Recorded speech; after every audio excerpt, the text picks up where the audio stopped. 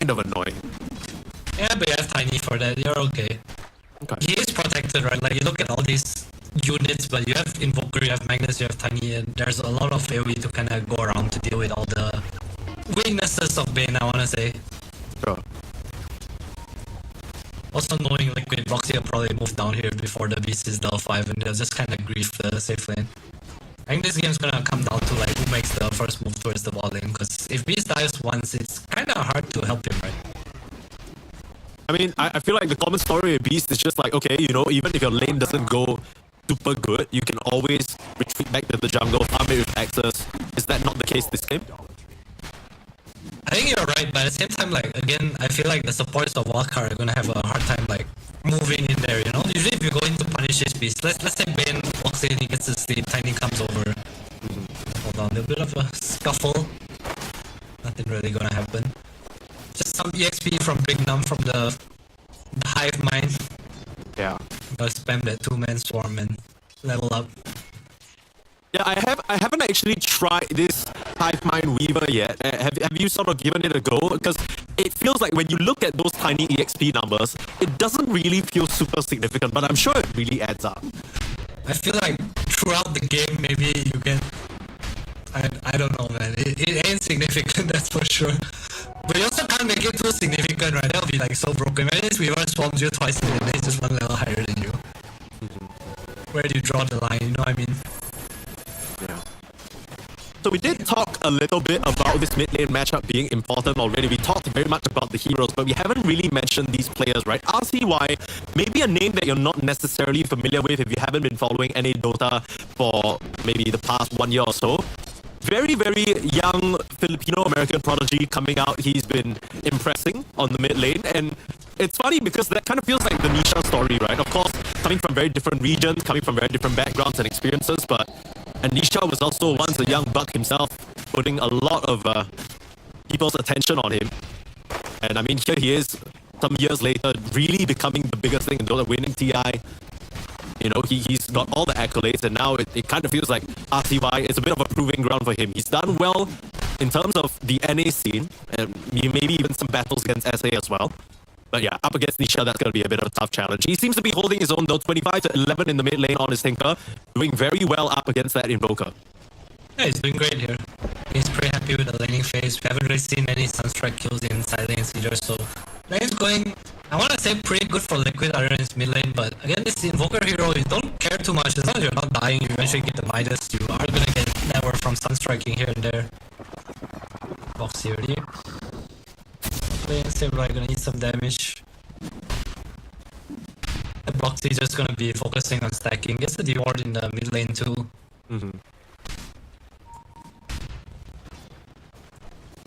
So I've been seeing a lot of these Magnuses go for the Eternal Empowerment, right? When they just made the changes to the facets.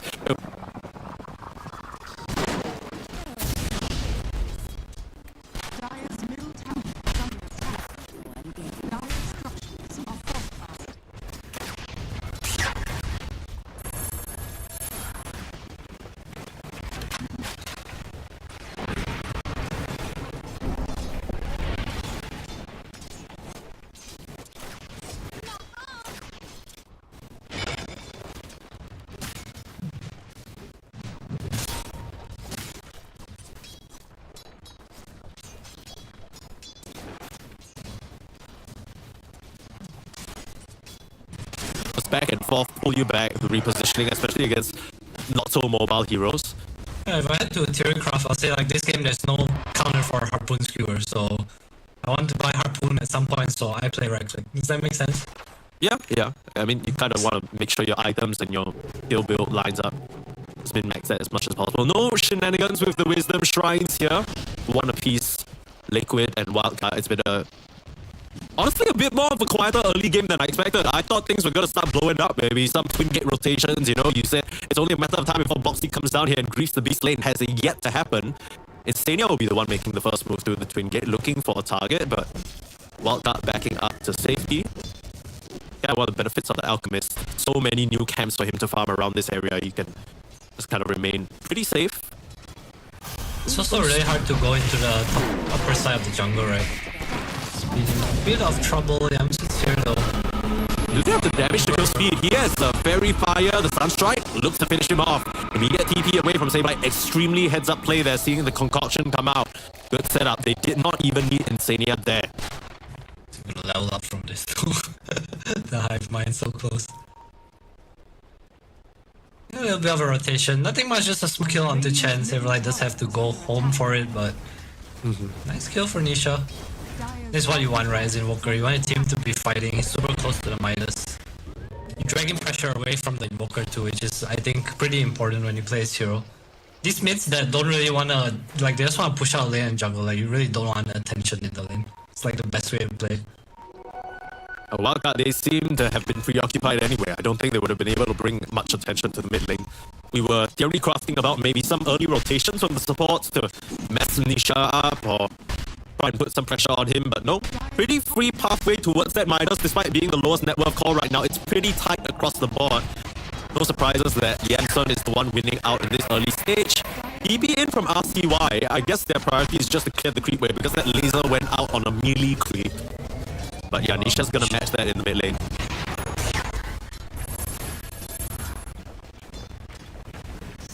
I guess for Liquid, they just want to pull pressure away from Mickey. He's just going to be fine down here because Beastmaster did go back to the jungle at some point. Maybe feeling that having Sableye lane and just Yamsun going to the jungle early on is more beneficial for them. Yeah. So who's happier with this situation? Because obviously Liquid have a ton of scaling between their three cores. They got the Midas on Nisha, you know, great timing. But at the same time, you look across the board, the Wildcard heroes, they're getting their items as well. RCY finishing up that Blink Dagger. He's gonna be ready for action very soon.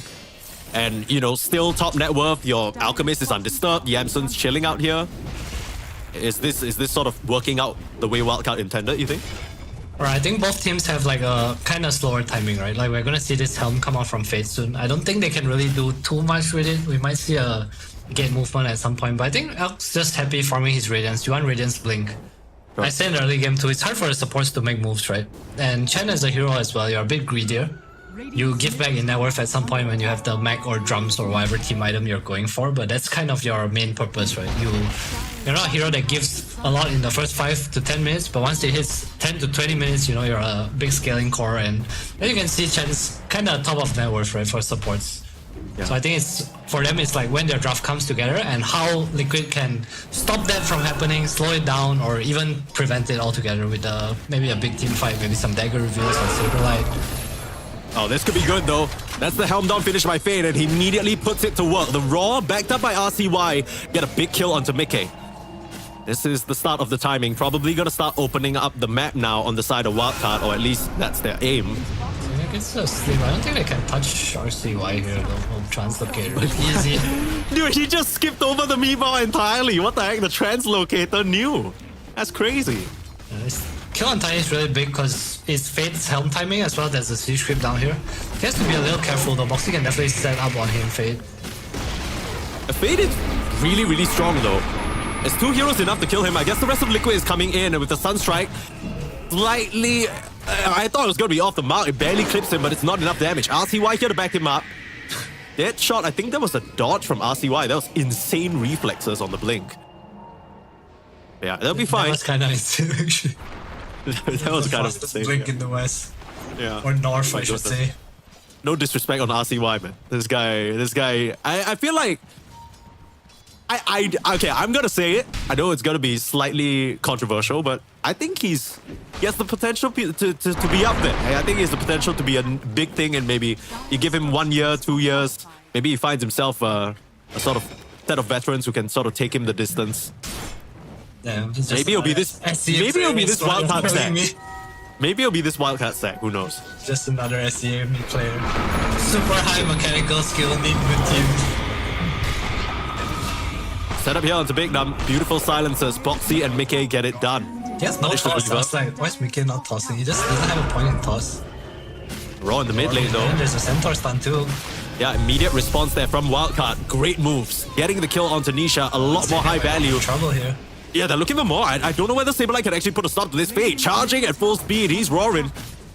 Ready to take this tower. This is the tempo that Wildcard was set to play at from their draft. This is what they wanted to do. They seem to be executing it well. Yeah, no, the blink we really wanted. I think the haste rune was coming in.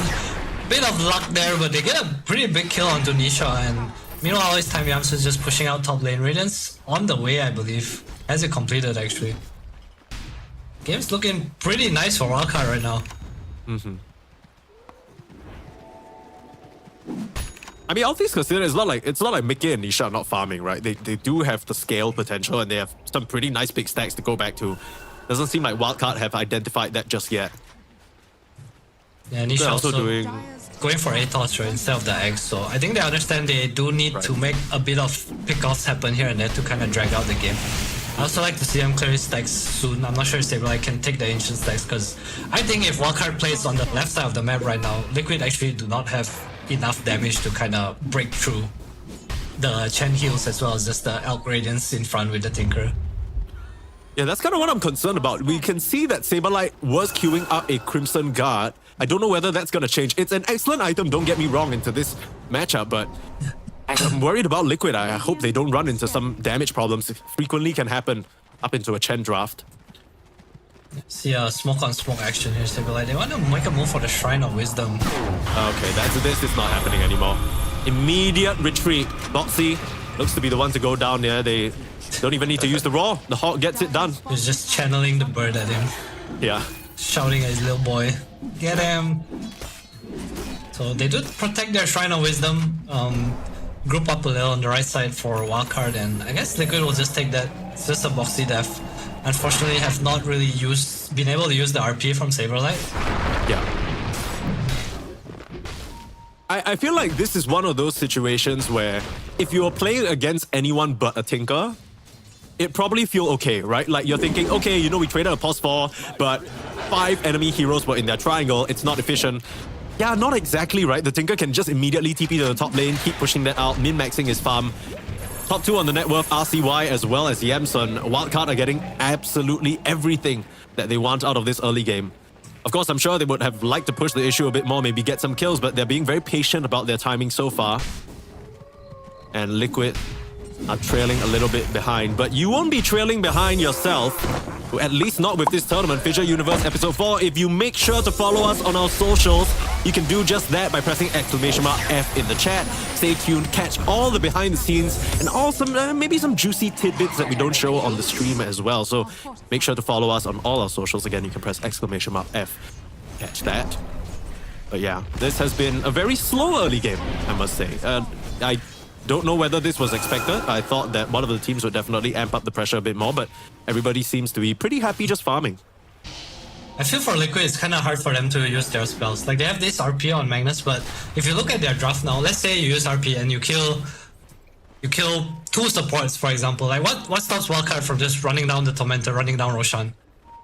That's kind of their only team fight right now, right? As long as Mickey is not alive. I did expect them to be a little bit more active in the side lanes early game, but Wildcard is, again, their heroes are a little bit cheating, you know. You have this March, you have this Acid Spray, or Insane as in Forable. They don't see him. They choose to go for the bigger target. I don't mind that target's prioritization. Saberlight in some trouble. Yeah, the rest of the team on Liquid is here, so they're not going to end up getting anything instead as Insania's able to TP back out to safety. They still want to chase on though. They understand that they're very strong at this stage in the game and they want to force the issue. Beautiful Fear in tandem with the toss will punish Big Num for that overchase. Instead of getting an Insania kill, they get nothing at all. Wildcard overextend just a little bit. We didn't talk about this just yet, but of course the Tormentor going their way. So Big Num getting that shot on the Weaver, it definitely feels a lot more useful for a core Weaver than a support, but still a lot of good economic advantage. Sorry, going to Wildcard. Alright, so I see Wildcard now. They have the Helm of Dom too. They have their Radiance and Blink on Alchemist. I want to see them go. Like, pop a smoke, you know, you have Hand of God. I think Liquid is still not at a point where they have a lot of damage. Yeah. I'd like to see them try to do something here.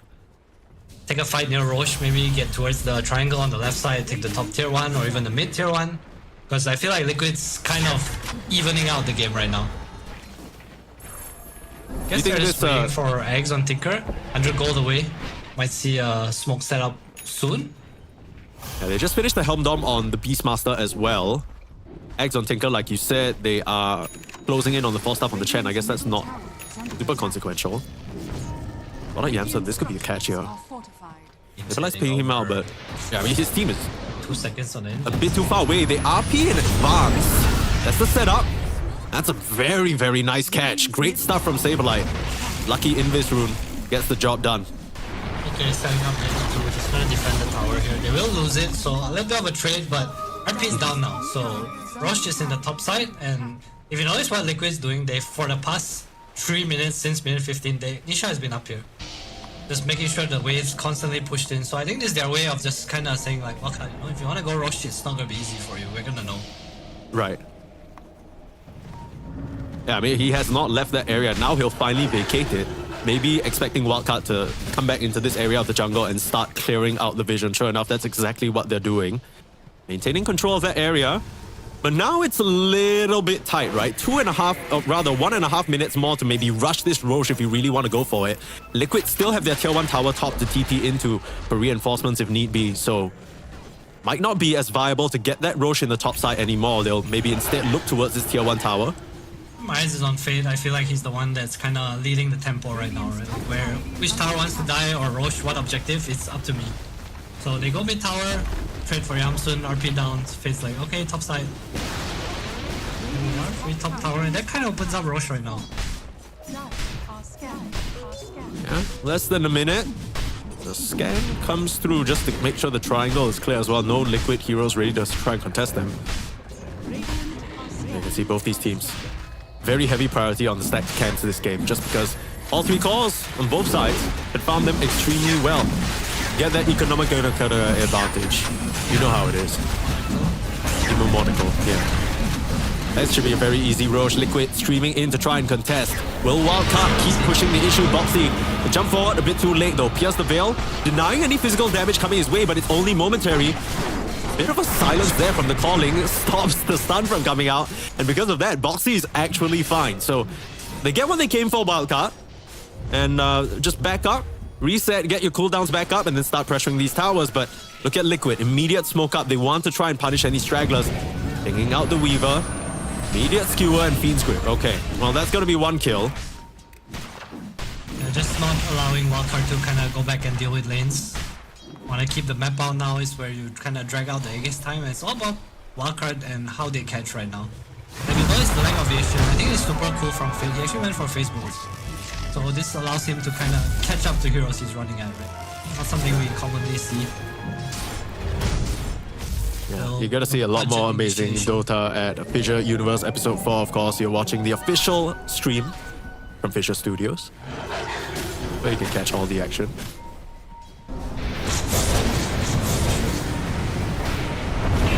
There isn't an Earthshaker in this game, but now they're fishing for this Beastmaster. The meatball is gonna burn him up. That's a huge kill. Saberlight might have to give his life for it. They can't get the angle though, and a beautiful tornado saves the Magnus.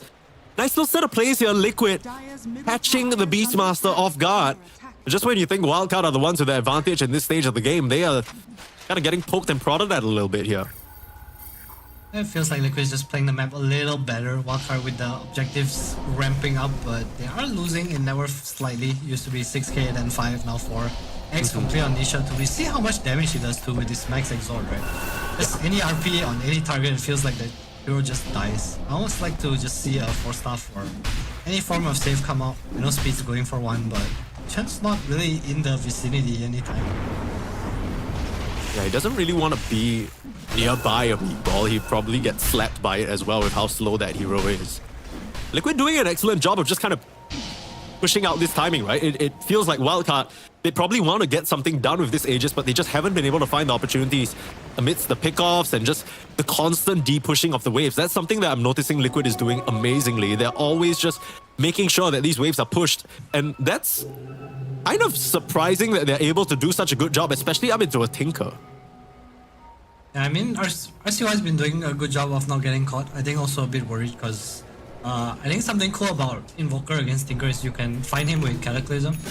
Obviously with the X coming out now too. I think Insania has been up here for the past 3 minutes as well with this ward, just kind of looking for any solo kill, possibly on the Tinker if he comes to defend. With Cataclysm, obviously very doable. Yeah. I think the pressure from the map from Liquid's heroes is a bit higher right now.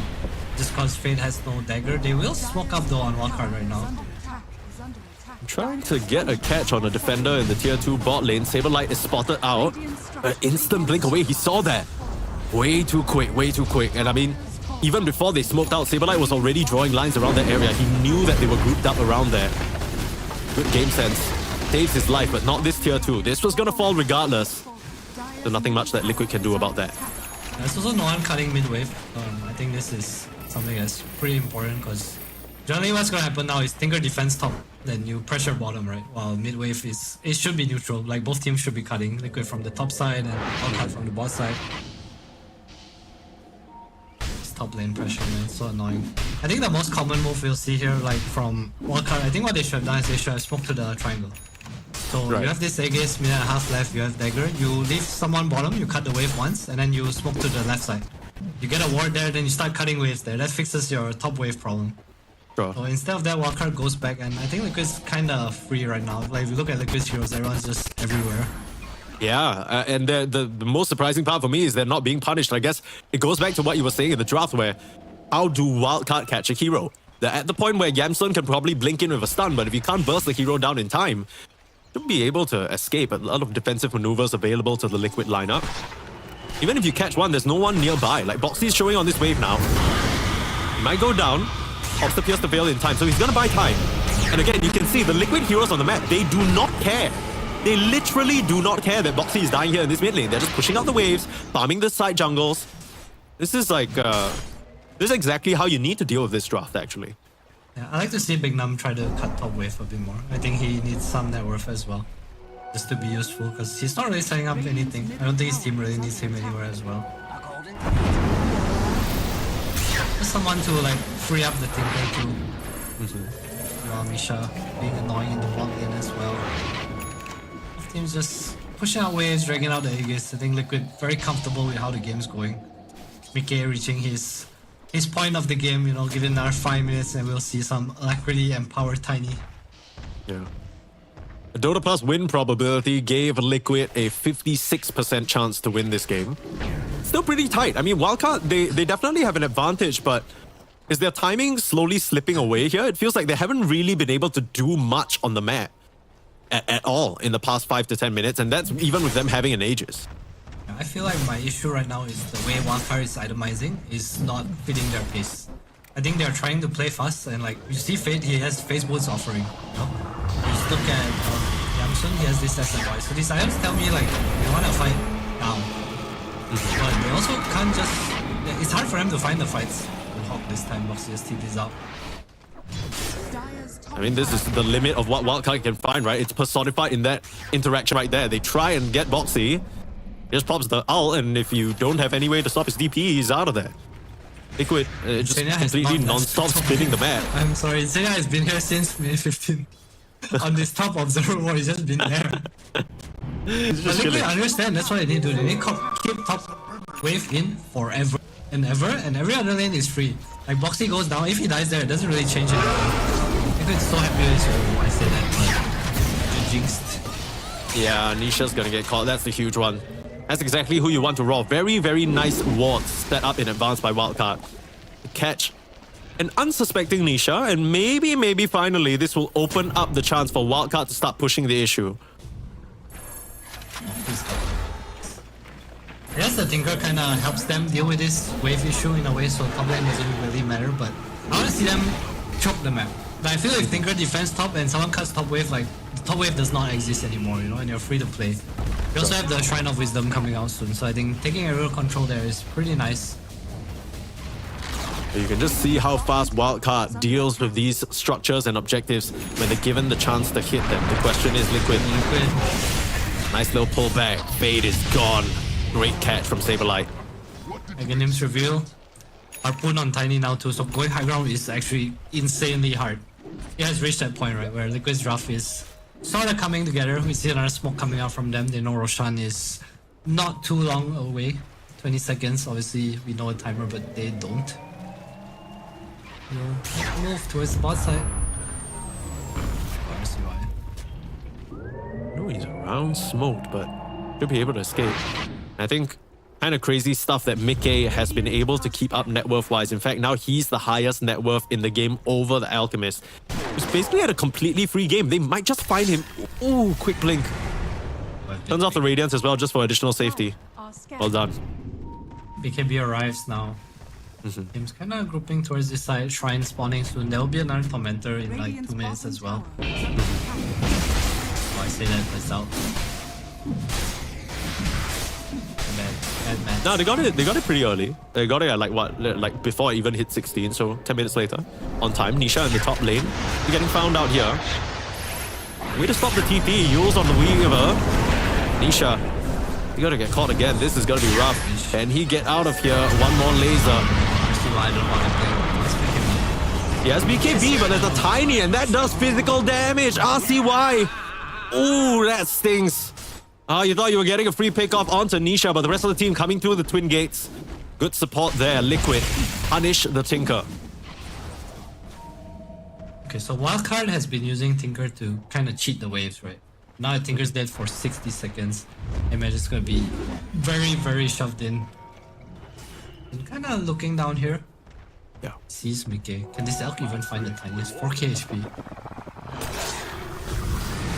This fight, guys. You have to stabilize. He's so tanky. I mean, Mickey's right there. Mickey's just gonna start punching into Fade. There's a Raw available, forced to use it on the Tiny to delay some of that BKB duration with a skewer back. Yamsun in trouble. The RP catching the Alchemist. You don't really have the full burst damage for him just yet. Don't have a Hand of God, but he is dropping low. Pops the BKB finally, forcing it out. Liquid should be pretty happy with that one. Didn't really need to use much. And hey, Insania also found speed as well. They got big number, the time lapse force. Just have to settle for the Chen. His fights without Tinker is way too hard. It's like the main source of their damage. Fade and Yamsun just not at the point where they tear through anyone, especially Mickey is so tanky. Samurai 2 with the Crimson and Ice. How convenient. Roche back up. Look at how fast they cleave through that thing. Mickey does a ton of damage. My goodness. He's up and he's gone. Just like that. Ages for Mickey. Game gets harder. This is kind of one of the concerns, right? When you draft a composition like this, RCY Tinker, to be respected, of course, he did great to sort of address the waves, cheat the waves, like you said, and get them through that early game. But it feels like Wildcard just didn't really have many moves to make. They were all around the map trying to find Liquid heroes. Even when they did find Liquid heroes, they could barely get them killed. And the whole time, even though Liquid are at a net worth disadvantage, they seem to have gotten everything they need. It's been such a peaceful, low-kill game. Liquid are just as chilling as Wildcard are. Liquid just did a really good job of splitting the map, right? And I think Wildcard had like some small moves that they could have made. Some small moves they could have made to kind of deal with the waves, you know, like the wave cutting thing, the smoke, the map control, but ultimately it's just, I think even this Elf's net worth, like he's below Tiny because he's the one that's part of smokes, right? Because they don't have any initiation.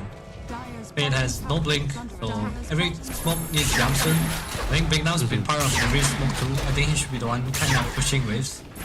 But it's a bit awkward, I guess, if you're not able to run down lanes with the lineup you have on Wildcard.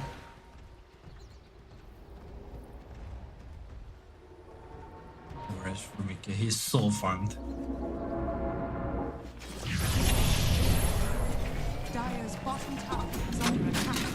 Foxy, a little bit of a catchity catch. Yeah, steady in the Mata machines. You just can't, you can't get RCY. Too fast. Lotus flying out for Fade. I'm just trying to picture how Wildcard comes back in this game. I feel like you can't hit high ground. If anyone gets initiated on, you're kinda dead. I also feel like this Chen has not had like any kind of huge impact. Wildcard playing a little scared. Maybe waiting for the AC possibly onto Elf. Feeling like they don't have enough damage right now. Wait out the egg is 3 minutes.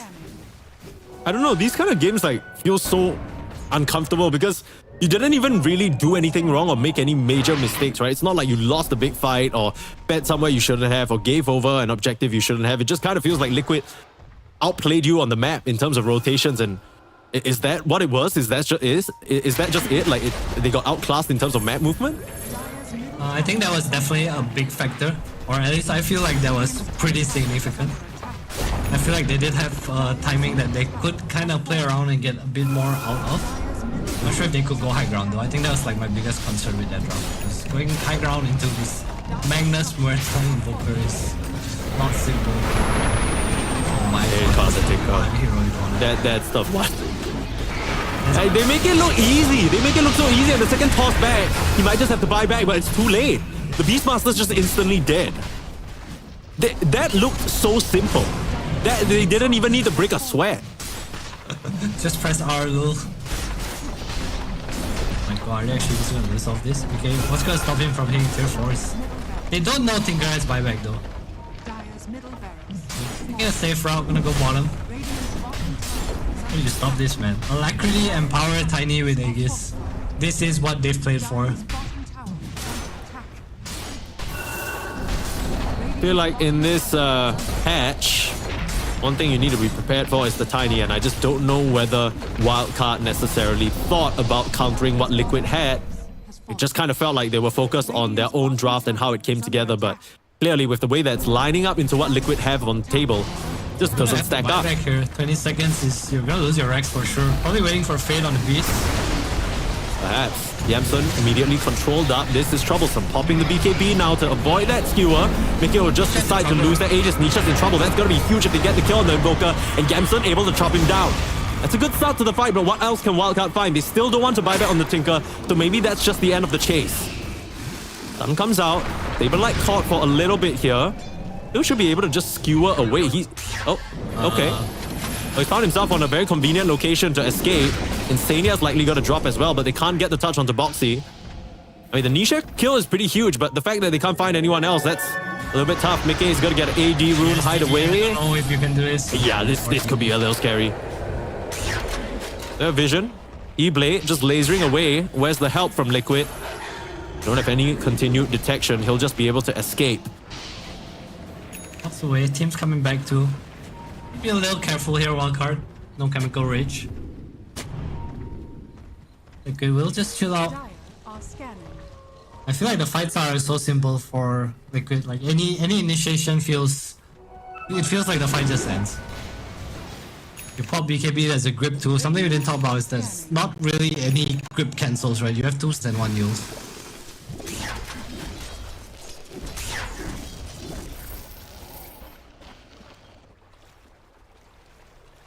This feels like such an uphill battle for Wildcard here. They had the Tiny. The Tiny is comparable to the Tinker in terms of hero damage, and this guy has been lasering non-stop. So I think that tells you a pretty clear story about the current situation in the game. Mickey was buying a refresher. Hold up. Yeah, he had a refresher queued up. And then he bought a blink. He's like, Swift blink, okay. I'll have this recipe. Okay. Refresher on Nisha too. I missed that one. I mean, the refresher recipe is like 200, right? It's not that big of a deal. It's like a steak. It's a fake. You think I have refresher next fight, guys? An investment. Yeah, he's gonna get the refresher eventually, right? I mean, they don't seem to be in much of a rush to end this game. Jump forward, Yamsun with the catch, popping the BKB, chopping away. The force staff a bit too late. Will just force his corpse a little bit further from its death location. Liquid might still want to stick around here. They have every spell. I don't know if Insania is super important to the fights. And also BKB chemical rage used, right? Bit of a mini timing here. Wildcard not gonna stick around though. Just gonna go back to farm. I think his beast has kind of fallen off as well in terms of impact. He's really just a roar and aura right now. We see how fast the Tiny shreds through all the units. Big items coming up. I guess Lincoln's for RCY is gonna be some form of protection. Obviously, he still can just get RP'd straight up. We have Glimmer on Nisha too. It does feel like one of those games where the Tinker has to pull some magic out of the hat. I don't know what he can do. I don't know how he's gonna do it. But if anyone has some sort of an idea, it might have to be RCY. That's a very high win probability. Lincoln's for Saberlight too, so more protection from Mickey. Just a way to kind of let him siege high ground. Alacrity, Lincoln's, and power. I mean, Liquid know what they're doing with this draft.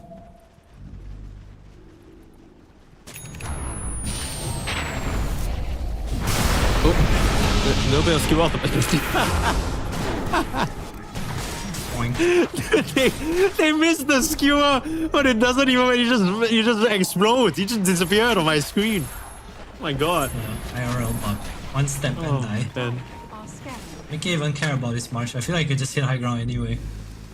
Let's see, there's a little bit of a scan here. Dire's top tower is under There goes your ancient creeps. Okay, so what's the play here from Wildcard?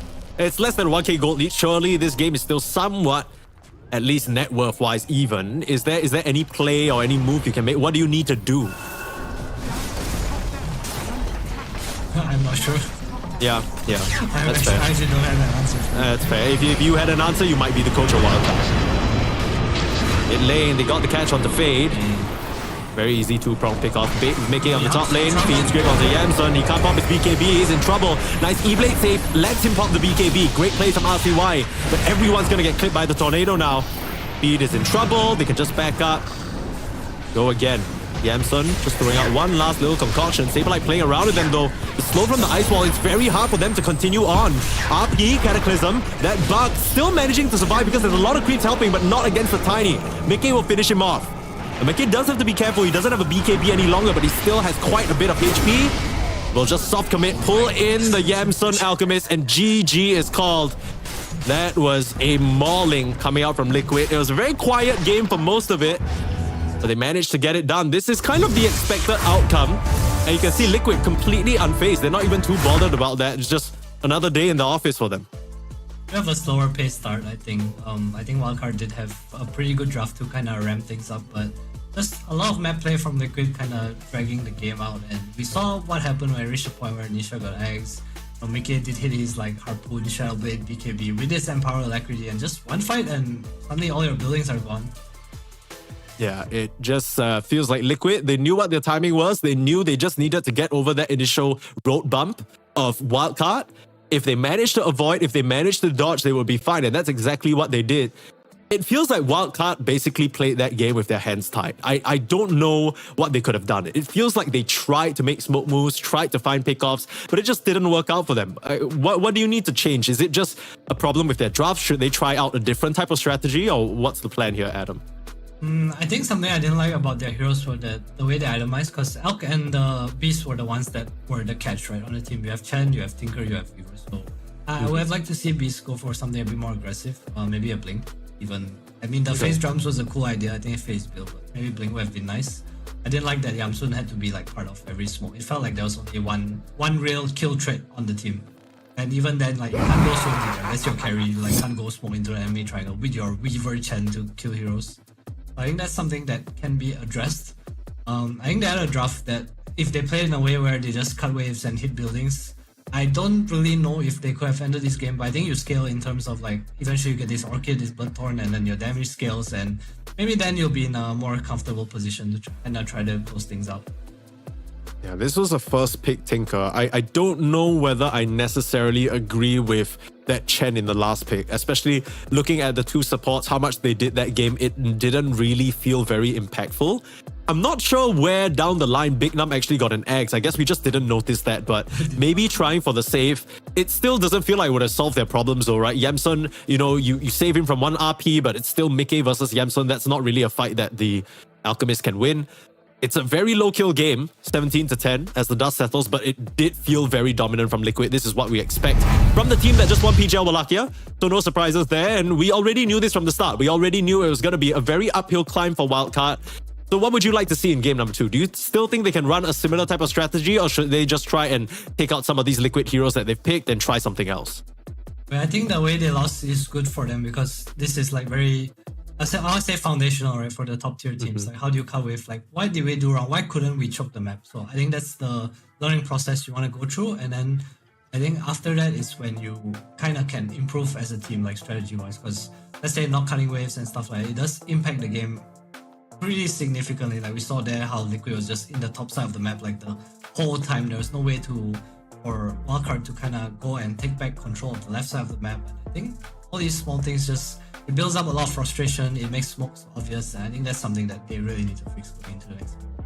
Do you think it's obvious though to them? Do you think it's something that from this game they can immediately identify? Because I feel like sometimes when you lose a game in such a slow and shoddy fashion, it just kind of feels like, oh, everything feels bad. It's hard to really pinpoint what the main issue is. I think in general, after a series, you talk about how you feel, right? Like I think if I'm wildcard in this game, I feel like it's so hard to catch anyone. Yeah. So like from there, you kind of like figure out the problem, right? Do we like catch? Do we draft another catcher? Is it because our lanes were bad? And that's how you kind of identify the issue. Well, we'll see whether Wildcard can come up with some sort of a solution or whether Liquid are going to, much like our expectations, 2-0 this first series of FISSURE Universe Episode 4. We'll be back for game number 2 after a short break.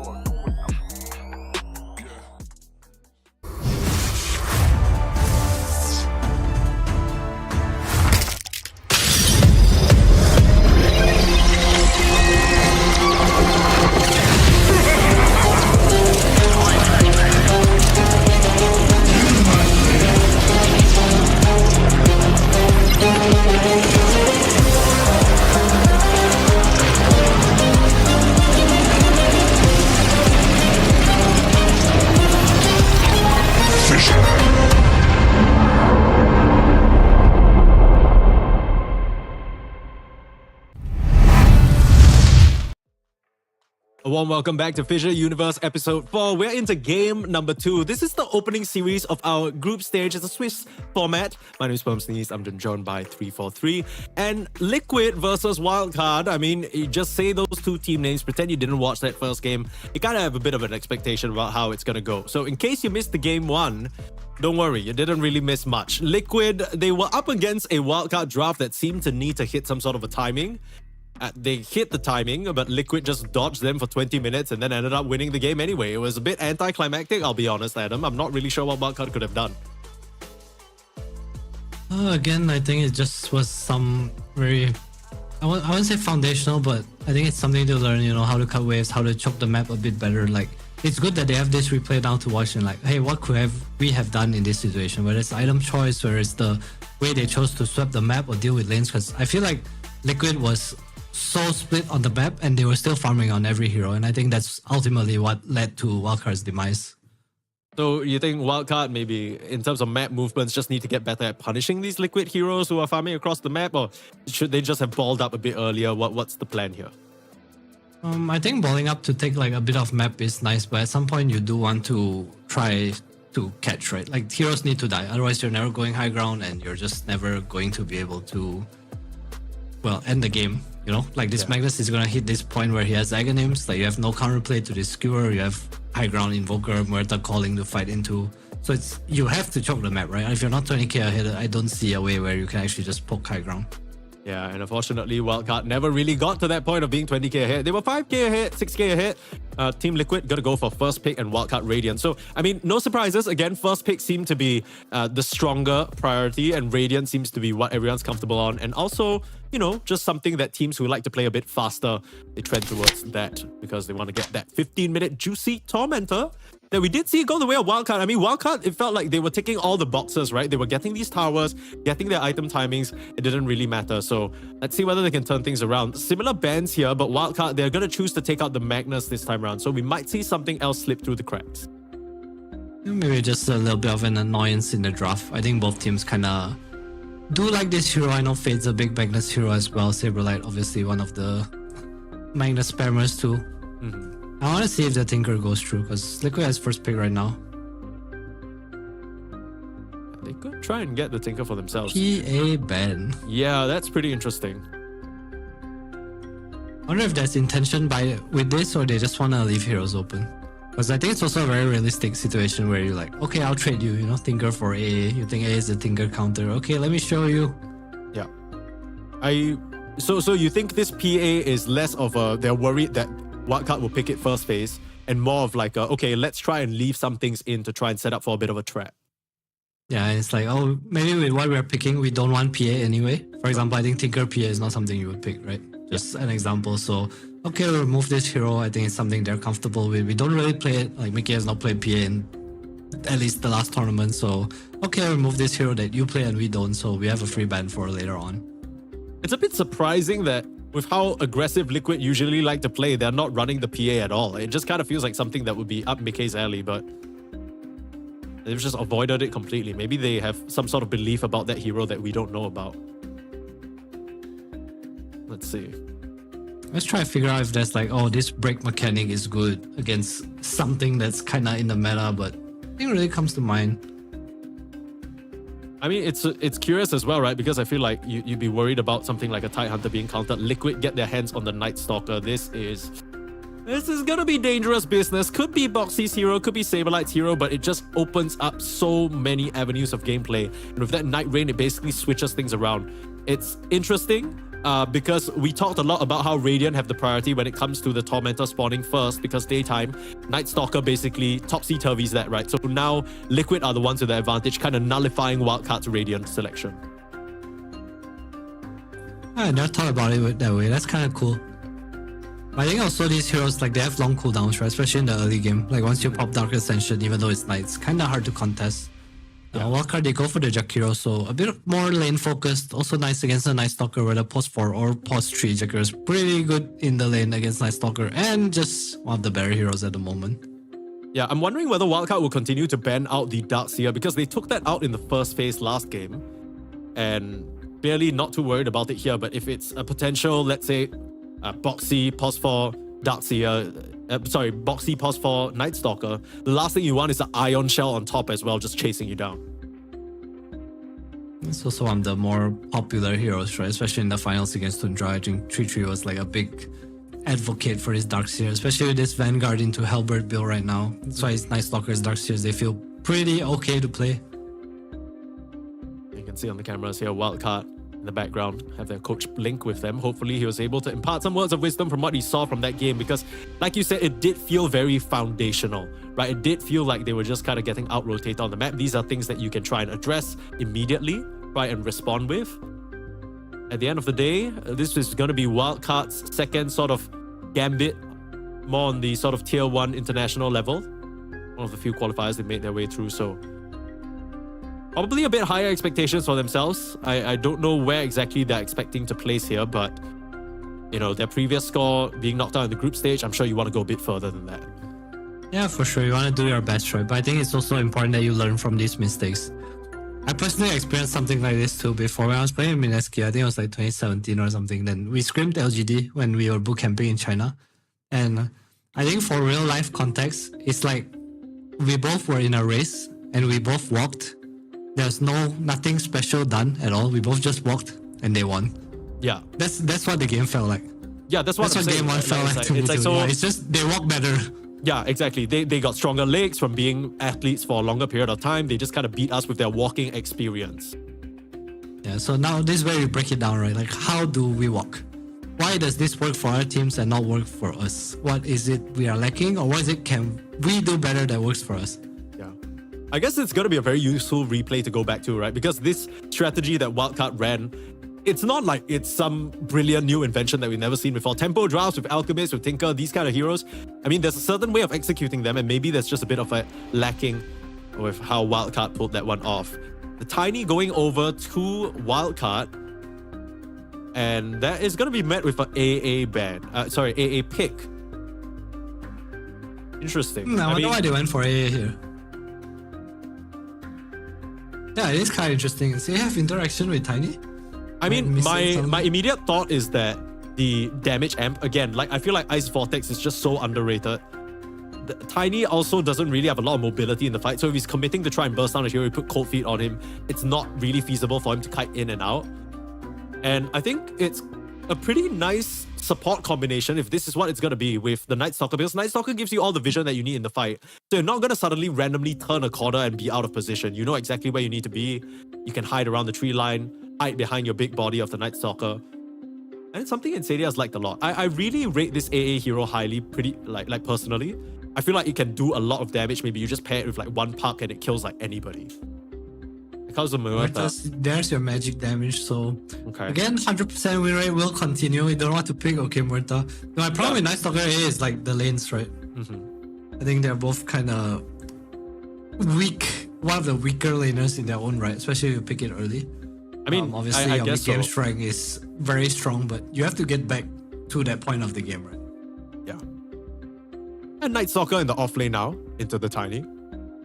What's this matchup like? I mean, into the Jakiro and the Tiny, it could be pretty scary, especially after the 5-minute mark when your first nighttime is over.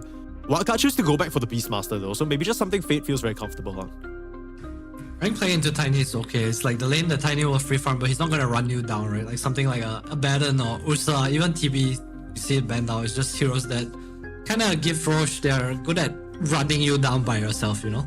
You give a Tiny like a head start, maybe it's 1k advantage of you. It's not gonna like run you down and kill you over and over again.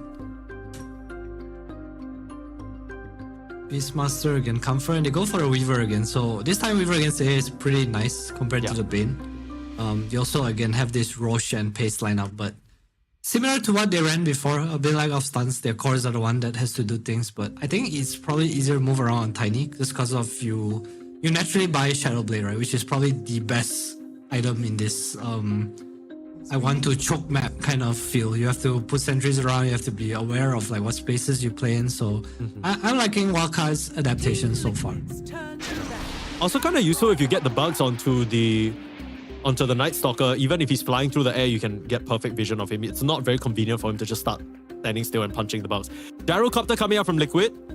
This is a hero that I feel like at least has lost a bit of priority in terms of position 1. 10 seconds. The Mickey Classic though, what are we seeing in terms of this gyro? I guess there's a lot of magic damage that can come out and you're just kind of picking it for the lane against the beast where you use the flat cannon and kill his boss.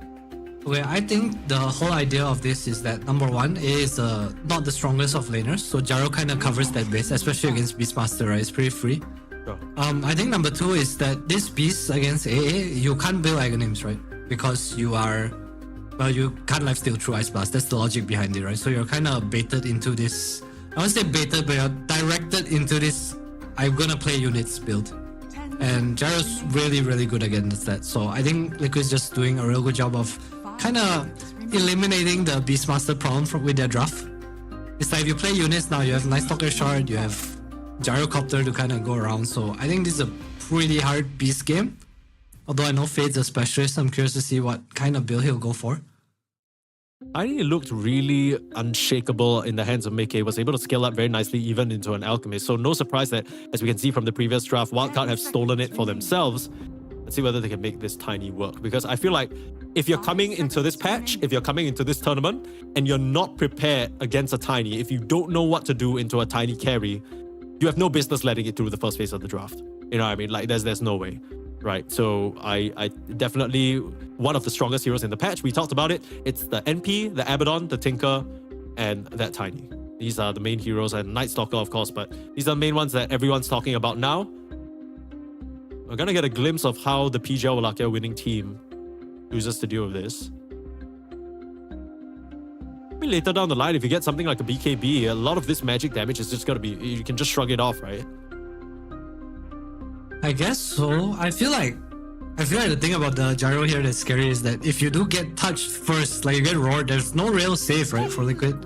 Maybe just 4 stuffs that will come out eventually, but I guess they're just meant to play from ahead. They have a very let's run you down lineup, which is why we also see the Ember and Puck bans. Obviously, they're lacking quite a bit of catch, especially with the Muerta A supports until Boxy gets the A toss. Maybe they don't really have direct stuns. 10 seconds remaining. Probably waiting for a Nisha hero in the last pick. 5 seconds And remaining. RCY, no surprise mid Jakiro this time round, so probably waiting for his hero in the last pick as well. Ember and Puck bans. Yeah, I can see that. I mean, it's a bit awkward to try and catch the Puck unless your Weaver rushes an Orchid or something like that.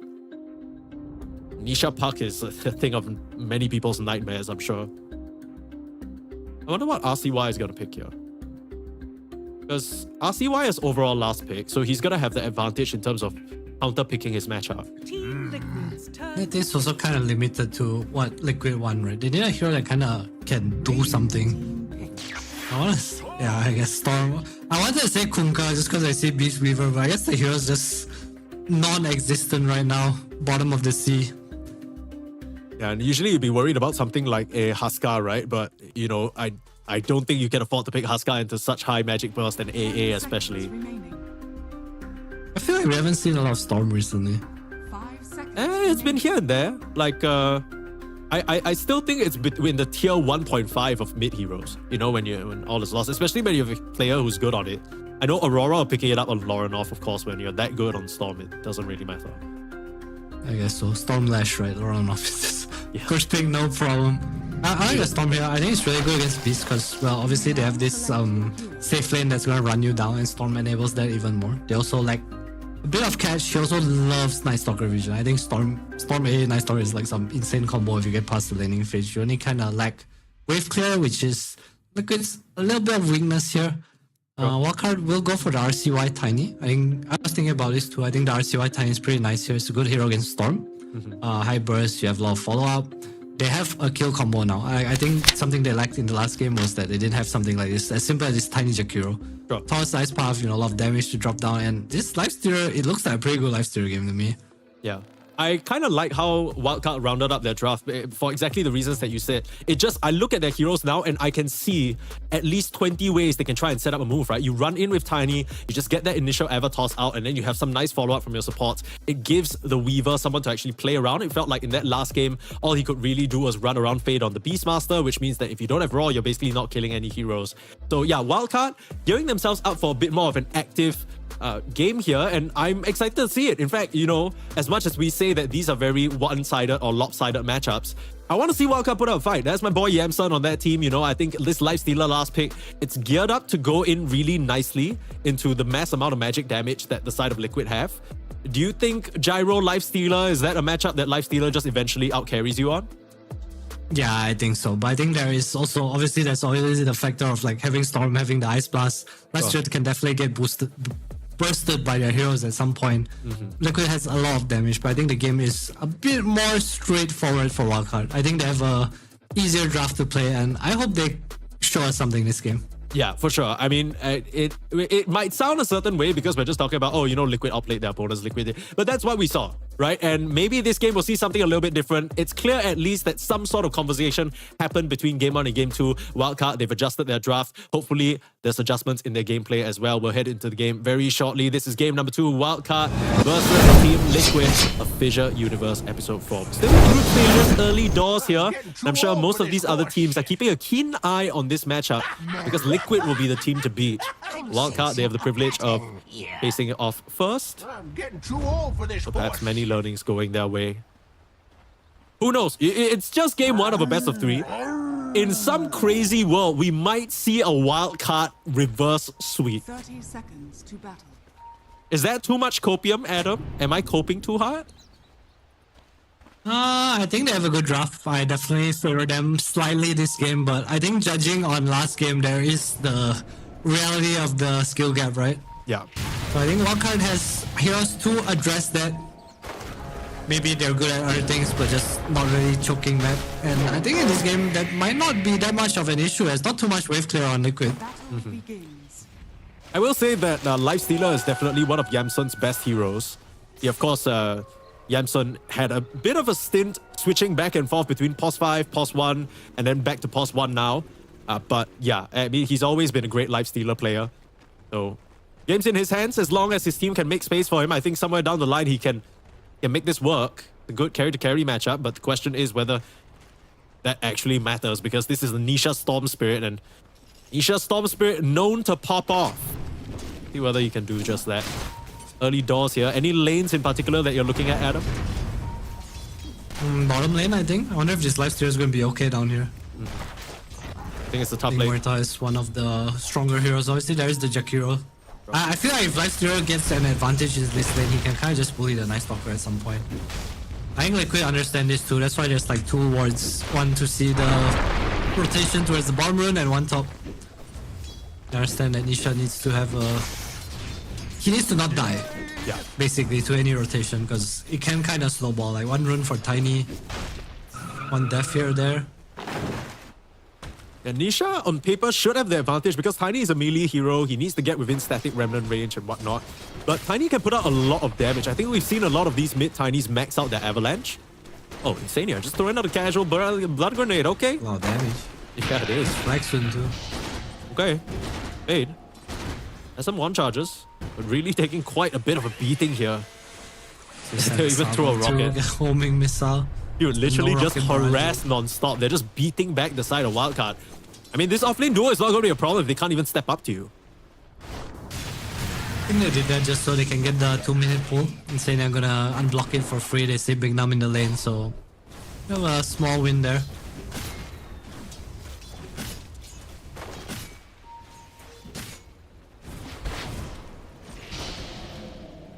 This is always the scariest part about playing Weaver when your level 1 Shukuchi cooldown is still 13 seconds speed. Being run down here in the bot lane. Very nice setup. You talked about the danger of this Muerta. With that calling, I mean, there's nowhere for you to run. This is one of those weird lanes where you... Like, Samurai is level 2, but technically it's level 3. Yeah. It's just a nice stalker thing. I think you need to play in the lane more and just accept that you can't really pull. Just keep griefing onto Saber, like get him low, and then when he's not able to run to you, that's when you can kind of take advantage of it. Yeah. I mean, that's what Liquid are waiting for, right? They want the Chikiro to split up from the Lifestealer away from the lane, and that's when he's easy pickings. So just a bit more wariness from speed, perhaps, on that Chikiro. You don't want to give too much of an early advantage to Saberlight. Night Stalker can really run away with the early game, especially second night time. That's when he'll be the most dangerous.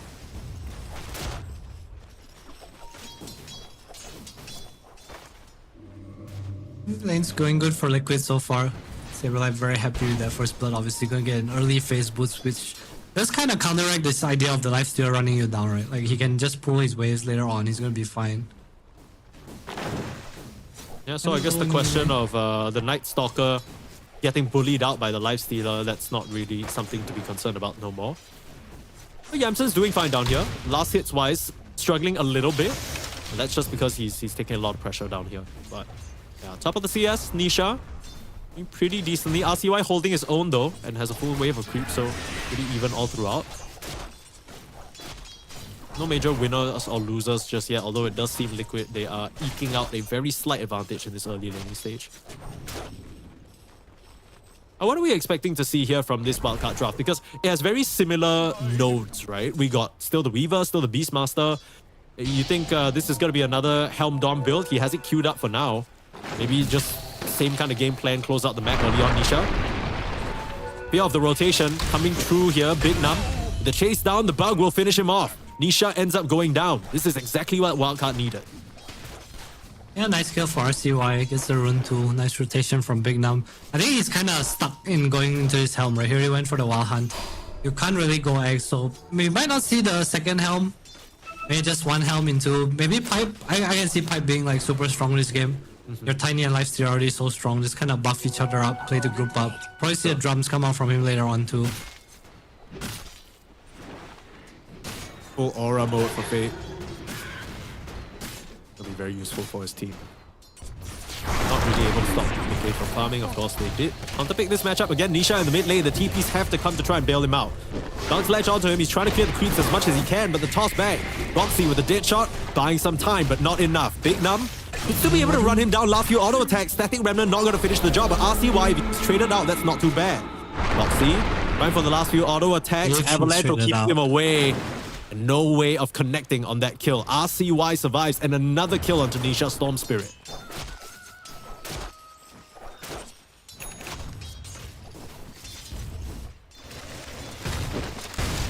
Nice trade so far for wildcard. Big Num just applying a lot of pressure. This Tiny against Storm matchup.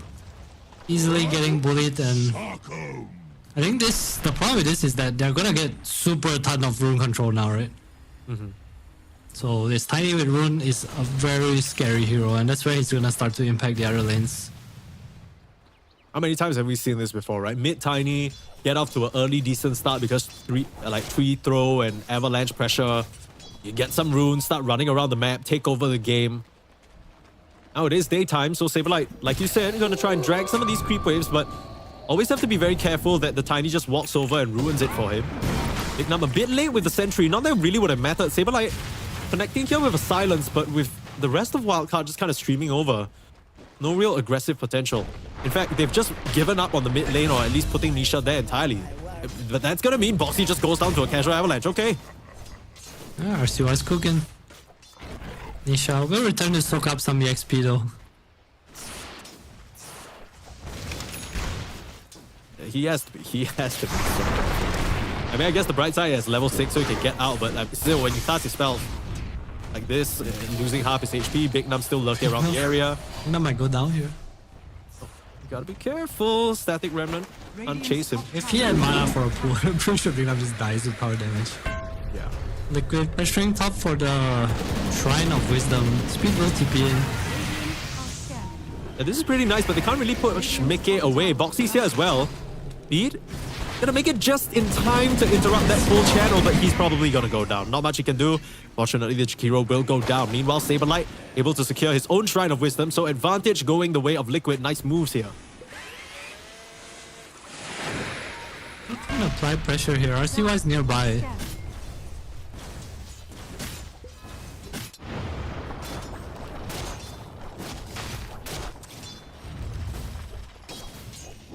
Nothing's really gonna happen in this bot lane, right? I mean, Yamsen's gonna throw a couple of hits out every single time Saberlight walks up, but I don't think there's much of an actual kill threat unless they bring 1 or 2 more heroes down here. I think it's more like he gets to keep the Night Stalker low at some point and keep pressuring the tower, like pushing the wave, but I don't think Saberlight should go down here, especially with the phase boost already up. I feel like the advantage of this is like either when you have corrosion and Night Stalker does not have any move speed, or when you have phase boost and Night Stalker doesn't, but Thanks to our first blood saber, it's pretty on par with him, matching the items to. He doesn't get pressured over here. Nice little instant dead shot there from nice Bo3 mine. to keep the Weaver away.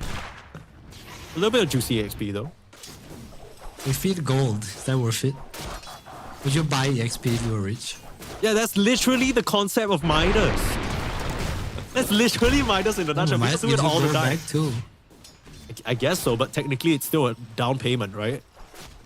A long-term investment. Fair. At same kind of situation, right? You're basically giving over gold to your opponents, so widening the lead for more levels on yourself. Thompson has the corrosion now. Pounding some damage. Nisha's coming over though. Yeah, he wants to make that rotation. Chase down. Dark Ascension available, instant silence up. Very quick reactions here from Saberlight, looking to pressure the Jakiro. He might be the one going down though. Buck still on him. Nice homing missile stopping Yamson in his tracks. A bit of late rage there. Finish off that Jakiro, yeah. Nice little infest onto RCY. That's way too tanky of a target. But Big Num, easy to splat, just like a bug. Goes down easily to Nisha for a double kill.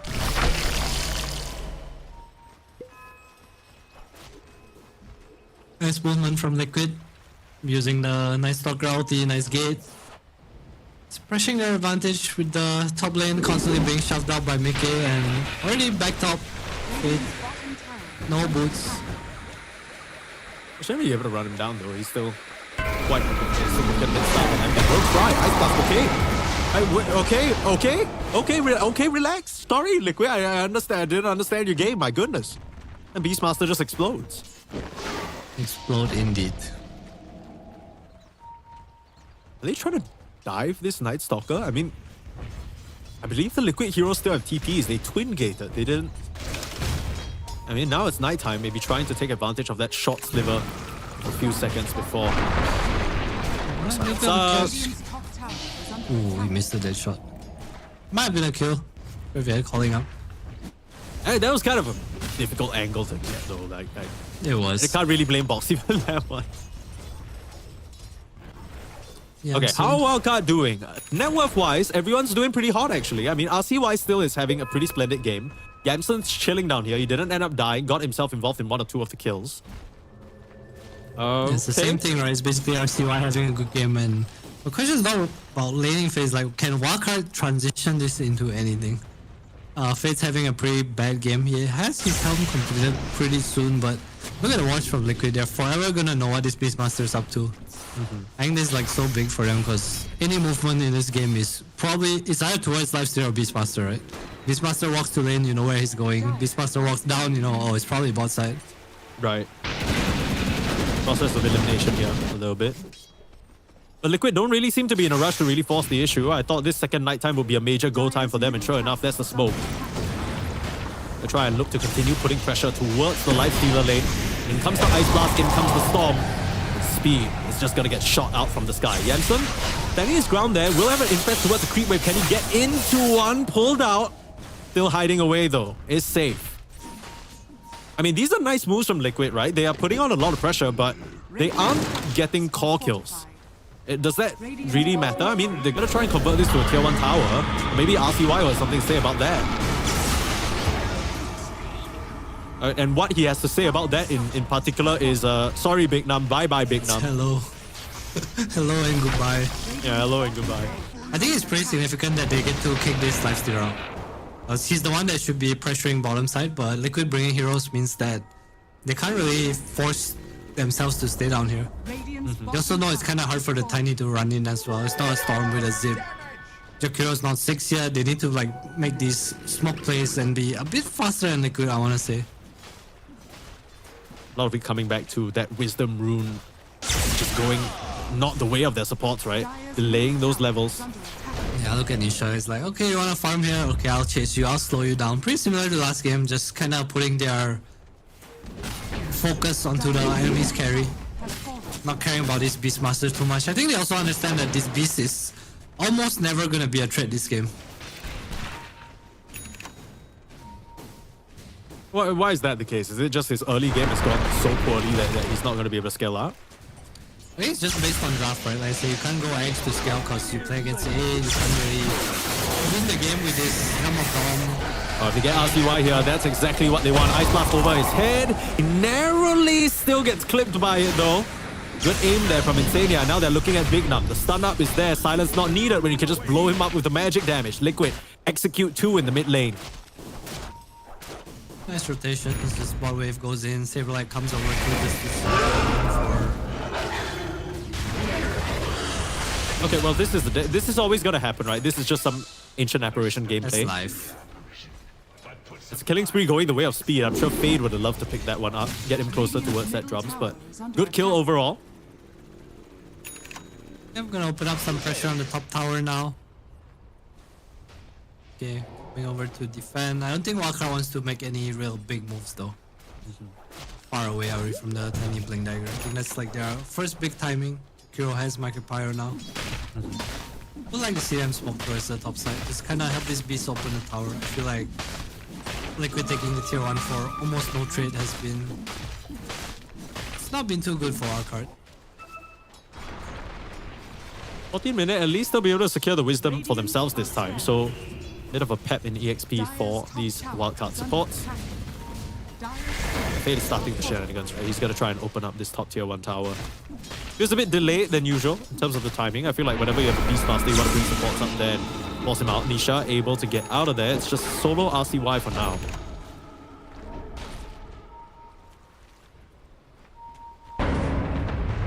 Quick Heroes really starting to eclipse their counterparts here, Fade.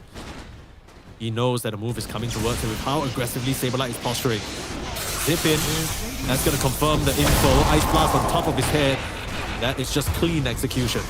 This is an AA's dream game. You have a Night Stalker, a Storm just running in for you. You can always land that Ice Blast.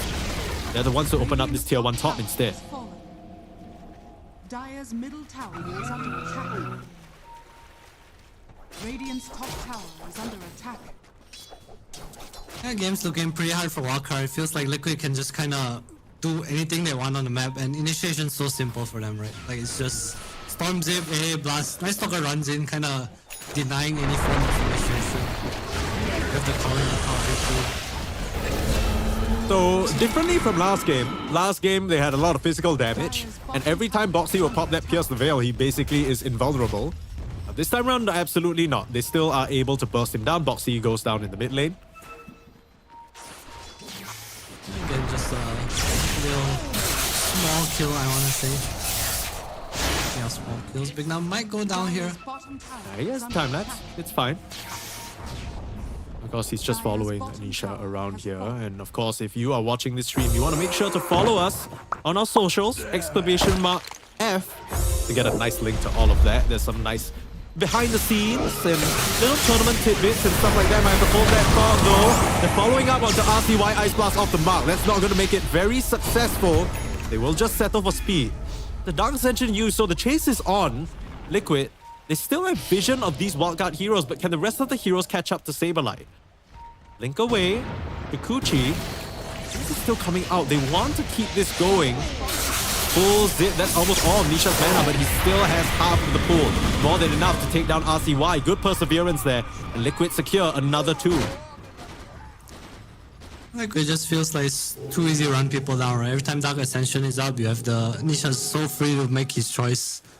They're also kind of behind. Not fight ready. Wildcard. Still need to drag the game out a little bit. Maybe Radiance. Maybe even wait for Sage at least on Night Lifesteal just so he doesn't pop from the burst.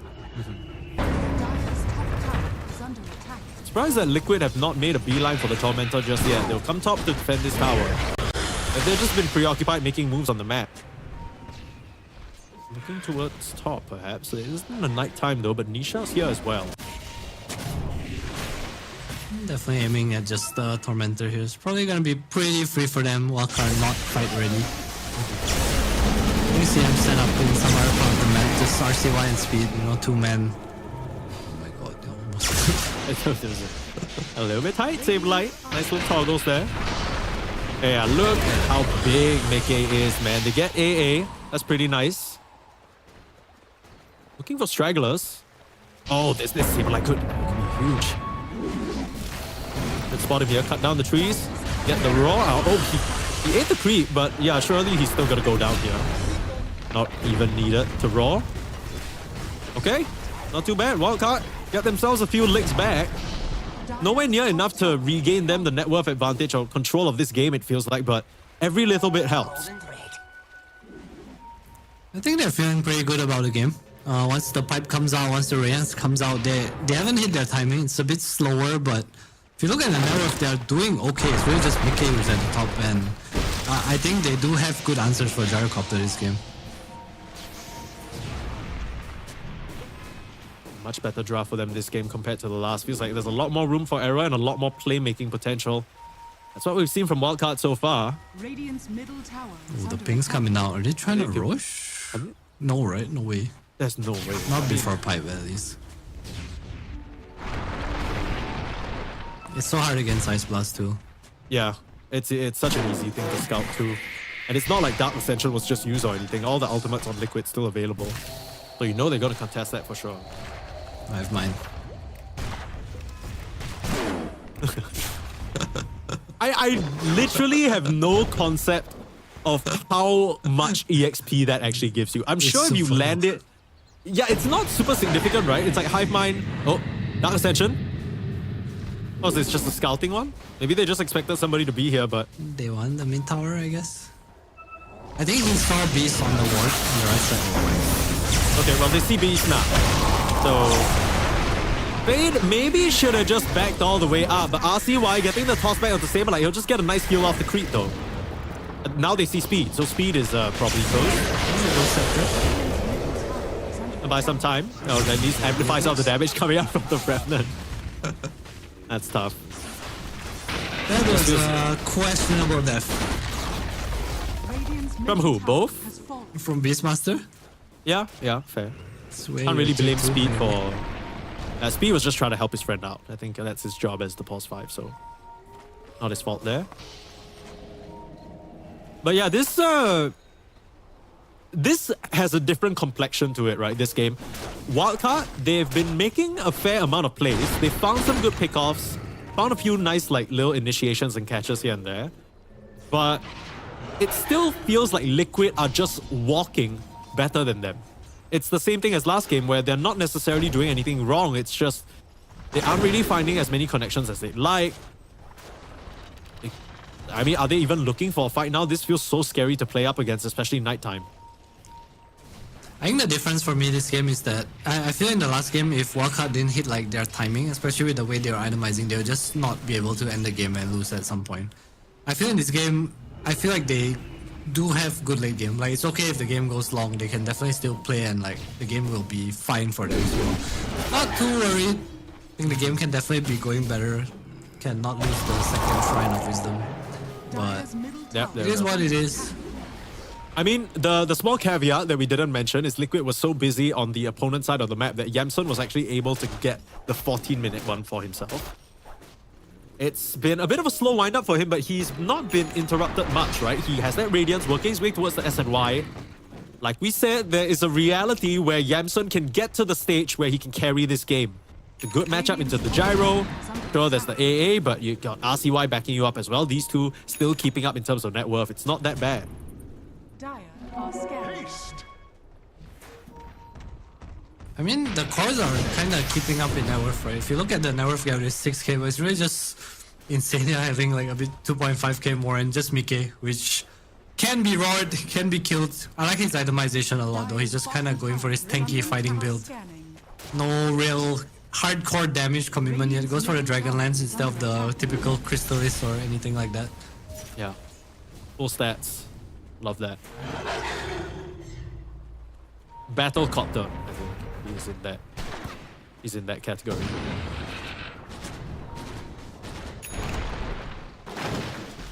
There's a lot of magic damage on the side of Wildcard, so makes a lot of sense. Oh, Isha? The way he walked up to those set of trees made it feel like he knew RCY was there. Bit of a He butt knew. clench moment there. He smelled him. Nisha He knows. smelled him. Damn. Let's catch up to big now. Very easy pickoff. Yeah, nighttime it's not safe to exist on the map, unfortunately. Dire are scanning. Liquid's so good at just this. It's like how Nisha shows bottom, you know, he pushes the wave as if his team might be behind him and then just make a move top. You know, I feel like it's always subtle little plays on the map. Like if you just pause and you see what they're all doing simultaneously, I feel like that's just peak Liquid, you know, the way they play the map. Nice reach. Nice reach. Right in time. Any later than that and he would have been instantly deceased. Like it was... I think if they get the kill on Yamsun there, they literally just go get Roche, right? Honestly, they can go now too. I don't think there's anything that's realistically stopping them other than That's true, that's it's true. kind of slow, I think, because Mickey doesn't have like this super physical build. Maybe wait for the Crystallis at least. Bro. They're also not rushing. Speaking of rushing. A bit of a smoke coming out from Wildcard now. I think Pipe's complete on Fade. That's correct. This is exactly what you asked for. Is under attack. They now have a draft that can make plays. RCY with the Tiny and the Life Stealer that infest Bomb. Classic combination there. Liquid, they've got to know something is up though. Nobody is showing on any wave and Wildcard, they've been off the map, not on any bit of vision. A nice wrap around. If RCY can find a good connection, perhaps onto Boxy or Insania. Let's see the career. He's gonna give it away. The RCY on the spy. front lines. Goes down the gyro. Huge. They see Mickey. Oh, they know. They know. Dire's The jig is up. has been killed. Yeah, I mean, speed is just gonna die now. This move has just completely fallen flat.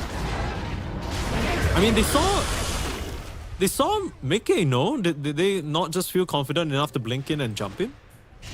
I'm not sure. I feel like with the Pipe, I mean, it's kind of your timing, right? Tiny has Shurun too. I feel like they could have tried. Yeah, Maybe maybe. just worried about the 4 staffs that can come out, or maybe they just want the initiation on the Storm or Night Stalker. I guess so, but I mean, I feel like you're in a situation where you see a call, you just gotta take the chance. UK gold lead now, Liquid. The win probability very, very much in their favor. That's the only limitation for Liquid is that, all things considered, they're not really the best at taking these objectives, right? It's not like Mickey is gonna push these towers very quickly.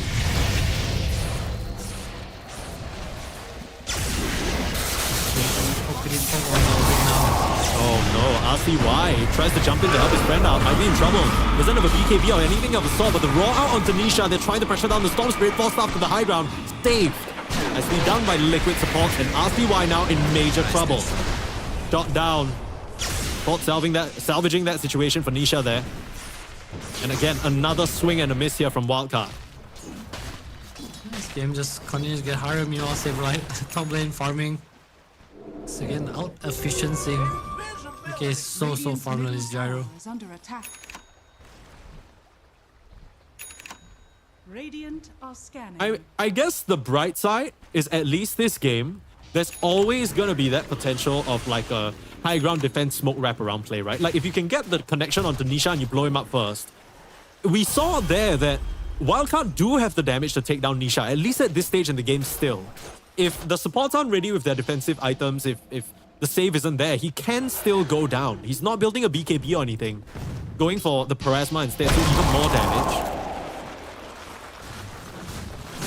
I mean, there's a chance if they can really just full commit Nisha. That'd be a really huge kill to start their fight out on. I think they can full commit anyone who does not get 4-stuffed. I think that's like their condition.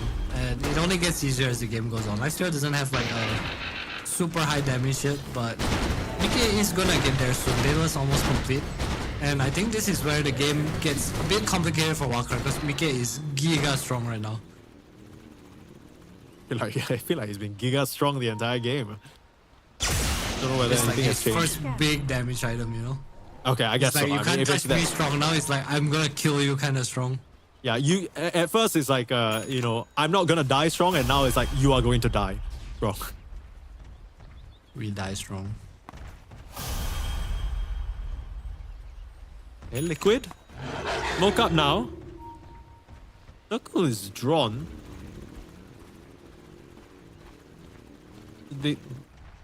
Okay, well, they're just gonna barrel down mid lane and try that way, I guess. Big Num gonna be able to break the smoke. Nicely done from the Weaver and escape back out to safety. It's gonna get rocketed though. There's the control.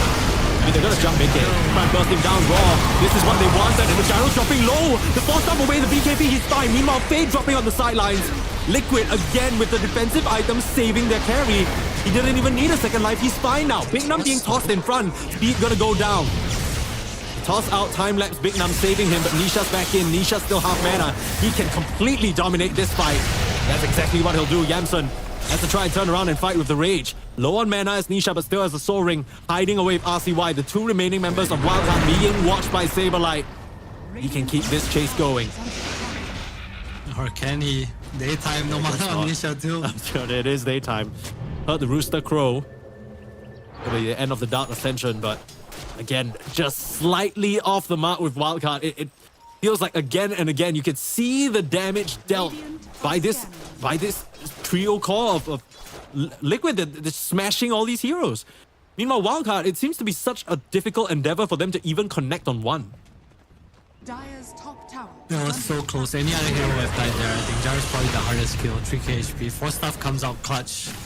And this life steal with only, I don't even call it 2 items, SMY and Radiance, that's all he has. So it is kind of scary. Liquid definitely need the Aegis to kind of have security for Mickey, I want to say. That being said, I think if they do commit on Mickey that hard and he just dies, I feel like Nisha and Saberlight can probably clean up most of the fight anyway. I mean, part of it is also the fact that these Wildcard auxiliary heroes like the Beastmaster, they're dying so quickly, right? Like, I can imagine it probably looks a bit different if they can stay alive and just cleanly commit without losing any numbers. Real chance that they... It just feels so... It feels heart-wrenching a little bit because you can see in all these fights, Wildcard, it feels like they're just like 1 or 2 more steps away, just a bit more time away from getting the right connection, getting the right start to the fight, but each time they step up to the plate, they just completely flub it a little bit. And Liquid, they're just kind of getting outplayed in these fights. Where did you learn that word, Mike? Why is it a no word? I don't know. Sounds so young.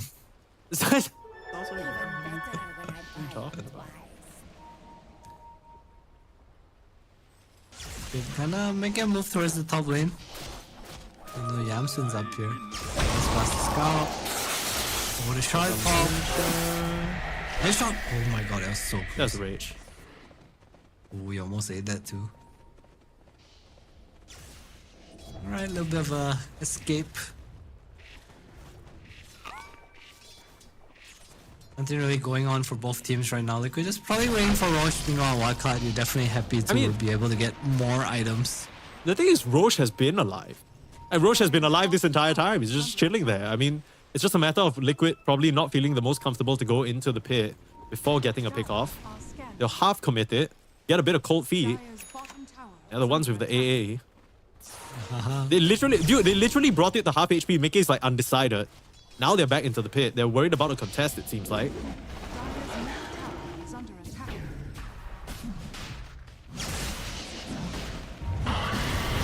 Okay. So he gets to catch on to Big Num. They get the Aegis already, so Wildcard a little bit late to the party. Now with the Night Stalker ultimate, things are troublesome. The TP into the tier 2, looking for any stragglers. TP away from Yamsun, nicely placed. Pete getting pinged out though. We'll just Necropire Ice Path. My god, what the hell? Okay. What? Did they all escape? Okay, very nicely done. I say that. Okay, this could be a really big kill. Yikes. Alright. Well, he had a BKB, but he wanted to hang on to it, so that's gonna cost him. RCY goes down. Radiant's middle tower is under attack. Well, they get 1 from that, and Aegis for Mickey too, so... barrel it down. Satanic almost complete as well. No real way to stop his lifesteal, and this X attack with the Daedalus, I don't know if you can kill him even once. Reminder everybody, you are watching the official FISSURE Universe broadcast. Brought to you by FISSURE Studios for FISSURE Episode 4. Still early doors here in this Swiss stage, but it's early on in this Swiss stage that we're gonna see a few more of these really difficult matchups. The seed's just not really favoring Wildcard. I mean, depends on how you look at it, right? Maybe there's something they can take away from this game. They definitely already adjusted from game number 1, so that's a good sign. Yamsun on the front lines. The back line is ice blasted though, so he has to be careful. Infest for the save. Okay.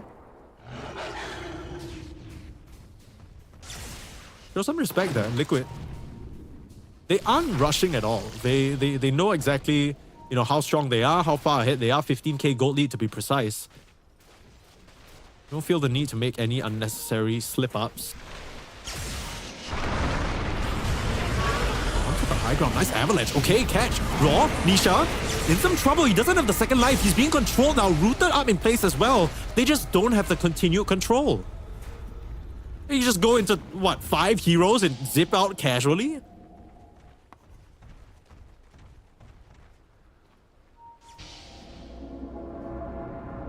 How does that even happen? Yeah, I don't know. I mean, this Storm Spirit, an absolute monster. We weren't necessarily convinced by it, but again, it's like if you can play such a great Storm Spirit, and who even cares? Yamson? In? No, the bash! Oh, that's a fresh bash! Oh, Yamson didn't see that one. He's gonna go down. Saberlight, the itemization, and now things are gonna start falling apart here. Fate has to run forward to try and commit, but the Muerta already in the Pierce the Veil. Gonna get clapped.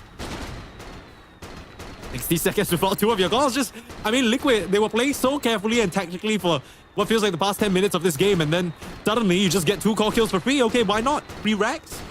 Maybe a second lane as well. And okay, they know. There's no buybacks. They're just hitting the tier 4s. A 3v5 situation. The Weaver's not even here. They'll force the glyph out, so they'll buy them some time. Maybe that's enough for side of Wildcard to come back. It doesn't. Okay. I mean, they're still going, guys. Hello. I mean, I guess there isn't really a buyback that they can use or anything, but you gotta try and make some sort of a play. RCY, his idea of a play is trying to angle on the left side of the fight, but just gets Ice Blast, needs to go back into base. Your Ancient is falling, guys. 6 more seconds until the Beastmaster. But this is tough. I mean, the jump in now, is it far too late? They can just focus down the throne. Sure enough, Liquid, they're just punching into it. Nisha's buying time, and that's it. Throne is down, Wildcard will drop, and that is GG. Liquid take that series very convincingly, 2-0. Man, that was a really tough one. I think we're facing some issues with Mr. Adam here. I don't think we can hear him, unfortunately.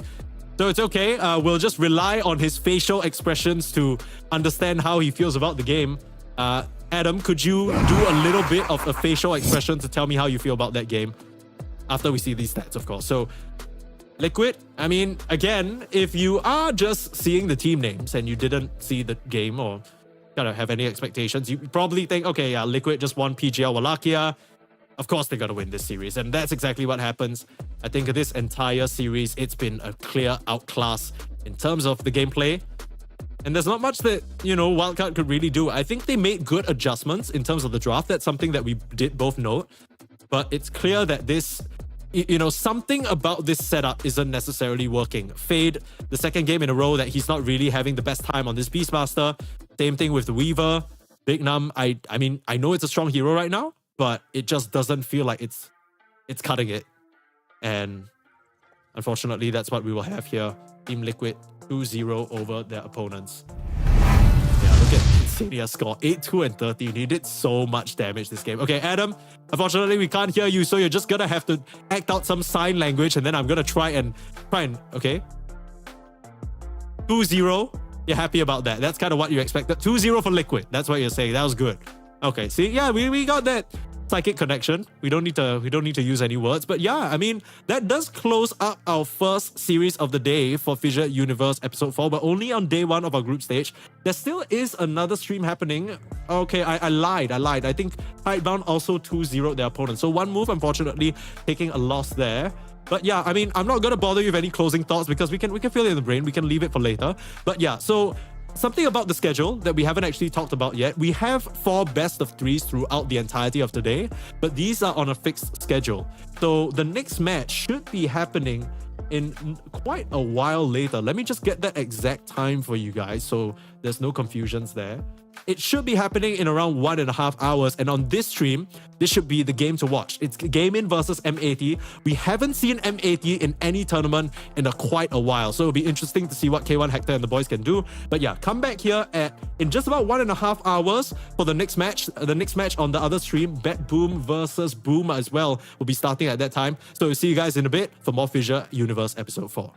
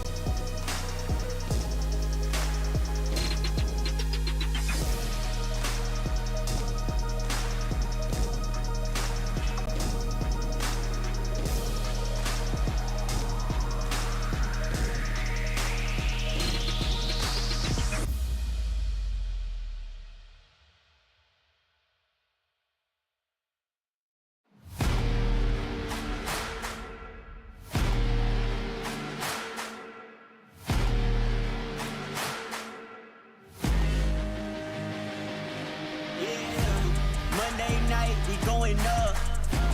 Don't try to stay out of luck. Too much on the line to give it up. You know the mission, we gotta get it on Monday night. Monday night, we going up. Don't try to stay out of luck. Too much on the line to give it up. You know the mission, we gotta get it on Monday night.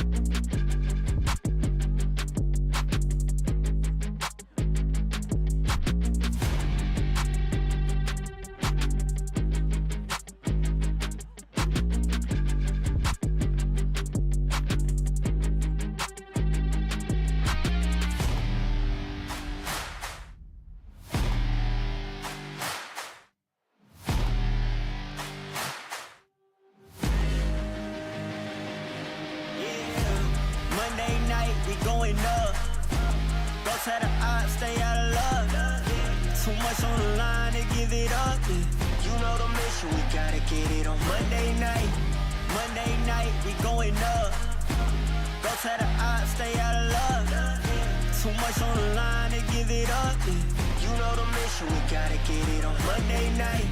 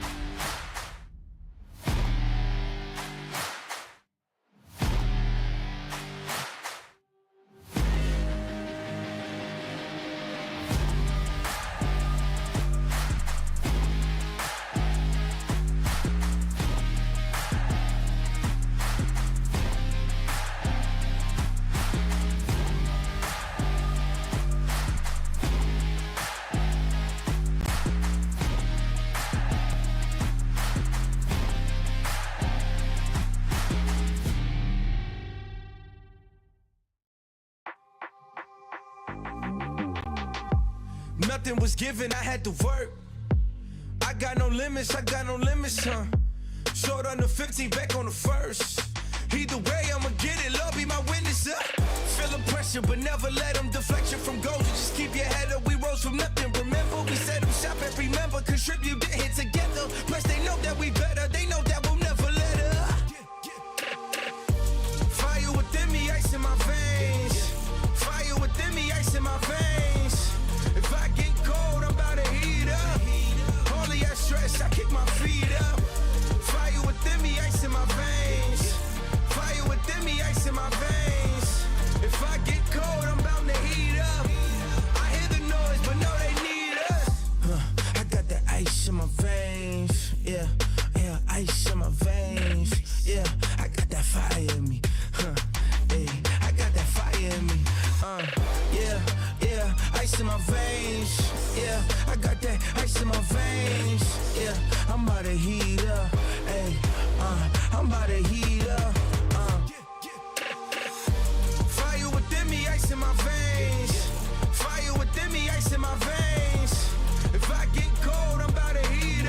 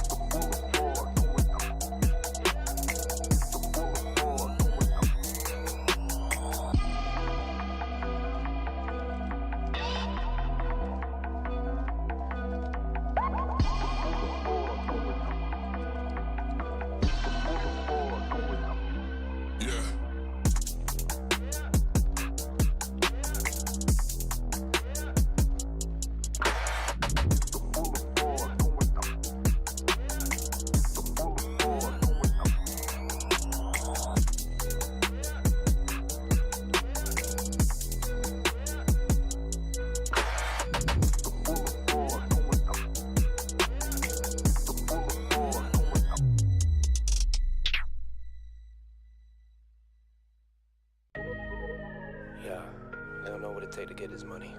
Yeah, yeah, get it. Determination, yeah. Ambition, yeah. And most of all, you gotta be a soldier.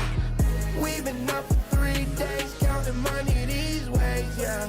Isn't a hobby, it's a lifestyle. Ain't me telling me the time is right now. Well, it seems that I'm the one they like now. I can control the switch, I just want ownership. You can keep all of them fake friends, I can keep all of the bricks. Diamonds loud like Ringo, make my skin glow.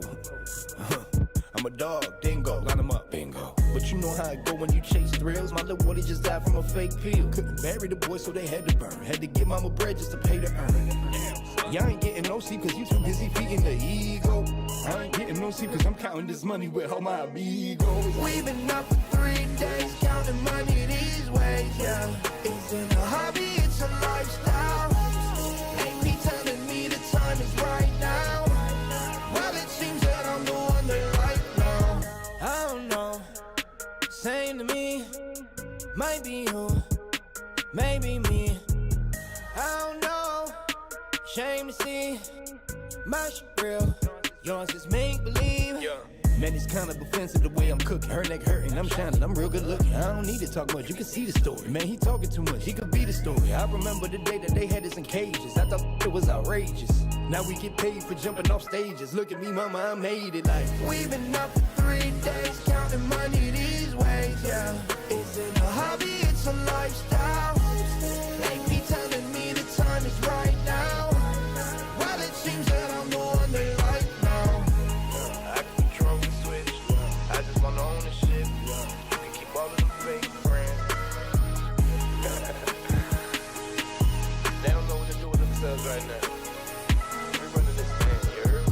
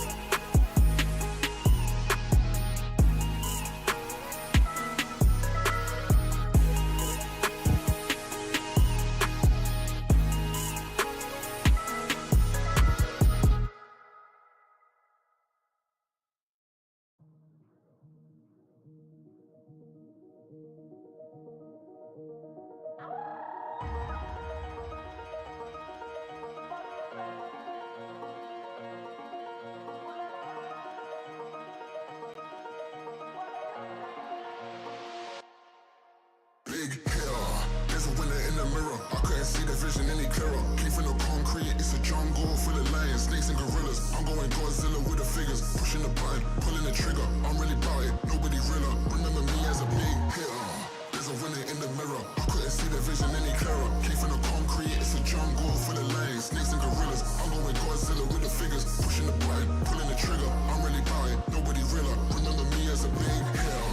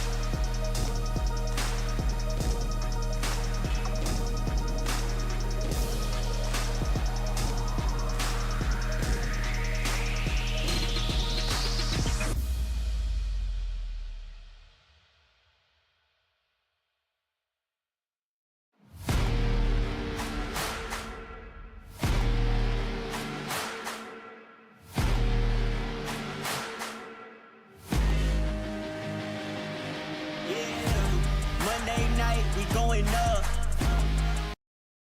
Gotta love. Too much on the line to give it up. You know the mission, we gotta get it on Monday night. Monday night, we going up. Go tell the odds, stay out of love. Too much on the line to give it up.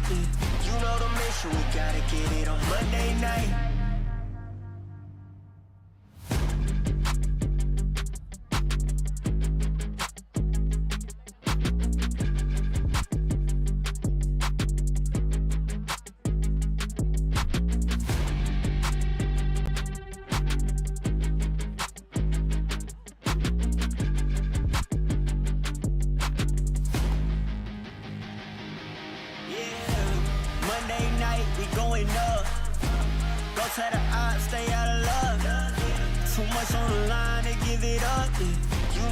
mission, we gotta get it on Monday night. Monday night, we going up. Go tell the odds, stay out of luck. Too much on the line to give it up. You know the mission, we gotta get it on Monday night.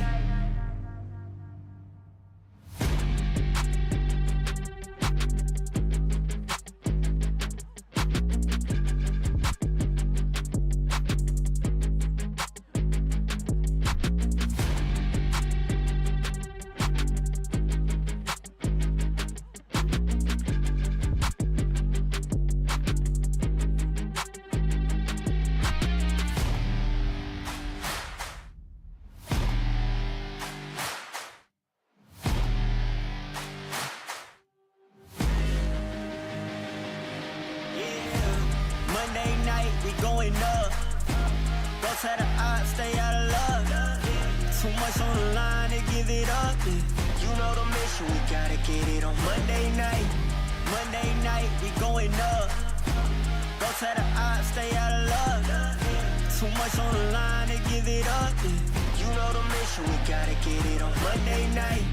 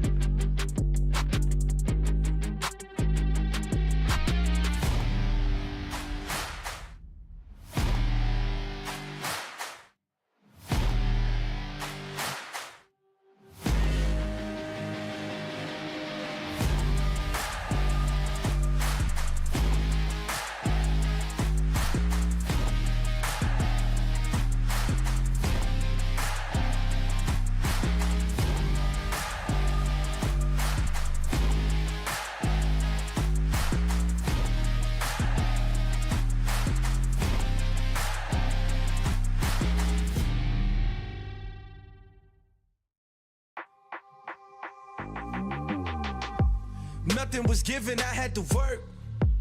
I got no limits, huh? Short on the 15, back on the first.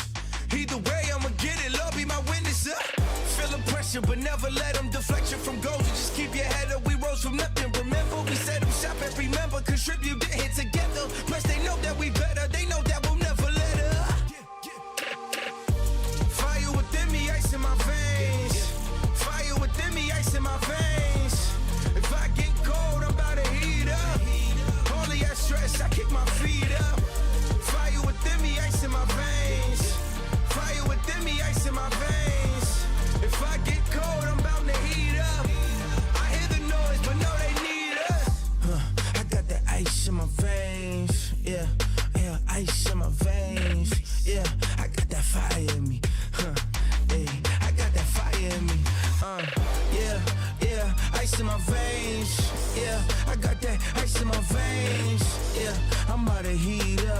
Hey, I'm about to heat up.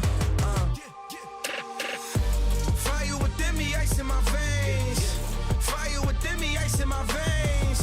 If I get cold, I'm about to heat up. Only I stress, I kick my feet up. Fire within me, ice in my veins. Fire within me, ice in my veins. If I get cold, I'm bound to heat up. I hear the noise, but no, they need us.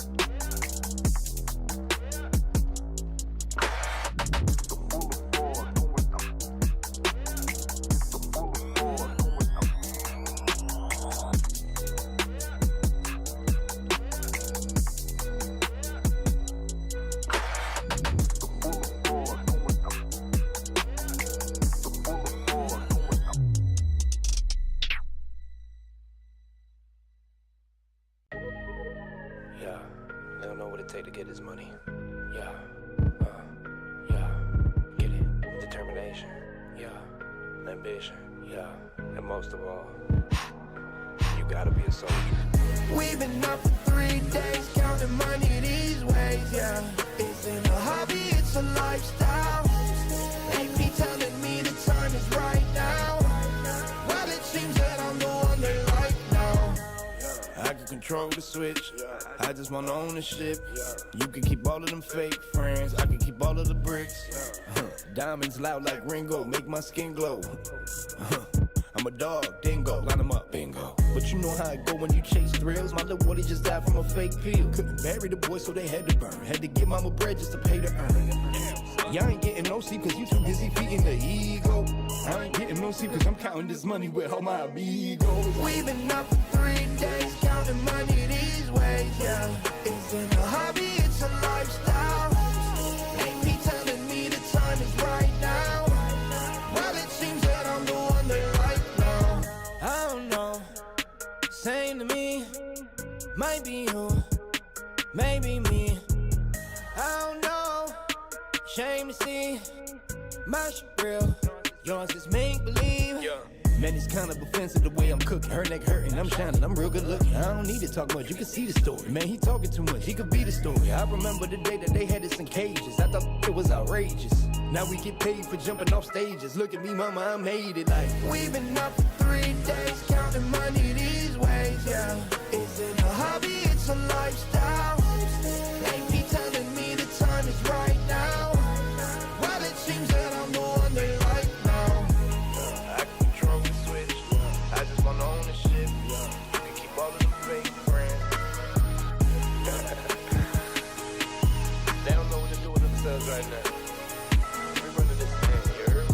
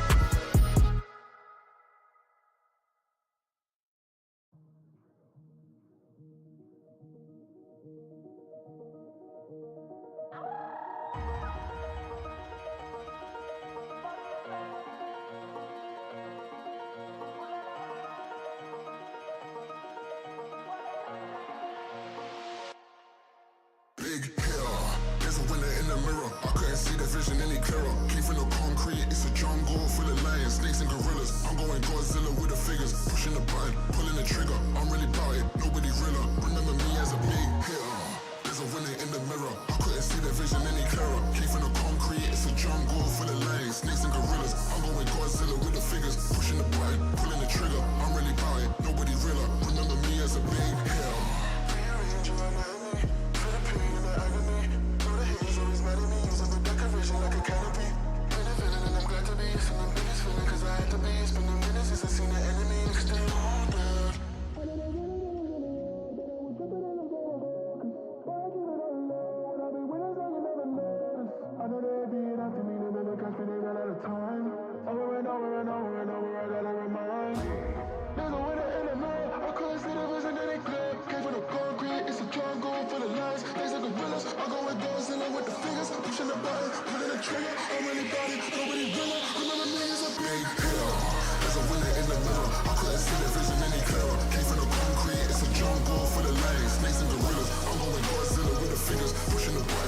the trigger. I'm really about it, nobody realer. Remember me as a big hitter, as a winner in the mirror. I couldn't see the vision any clearer. Came from the concrete, it's a jungle full of lions, snakes and gorillas. I'm going Godzilla with the fingers, pushing the button, pulling the trigger. I'm really about it, nobody realer. Remember me as a big hitter.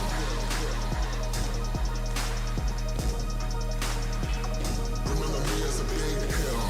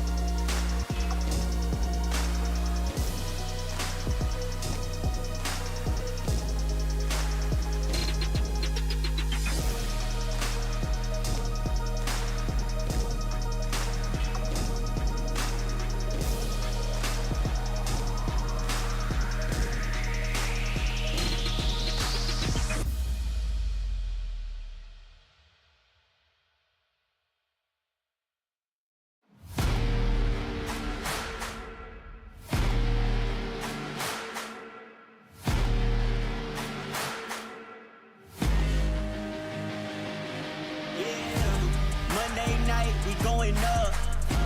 Go tell the odds, stay out of luck. Too much on the line to give it up. You know the mission, we gotta get it on Monday night. Monday night, we going up. Go tell the odds, stay out of luck. Too much on the line to give it up. You know the mission, we gotta get it on Monday night.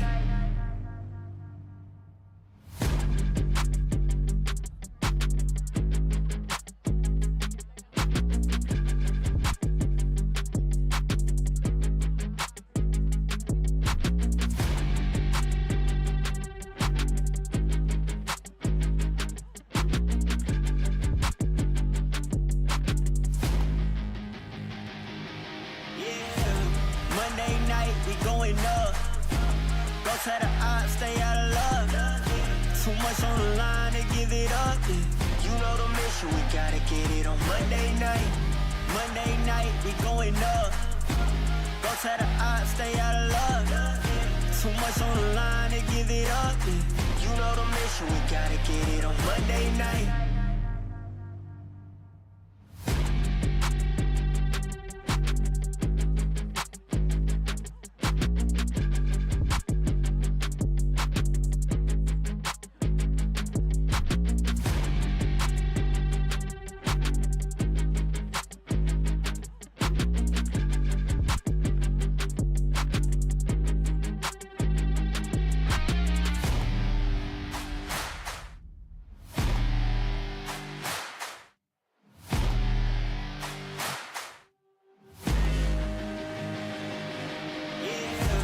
Monday night, we going up. Go tell the odds, stay out of luck. Too Too much on the line to give it up. Yeah. You know the mission, we gotta get it on Monday night. Monday night, we going up. Go to the odds, stay out of love. Too much on the line to give it up. Yeah. You know the mission, we gotta get it on Monday night.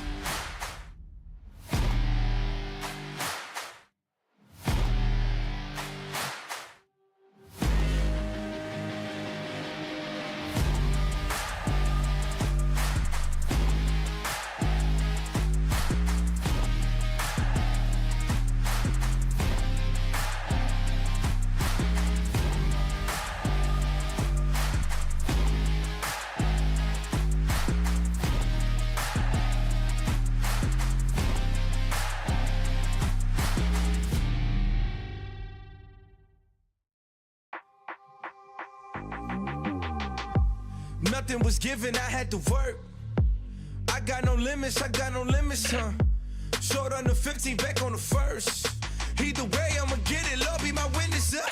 Feeling pressure, but never let them deflect you from goals. You just keep your head up, we rose from nothing. Remember, we set them shop every member, contribute, get hit together. Plus, they know that we better, they know that we'll never let up. Fire within me, ice in my veins.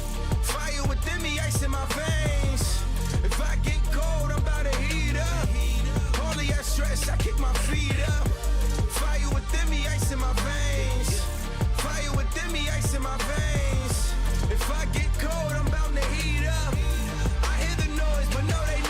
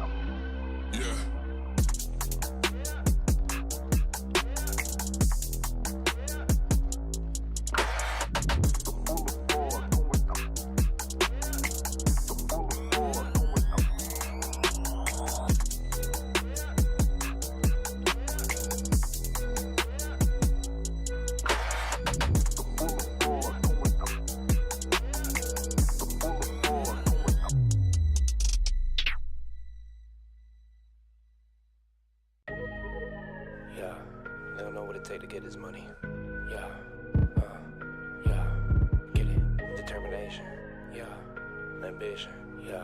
And most of all, you gotta be a soldier.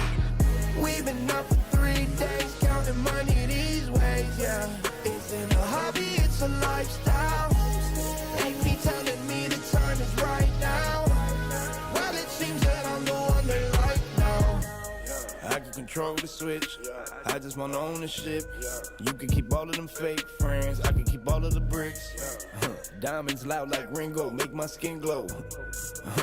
I'm a dog, dingo, line them up, bingo. But you know how it go when you chase thrills. My little boy just died from a fake pill. Couldn't bury the boy, so they had to burn. Had to give mama bread just to pay to earn. Y'all ain't getting no sleep cause you too busy feeding the ego. I ain't getting no sleep cause I'm counting this money with all my amigos. We've been up for 3 days, counting money these ways, yeah. Isn't a hobby, it's a lifestyle. Ain't be telling me the time is right now. Well, it seems that I'm the one they like now. I don't know, same to me. Might be you, maybe me. I don't know, shame to see. My shit real, yours is make believe. Man, it's kind of offensive the way I'm cooking. Her neck hurting, I'm shining, I'm real good looking. I don't need to talk much, you can see the story. Man, he talking too much, he could be the story. I remember the day that they had us in cages. I thought it was outrageous. Now we get paid for jumping off stages. Look at me, mama, I made it like. We've been up for 3 days, counting money these ways, yeah. Isn't a hobby, it's a lifestyle. Ain't be telling me the time is right now. Well, it seems that I'm the one they like now. I can control the switch, I just want ownership. You can keep all of them fake friends. They don't know what to do with themselves right now. We're running this thing, you heard?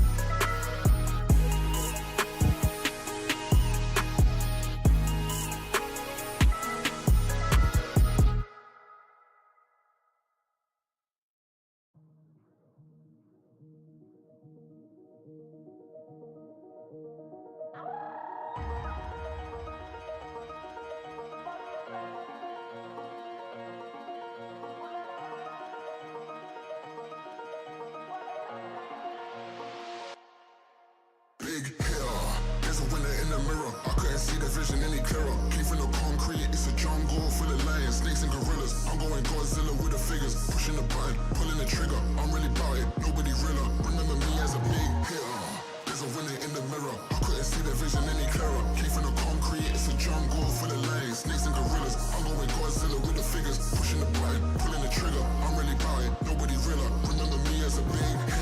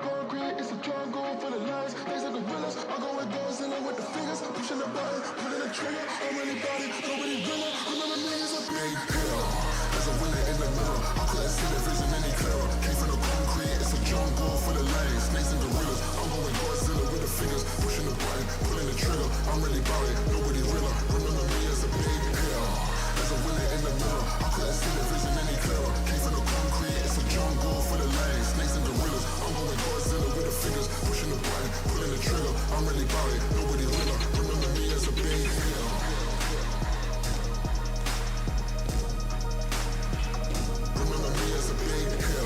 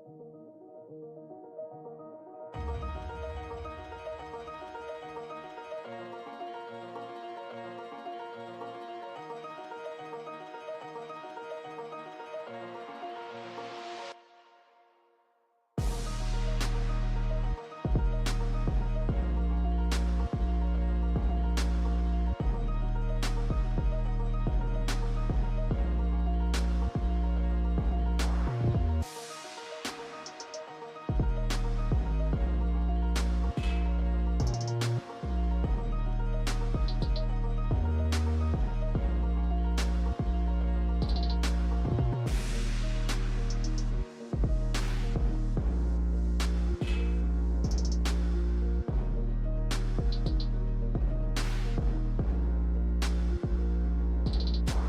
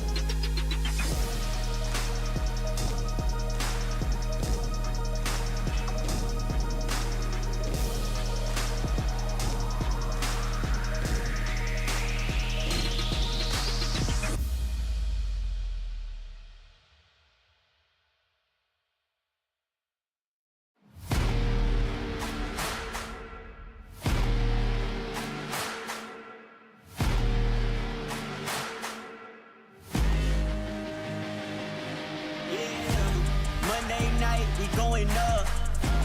Go to the odds, stay out of luck. Too much on the line to give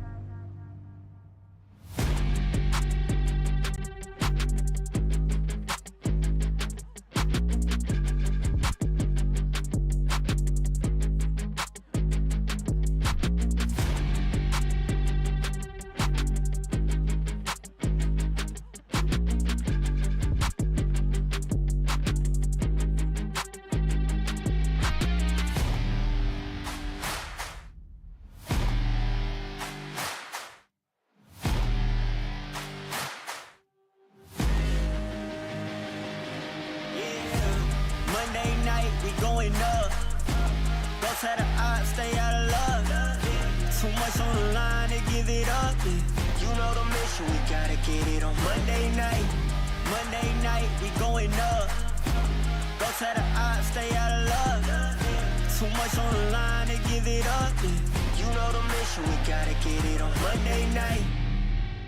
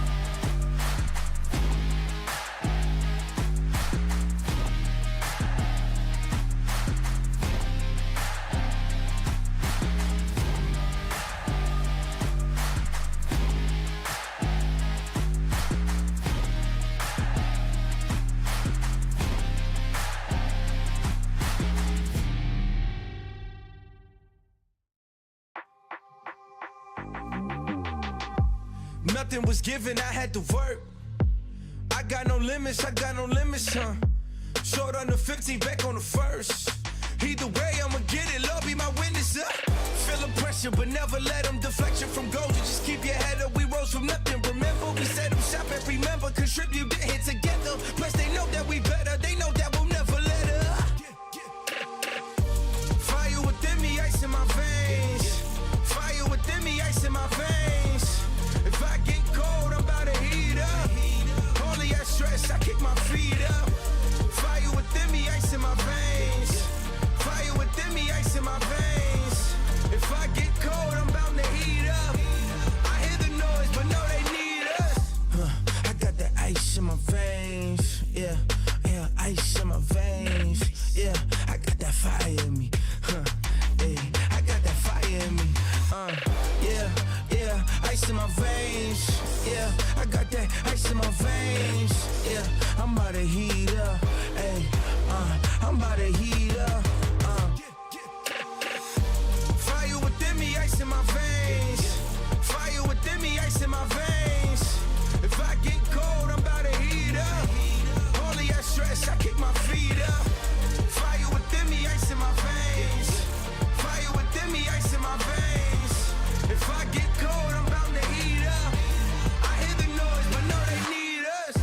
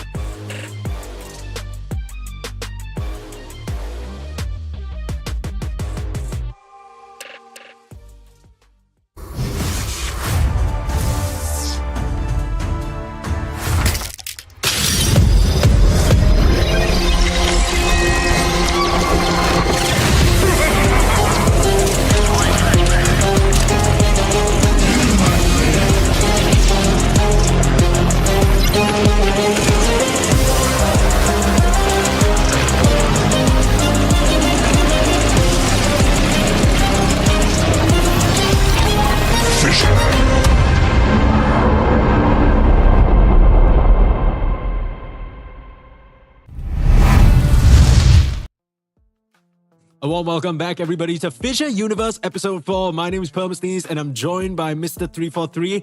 And we are in our first day of this group stage. It's not a round robin, sorry. It's a modified Swiss format. And we just got done with our first series of the day. That was Liquid versus Wildcard. I think a lot of questions as to whether the Liquid fellas would still retain their form, but unfortunately, there was a bit too much of a skill gap, I believe, and they were able to take the series 2-0. Now, we're running with a fixed schedule, so these matches start at fixed timings, is to give these teams no nasty surprises. And up next, we have Gaimin Gladiators versus M80. Now, this battle, this is going to be one that perhaps is even more lopsided than the previous matchup. M80 have not been at any major tournament in a hot minute. It's what we call a possible learning experience, Mike. You know, so I think any of these teams, I mean, MMT, they're probably here because, like you say, Heroic was not part of the tournament, kind of the kings of their region, right? MAD lucky to be in this position, but we'll see if they will. We'll see what they have to pull against Gaimin, who has been looking kind of good recently. Yeah. And I must say that I did a bit of a scratch back because I was trying to figure out when the last time M80 played Gaimin Gladiators was. Turns out they rarely have. In fact, Gaimin Gladiators, if you look into their match history, they rarely even face off against Heroic, who you mentioned are the kings of the region. That's the point I wanted to make as well. They're not at this tournament. Gaimin, this patch though, they've been doing very well. I think the performance at PGL Wallachia, finishing 7th and 8th, they made it through the group stage, but it didn't really amount to much. They ended up just getting knocked out 2-1 to Spirit. So, you know, Spirit, never a bad team to lose to. You never feel too bad about that. But you look at M80, you look at the team stats. We don't have any because they just haven't been at any of these tournaments. We haven't seen them play in this patch. We haven't really seen what they can do. Historically speaking, these are SA players who have made international appearances though. So they should have the skills. I believe coached by Vintage as well, who was the longtime coach of East Coast. So hopefully, you know, they're going to use that surprise element to their advantage, maybe catch Gaimin Gladiators off guard a little bit. Yeah, possibly. I mean, no strangers to the scene, right? Hector has been around for so long. Dark Brigo as well, one of the more reputable mids coming from the region. But Gaimin have been on the up and up. You know, they've been, I'd say, flying low ever since they made the change from Dyrachyo to Watson. And recently in PGL, it looks like they're kind of finding their magic again.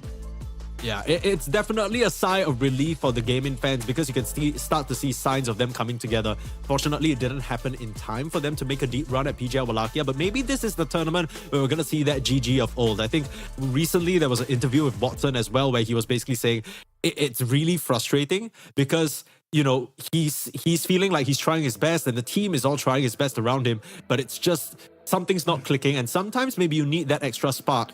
That has come in the form of Melody, right? Coming in to replace Celery, who has decided to take a break from pro play. And that has seemed to give them a bit of a new spin, a new lease on life a little bit. Yeah, it has, which is kind of funny, right? I also feel like Gaimin, the way they play or the way Watson's been playing has kind of changed. I feel like he's more walking around, you know, he's trying to... There's a little bit of Dyrachyo that I see, you know, he's much more active when he plays all these PAs and stuff compared to when they first started. He was playing this like more of a hard farmer. I also think the patch, in a way, the pace of the patch is very Gaimin-esque, you know, when they were at their peak, when this 15-20 minute timings for everything, it just feels like the right time to shine for them. Yeah, and there is no surprise about what, you know, Gaimin can do because these are multiple players on their team who have hit rank 1 in Western Europe, perhaps the most competitive region of all time. Gaimin Gladiators, they did win the coin flip and they're going to go with first pick. Again, no surprises there, but the surprise comes from M80's choice of Daya here. That certainly raises a little bit of eyebrows for me. I think we talked about it in the first series. The Daya win rate is sitting at 46% now. That's not very good. It's all right. It's 3%. It's really not the biggest of differences, right? Really? Okay, if you say so. I'll trust you're the professional analyst here. But yeah, we will have a draft ready for you guys soon. We did talk a little bit about that Radiant Dire dynamic and how it kind of comes back to the Tormentor at 15. We also saw how Liquid very smartly reversed that advantage by picking that Night Stalker. So immediately, Gaimin Gladiators ban out the Night Stalker in their first. We'll get into the draft very shortly. But yeah, I wouldn't be surprised to see them ban that Night Stalker. I wonder how much impact it actually has, because Night Stalker is kind of a, even though it's nighttime, it doesn't mean like you can particularly protect the Tormentor. Obviously, it's really annoying to fight around the area with Dark Ascension, and Night Stalker is kind of a hot pick right now, especially for, I guess, Liquid specifically, right? I don't know if Ace is a big Night Stalker player as compared to Saberlight. Yeah. We'll see what they choose to get into as we'll have a draft for you very shortly, folks. I think expectations, again, coming into this series, it's hard not to root for Gaimin, right? In terms of who you're expecting to win. But I do want to see some flair. I think I did mention that the last time we saw Gaimin play against, this is something I didn't manage to finish my point on, but Gaimin, the last time they actually played a South American team, 8 months ago, when they won RIA, and that was still with Dyrachyo. They actually lost to Heroic, ended up winning the entire tournament. Didn't really matter to them at the end. M80, this is going to be a little bit of a fresh experience for them, facing up into Gaimin, but similar both ways. So maybe we'll see something here. Like I mentioned, that Night Stalker ban coming up from Gaimin, no surprises there. And on M80, taking out the Dazzle, Magnus, Abaddon, and Nature's Prophet. There's a Tinker in the pool. There's a Tinker, Mike. I wonder if this A Tinker is just a thing, or is it something that we saw like just Theorycraft, you know, ban A, pick Tinker, okay. Yeah. The A stocks are rising, I'll tell you that much. It's a very solid hero. We saw Liquid put it to good use. All you really need is one good jump setup, right? Like we saw it with Storm, it looked amazing. It really amplifies some of this magic damage from your cores that maybe alone usually don't have kill threat, and suddenly you just have that global pressure as well. Gaimin already digging their heels into the reserve time a little bit to think about what they want to ban. Take out the Weaver, go for the Tinker. Weaver also one of those heroes, the stocks are just rising, right? I think especially in pubs, like before this whole Immoral rank change, when I could still watch games, I feel like everyone was playing Weaver. Every +4 player is just on this Weaver train. That's true. It's a hero we haven't seen in a while, Mike. Yeah, that's interesting. So on the other stream for the first series, One Move did pick up this DK twice. We did see a trend recently of, when DK first got his facets reworked and everything, everyone was like, oh, Red Dragon bugged, I'm going to abuse it. And then suddenly they all moved towards Corrosive Dragon. Now it's all the Frost Dragon hype, The healing reduction, people are realizing it's kind of good building that Mjolnir. It could also be pretty flexible, right? Dark Mago can play it. I don't think you see DK offlane that much anymore, so probably a pause 1 or a pause 2. Yeah, it's just mid and carry. I think the healing reduction is a nice concept. Probably a comfort pick for them, as well as Mjolnir running through March of Machines sounds like a lot of static charges going out. That's true. I mean, the one thing that Tinker can give you is a lot of healing, and that Frost Dragon's gonna deny some of that already. So there are some sort of nice little micro interactions there happening already. M80, the AA banned out. Yeah, it seems like this AA Tinker dynamic is something that teams are sort of at least recognizing or aware of, and they want to avoid. It's just heal versus anti-heal, right? I guess. Yeah. It just kind of negates your hero. It's like you're playing some heal save against A. It's like, ugh. Also paired with the DK, A is a really nice combo. You just kind of burst it up. Yeah. It doesn't really take a lot of time to ban. I mean, I guess they are. I mean, what are they concerned about here? Is it just that there's too many heroes that? I'm looking at Alchemist for Gaimin. I think this Alchemist Tinker is like some pretty strong combo right now. What else is in the pool? I guess their PA is a pretty contested hero between the two. I don't know if the teams care about it that much. I mean, they'll go for a Phoenix, which is a comfort pick for them. They've even first picked this hero on occasion. I don't really know how I feel about this, but I think it's, again, just comfort. Yeah, it's a good bit of magic damage as well. You think about that DK and the Phoenix lane, it's going to be quite comfortable. Not a lot of off-lane duos that I think could abuse it. The Muerta ban is pretty smart as well, because I think it's something that Tofu doesn't shy away from. And I've heard from you, it feels like a direct counteract to the Phoenix, right? You always like to say this. It feels like Muerta can just deal with Phoenix's every single ability. That's a nice counter. It's also good against the DK, right? You have this piercing magical damage. Just a outright strong hero, I want to say. Yeah. Okay, I mean, they have to show a core here. Wonder what they'll go for. Tiny already removed. Not many neutral heroes in the pool. I think the Phoenix against Tinker is also a pretty cool concept because, okay, sure, you have March on the floor, but then I have Egg. Yeah. So basically, Tinker wants to set up his area, and then you just put an egg in the middle, and he's like, oh, okay, well, that sucks. They picked the Monkey King here.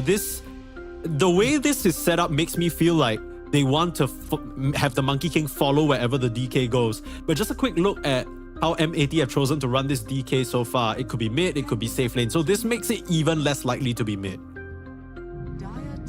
I guess so. I wonder why they went for the Monkey here. Maybe just comfort pick for Quinn. I don't know if it's a flex for Watson. I'm sure he plays the hero, but I feel like Monkey is just kind of a mid hero, if anything, right now. You don't really move it around very much, you know?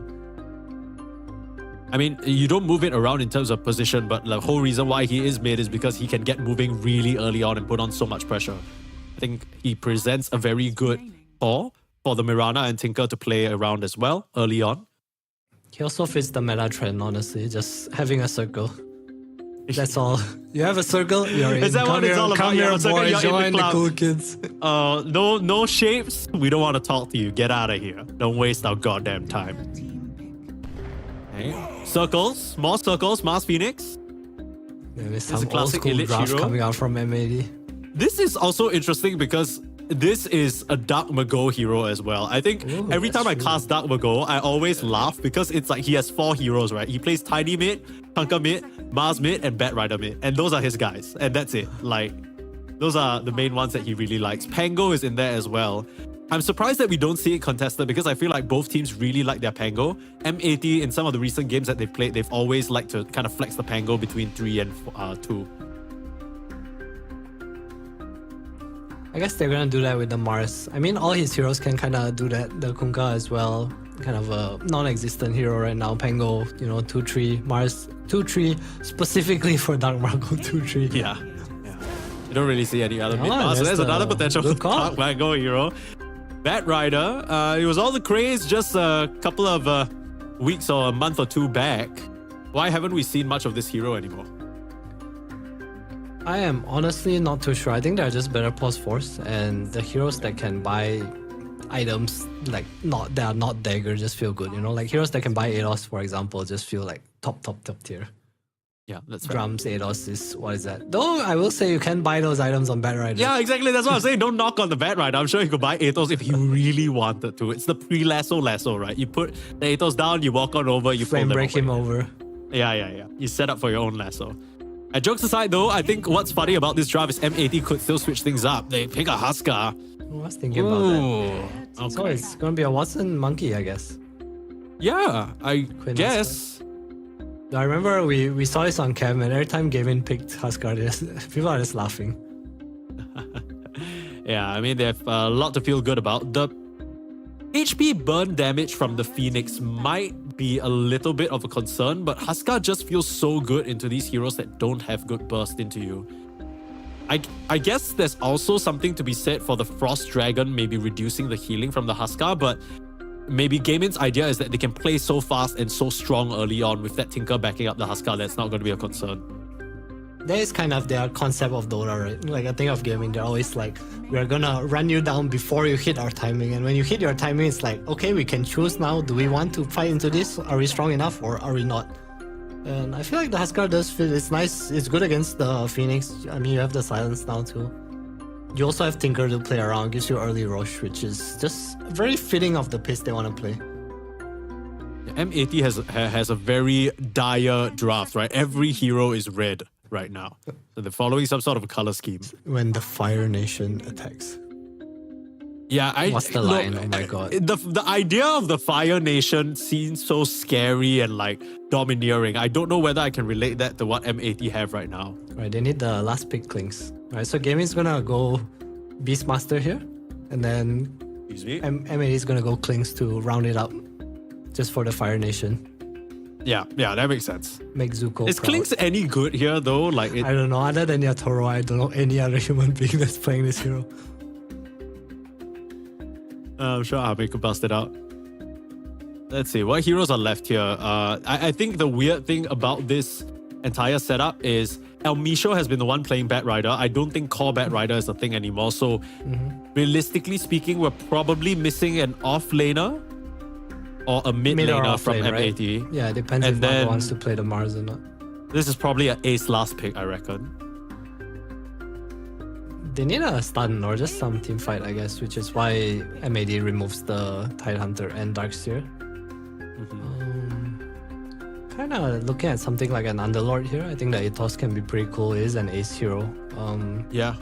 He hasn't brought it out in a long Stalker. while though. The other heroes that he's played so far have been the offlane TV, Dawnbreaker. 10 seconds remaining. I can see a Dawn too.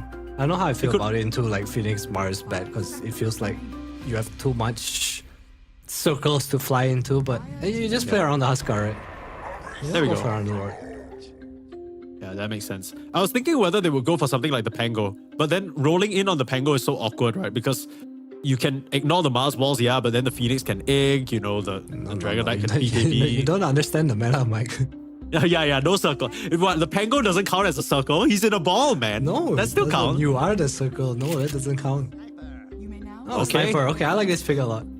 It's nice against the Huskar, and it's a pretty good hero against the Underlord too. Like the aura doesn't reach you.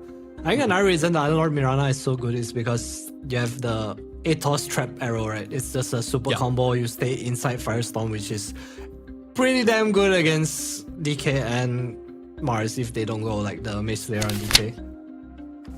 I actually think that with this Sniper last pick, I know this sounds a bit crazy, but I liked Gaimin Gladiators draft up until that Sniper last pick. I'm a bit worried about that Sniper last pick because Quinn is an excellent laner, sure, but Darmago Sniper is another one of the heroes that he likes to play.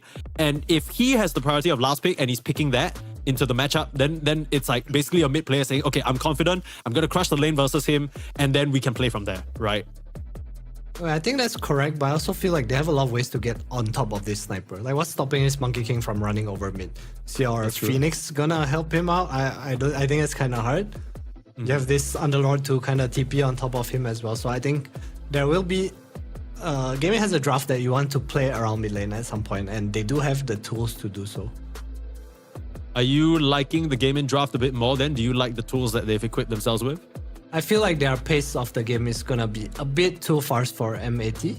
But I think MAT, if the game goes on and if the game is like just stable and game is not in the lead, they do have good heroes to just play the game. So basically what you're saying, if Gaimin Gladiators get to play Gaimin Gladiator Dota, it's curtains for MAT. But if MAT can kind of slow down the pace a bit, get some farm on their sniper, then we have ourselves a bit of a match. Yeah, exactly. Maybe Tofu will go mid, hit some like 1-2 random arrows, sniper is just 0-2 and the game's just over, you know? I think Yeah, that's you true. never That could know definitely what can happen. I will say that, you know, we talked about how this matchup was going to be one where Gaimin might run up into a bit of unfamiliar territory just because they haven't played MAT in so long. Do you feel like MAT has necessarily curveballed them in the draft? Is there anything unexpected that you think might catch Gaimin off guard? No, I like the sniper pick a lot. I think MAT is pretty much fixed in the way they play. Like, we know K1, he's just a very Yatoro-esque, Ame-esque kind of player. He's not going to play too fast. You know, he's on this DK, he's going to farm. I'm not sure if they can balance out the farm between this DK and sniper, because having this Mars who is laning against a Monkey King, by the way, it's not a super easy lane, this Monkey Tinker from Mars. So I think they're a bit reliant on their off lane needing to make moves. And I think that can be something that might be very punishing for them if he does not have a good lane. Yeah, it kind of reminds me of the problem we saw last series when we were watching Wildcard versus Liquid, right? We were looking at that Beastmaster as the main person trying to set the tempo, and then you got two cores that just want to farm. It's a little bit of a rough situation.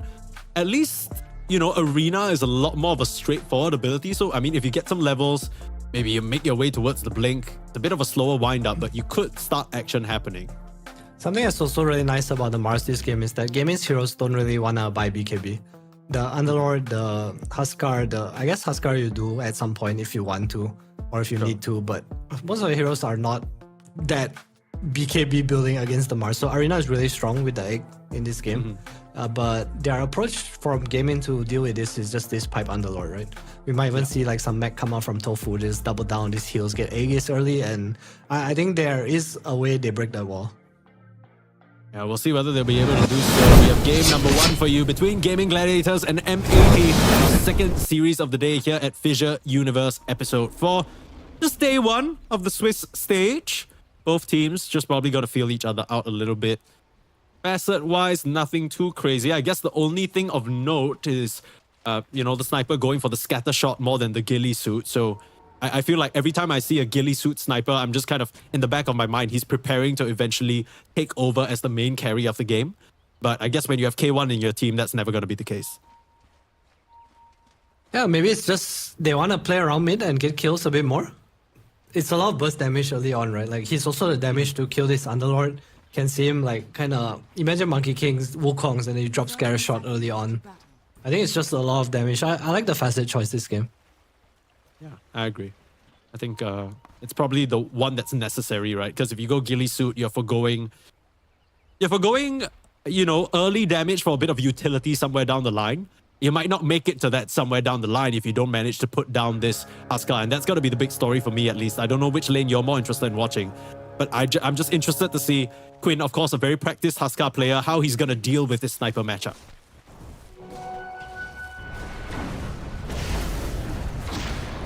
Okay. Find out soon. The Tough Scash was thing gonna come into play though. That's 2 charges.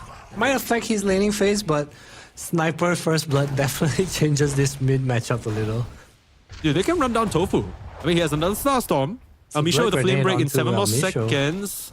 It's a bit too deep into the tier 1 tower, seems that way. MAT supports will give that kill up, but good start early for the sniper already. Perhaps a little bit more problems for this Huskar in the mid lane. I say that, but then Quinn's like just denying 2 creeps, throwing fire, just fire spears at him. Not too bad. Illich being zoned out as well. Yeah, these early lanes are gonna be a little bit difficult for MAT. I think the only lane that's like decent, by right, the sniper matchup is supposed to be better, but this Phoenix should be able to out-trade the Mirana, and your Dragon Knight is gonna be able to just muscle back this Unthought.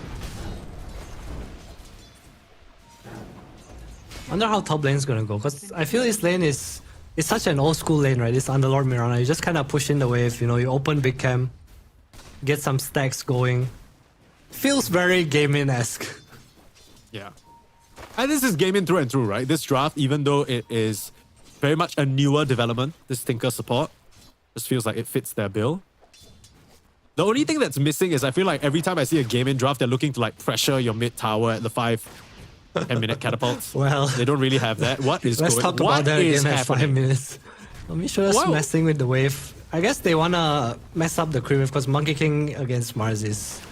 Really just feel like they can't fight the wave, so a bit of pulls going on, Milady. He's standing his ground, getting healed up by his repair bots. And he'll be able to walk this one off. That is surprising. I thought for sure he was going to go down there. Still has level 2, so the laser advantage. Misho needs to be very, very careful. But he's hit his level 2 as well. Does he want to try and challenge? Problem is the laser's going to make you miss those auto attacks on Misho. You got to be careful. Don't flame break him down. A Melody can... Yeah, what is happening? Okay, knows well, he's strong. Illich gets a nice bit of a wave at his tower. Watson is level 3 though, so there might be an aggressive attempt if Jingu stacks are found. Some shenanigans going on. 13-3 on this Monkey King. They will just get the wave for free. No big deal. How's mid going? Pretty even, 8-5, 9-4. This lane does get harder for Huskar as it goes on though. Just a lot of poking, but Quinn doing a really good job just manipulating the wave.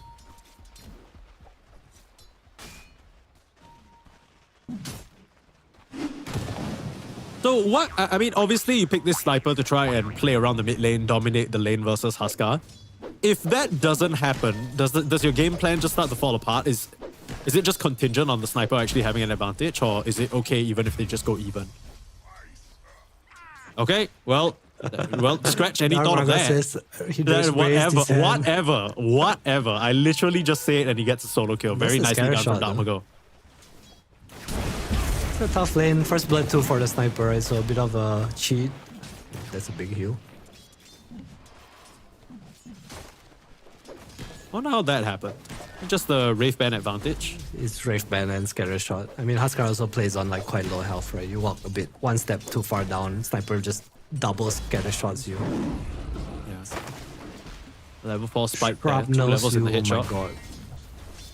Yeah. It's a bit tough. Nice spear. Spear. Illich will be able to get the kill. Watson not able to respond. They catch out Maladich this time. The early kills across the board going the way of M80. I'm not sure whether it's going to materialize into any semblance of a lead because it's not like the heroes on Gaimin are losing out that much in terms of CS. Yeah, I think that net worth chart might tell a better story, especially in this mid lane, right? Like he has first blood and 1 kill. I'm sure he's like at least 700 gold above the Huskar right now. We'll probably see that come into play later. Top lane pretty even. Not the most denied CS between the 4, Tofu and Phoenix. Same, Ace and DK same as well. So while we have some downtime, what exactly is the game plan for this sniper? Right? Because I see the vision that you mentioned, right? You're saying, okay, you know, sniper is a good matchup into Huskar. Yeah, we saw the solo kill already. But also, it's not like it's that great in this game. Like, Gaimin have so many ways of collapsing upon him. How's he gonna even stand up in anywhere, actually? He doesn't have any saves. He has an arena. That's the closest thing he has to a save. Okay, I think that if you all in the sniper, realistically, let's say a monkey comes in, underlord out, and the arena egg comes out, you might actually still lose the fight. So I like to see this sniper go for like some Dragonlance, just tank it up, you know? Power Trace, double Wraith Band, Dragonlance, the build that no one went for, I think. Right. Get the pipe So what you're early, saying you know, is get the that shard. Dark Mago's main job this game is just to bait. I won't call it baiting, it's more like you need to play in a way that you accept that you are gonna get touched. Right. That makes sense. Like you can't just be raw damage and like FK, you know, you are gonna get touched at some point. Bro. And then your hope is that they touch you, but then your team touches them right back. That's right. Like menacingly. Menacingly. Yeah. Really, really aggressive. Very aggressive. They need to with the backhand get murdered. slaps. Oh, can they block Yeah, arrow? yeah. Arrow? Okay, Nice angle from catapult. Tofu then. Oh my god, look Oh, at it. this is- Look at it. Brother. Oh, he's dead. Bonk. Okay, Dark Mago with a kill. Very nicely done. A little bit of a slip up there from Tofu. I kind of feel like he could have just leaped earlier. Oh, Quinn. Oh, Quinn. You can see he's got his hands in his eyes. It's so nice that we get player cams because we can catch reactions like that. He is not happy about that one. A bit of an unlucky death. It's fine. They're okay. But this sniper is cooking right now. Absolutely. Dark Mago feeling good. Elmisho is geared up to steal this wisdom. In fact, the entirety of M80, at least the supports, are positioned around here to try and punish the Underlord. Dark Mago's coming over too. I don't think they can do anything about this sniper coming in. Yeah. Ace is going to start to get pushed back. The TP in from Quinn, TP in from the Tinker as well. There's going to be a big fight over the Wisdom Rune. Tofu being pushed back. They'll get in range to contest those. The sniper doesn't feel comfortable, but that is a huge scatter shot. Look at the damage. Oh my goodness, they're all melting. But where is the finish? Quinn starting to heal up Melody will actually get the Shrine of Wisdom, but it comes at the cost of the Huskar. Now they have the monkey rotating over. Watson gonna try and make good on this rotation. It's 5 members of the side of Gaimin responding. Way, right? And they need to get Dark Mago. They'll be able to find him here with Watson. Takes that poor sniper down. That's a very, very nice rotation from M80. They lose the mid laner for it. There's 5 heroes. I think that's worth. It's super worth the kill on Dark Mago on top of that too. Though I thought it was gonna be so scary when the scare shots came out. Same. Shrapnel. Oh my god, I need to stop calling it by the facet. Okay, but it does make sense though. There is a scatter blast shrapnel, right? So I'm sure the people know what you're talking about. Thank you, Don't Mike. worry I about appreciate you. It's not like they can't hear you or anything. Professional standards. Wow. All right. Dangerous thing to say. That is true. I take 3 that back. to 7 here at the 8-minute mark. M80 honestly coming out the gates looking pretty solid. I think this last pick sniper really solidified their strategy coming into this early game. Arena from your Mars. Spear up. They're trying to focus down Watson. Fair enough, he doesn't really have a lot of HP at this early stage of the game. Dark Mago will finish the job. Looking at Melody too. Illich able to escape down to the river. And the snipe comes out. Very, very nicely done. Great rotation from your sniper. This has been the Dark Mago show so far. Indeed. You see the power of his facet choice. Doing really well so far. His Huskar 3k net worth. Oh, that sucks. That's painful. I think this is one of those games where, you know, the next time you pick Huskar, Sniper is probably not going to be left in the pool. I don't think they expected it from Dark Mago. They probably... I mean, we thought the same thing, right? I don't know about you, but I was like, yeah, this is going to be a Dark Mago Mars, lol. He's one of the only mid laners who plays it. He likes it. Oh, but it doesn't make sense to put the Mars mid against the Huskar, right? Yeah, so I think it's but fair, it just kind of feels like Gaimin maybe didn't really respect the potential of that sniper coming out, and this is what's led them to this very unfortunate 3-9 scoreboard that we have right now. That's true. The goal isn't too right bad though, right? He used to do this on every hero. Hold on. This is important. Okay. He used to buy this casual belt of strength on every hero he played. Remember when he was only playing Rift King? He would go phase boost and belt of giant strength. Yeah, I remember that. And now he has Power Trad's belt of giant strength for God knows what reason, but he's back to the prime. This is classic Hector shit, right? Like he just finds like one item that he really liked. I remember there was this one phase where he didn't really look so good, where he was obsessed with Lincoln Sphere. Like he would just buy Lincoln Sphere on every carry hero. I remember this too. Hector is just a man with his own ideas. And sometimes they're zany and sometimes he looks like a mad genius. He just goes to like some astrologist, you know, in SA, whatever they call it over there. It's like, this is your lucky item for the month. Hector's like, okay, go Q. This is your talisman of victory, brother. You need to build it on every hero. It's like a secret contract. The belt's back, baby. Queen might be in a little trouble here. Oh, Elmisho's the one's in trouble. Yeah, no, he's not in trouble. Elmisho's the one in a little bit of trouble. In comes Ace. Nice route. They're going to collapse on the sniper. Dark Mago is likely dead. Moo's not able to get off the egg. Has to swoop away, and Illich couldn't join the fight in time. Great collapse there from Gaimin Gladiators. They might be down in terms of what it felt like the game state was, but when they can get that collapse off, it's clean. And clean it was. The power of the circles being demonstrated. Wukong with the Underlord ult. Just Dark Mago not in a position where he can survive being gone on. They will lose mid tower for this though. I mean, he did kind of go for the build that you were asking for, the heavy stats. He even has infused raindrops now that he just purchased, just to maybe try and increase his tankiness. Quinn's here. Hector, threatening up here. Yeah, Quinn is here, so is Dark Mago. And the healing reduction is kind of significant. Quinn's just gonna go down! Okay, Hector, you will get zapped, but Dark should be able to finish off this kill. Very happy on the sniper, and they're looking for the next one. Chased down onto Ace by the supports. The lasso wasn't even needed. Dark is back, baby. I mean, he died one time, he doesn't care. He's just gonna come back straight on, make action happen again. Kill me once, I kill you 3 times. That's the strat. I mean, it's not really until he has Pike or Shard that he can technically kind of get away from all this, right? You see him just kind of rushing it up. Has the 4 staff almost done, actually. So farmed on his sniper. That's ridiculous. He's getting Tofu's trying very to check illegal the stacks. amounts of net worth. Yeah, they found the stacks. I don't know if they found it as much as... Can you even take it, Tofu? Or Malay is coming. Yeah? They try and clear most of them. Starting out on them already. Oh, they don't know Watson's here. Guys, he's disguised as a tree. I didn't know Watson was there. Okay, he's gone. That's a very convincing. That got me. I didn't even realize he was there If you didn't until say I it, saw I like wouldn't the know. circle. It's all about the circles. Post Malone was right.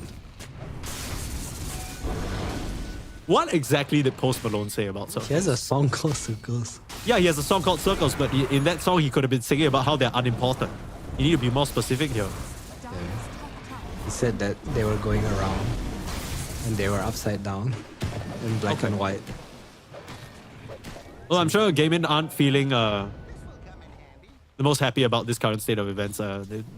Honestly, based on how mid lane went, I think they're glad they're that 1k behind. Definitely want to be playing with a bit more pace, but unfortunately all they have is pace without the P. They're still farming up the pipe. Do they... How Do can you not think laugh they at that? know they're Oh my 1k God, behind? let me Because down. I feel like in situations like this where it feels like your moves are unsuccessful, sometimes you fall prey to the whole, okay, you know, maybe we're a lot weaker than we actually are. I think they're able to like use spells when they are up, but at the same time they can't do it like, for example, on the sniper beside his tier 1 tower, right? They'll just get wiped.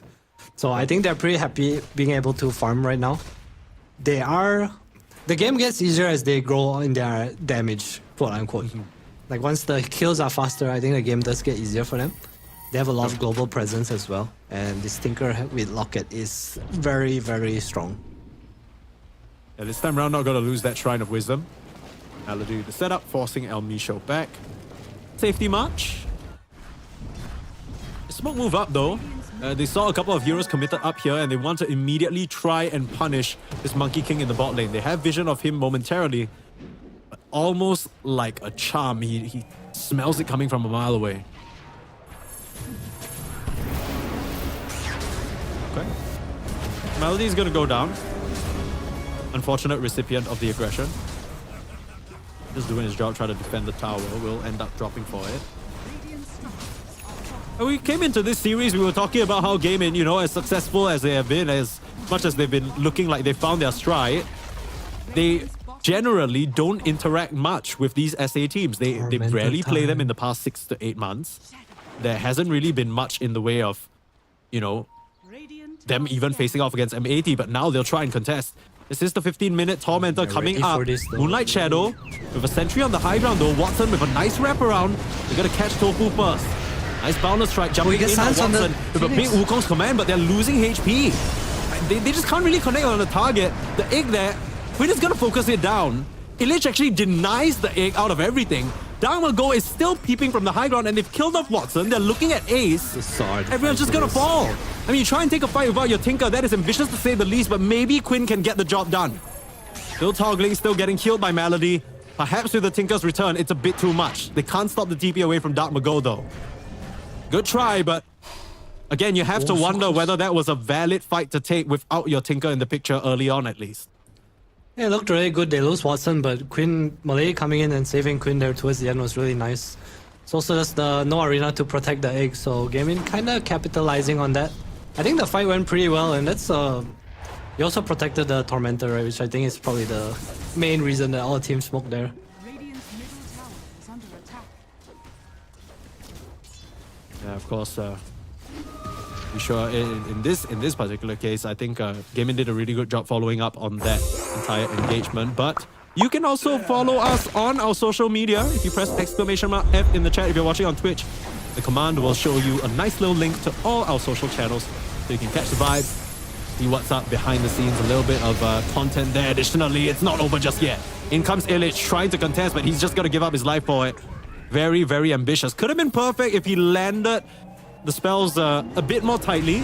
There still is a ward scouting them out. They're going to look to punish Quinn. Can you do that? I guess with the lasso and the 3 heroes, it's going to be enough. Everybody else has escaped. So Quinn, again, the big person suffering in this game, it feels like. Yeah, but look at his net worth. He's kind of caught up.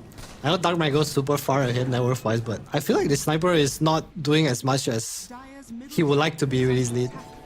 Sure. It's also just this Tinker, right? And I think this pipe from Ace that is now complete is going to be such a big deal. ATOS on Tofu as well. There's no real 4-star for save for anyone on M80. So I like this. I think Ace went for a pipe and Tofu went for ATOS. So instead of the Underlord just being his own ATOS, you know, which we usually see, like Tofu is the one who goes for it. So you are still able to set up and you are still able to keep people in the pit. Yeah, you were saying that one of the reasons why we don't see the bat is because it's not really a natural Atos builder. Mirana is a natural builder of just about anything you could want. That's kind of one of the powers that the hero affords you. Speaking of item builds, I think we cracked the case. You know, you're talking about that belt of strength. Well, it builds into Dragonlance. Yeah, so it builds into Sage and Dragonlance. It's a good item. He always turns it into something, but I'm saying like he stopped buying it first at some point. Yeah, like he just bought it randomly at the start, right? Yeah, then he switched out his... It was Facebook's belt of strength, then he'll buy Radiance on Wraith King. I remember this. It was so like iconic. He's done the calculations. He knows what he needs to survive these situations. All things considered, despite Quinn having a very rough early start, he still is able to farm and get some levels. And it's actually the Underlord who's the top net worth. This is not an uncommon sight if you watch Gaimin play before. Ace is really good at just amassing net worth on this hero. And Gaimin seem to be stabilizing. In fact, they are the ones with a 1k lead right now. I agree with what you're saying, Adam. It feels like M80 are not really doing enough with their lead, but what should they be doing? Should they be trying to get Roche? Should they be smoking somewhere in particular? What's the plan? They do kind of lack damage right now. I think they're pretty happy scaling. This BKB timing on Dragon Knight is going to be huge unless he goes down here. There's the ATOS. ATOS set up. There's no Sunray though. Sunray's Also, on Quinn to miss some of Quinn, these though. attacks. Quinn is just dead. Quinn is just dead. In comes Nice the arena. arena. A little bit of a missed channel. Wukong's command covering though, so DK does go down eventually. Hector's gonna drop for that one, making it an even trade. The rest of M80 are TPing in, but a beautifully placed Wukong's again from Watson just means that it's not so viable. They will finish off Tofu with the sniper's arrival though. Now they're looking at Ace. No way of cancelling the TP. Barely missing out on the final bits of damage needed to finish off the Underlord. Just the Vessel and the healing reduction. Quinn just couldn't really fight through that. Even with the pipe, he was already so low. Dark Mega wasn't even there at the start of the fight, and Hector does go down, but that is a fight on M80 side of the map. So I think Gaimin will take that. Some spells used. But again, this sniper is scaling pretty well. At some point, you cannot really ignore these heroes. Like we even see the damage from K1. Like it's kind of racking up right now. Yeah. They thought they were just going to walk up all willy-nilly and the Dragon Knight wouldn't fight back. No, the healing reduction is such a big factor. And I think we were talking a bit earlier about how the sniper just has to accept that he's going to get touched. I think that is a reality, unfortunately, for Quinn as well, right? He is just the unfortunate casualty in a lot of these engagements. And there isn't really anything his team can try and do for him. There's some saves coming out from Melody, but it feels so limited. It's just the heals versus the anti-heals. We see how he's actually so farmed on this Tinker. He has Solar, he has Holy Locket. He should be having like super high impact. But it's just the Vessel from the Phoenix and the healing reduction from the DK that's really just kind of making it look a bit more underwhelming. Yeah. I mean, with Quinn sort of being a smaller factor in this game at least, it's at least paved the way for Watson and Ace to really scale up themselves. Watson's doing very well for himself. Just a bit of gold away from finishing that BKB. Might try and get a catch out in the top lane. Atos Spear. That's the setup. They're going to set the Wukong's command on top of him. Amisha going to try and pull him out of it though. They spear and they actually get the monkey first. Full burst down. I mean, couldn't you have waited around 300 more gold for your BKB or something like that? I mean, they might get the turnaround kill onto Illich. Damago trying to run away. The egg on the side, drawing their attention. And Elmisho will just sacrifice himself. No, sorry, that's not Elmisho. That's Moose. But yeah, Moose will sacrifice himself to save the sniper. Get the tower though. Dyer's top tower. That was quite a lot of commitment. I think going there was correct. It looked like a pretty, I wouldn't say free kill, but Gaimin has so much buff right now. This is the typical Gaimin timing, right? We have Solar, we have Locket on Tinker, we have Pipe and Crimson complete for Ace. Sure. So I think, unfortunately, Watson does go down, but I think it was still a good opportunity to go for. Yeah, I mean, I get what you're saying, but every single item that you listed doesn't really help them in terms of getting the kill on Mars any sooner, right? It's the closest thing you have to that is Atos. Sure, you're a bit tankier, but Monkey King probably not respecting the amount of damage that could come out. Phoenix put Missing out some so Maelstrom, much. Maelstrom procs. It's also the Vessel, right? That's super annoying. Okay, this is a free kill. lane. Almisho in the mid lane, easy pickings. Tower and maybe get even this Roshan, tower. possibly? Yeah, why not? Tower has fallen. Shield rune 2 for Quinn if he sees it. Meanwhile, M80 looking like they're just gonna dodge for a little more. K1 probably wants his BKB before anything. Has the Pike and crit stick queued up too.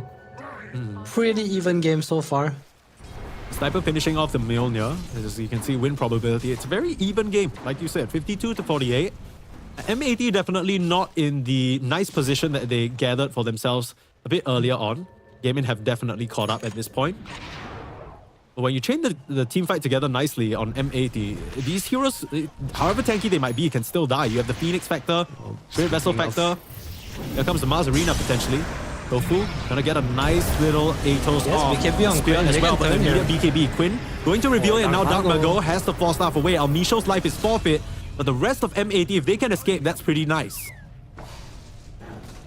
See the power of the Underlord TP there, just coming in, protecting him, and Quinn's BKB reveal.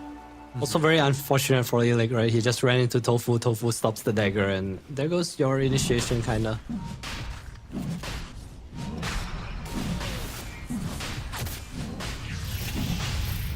Here comes the Roche. They need to be a little careful here, no BKB on Quinn. And what? I mean, Illich is walking out without a BKB or arena of his own. He's just hoping that the kills coming out from moves will be enough to tide him over, but Oh, now Watson. he need to try and run. BKB from Watson, setting up a beautiful Wukong's command right on top of K1. He's supposed to pop the BKB himself, but he So doesn't much have damage. enough HP to live through this. The egg Egg is versus going the to pop 5 through heroes. death as well. I don't know about that one from M80. That just felt like a desperate attempt gone wrong, and now it's an even freer Roche than it was before. Yeah, I don't know about walking down there on the Mars. I thought they'd like wait a bit longer, you know, try to scout with Fire Spirits or Shrapnel, you know. Get an egg at the side maybe. Something a little more creative. I mean, it's not even like Gaimin were necessarily blitzing this Roche. They don't have a minus armor lineup or anything. It was taking them a little while. Feels like you had some time to wait, but getting a bit impatient then. I think that's what happens. But more Dota action. Watching FISSURE Universe Episode 4. This is the official English stream. Of course, there is another stream going on right now. That's BetBoom versus Boom, as we see Almisho die again. But yeah, this game, it has completely flipped on its head, right? Gaimin are the ones very much in the driver's seat now. Attack. Indeed they are, in classic gaming fashion. It's almost as if they did not lose their lanes. But the bright side for M80 is they are still top 2 net worth on both their cores. They just need to find a way to land their fights a bit better, because I feel like there's something we've seen before where teams are reliant on just the one catch that dies once again. It's so hard because it's not even like some... It's just kind of lasso and arena, right? And when they pop BKB, you kind of trade spells. Like you trade arena for BKB. Okay, now what's your re-go? Yeah. The BKB basically functions as the insurance against arena, right? And then suddenly M80 have no more tools. I feel like in any other team, you'd maybe see the DK adopt that secondary initiator role. Maybe he goes to something like a Blink. But as much as this is M80's strength, it might also be their weakness, right? A bit of a double-edged sword. Like, K1 doesn't play to make space. K1 plays to be the carry. And he's not going to be the one sacrificing himself, initiating in like that. So it's a bit of a limiting factor in this particular case for M80, where they're struggling to find a good way to start the fight and get their damage in. Hold up. Might just try here though. Blink Lasso. That's the initiation onto Quinn, but again, he's just going to be able to pop his BKB. K1's going to try and muscle him down, but they've already lost Almisho. They need to clear the way. Nice egg there, healing up K1 as much as they can, but it's just not going to be enough. The arena narrowly saving him for now, but Watson able to reach through it with the BKB and Dark Mago. slack them down. 2 more heroes lined up nicely with the boundless strike. Illich gonna pop his own BKB, but they are just losing too many heroes on M80. It's gonna be a team like Watson with a triple kill. Give him that quadra, he's looking for it.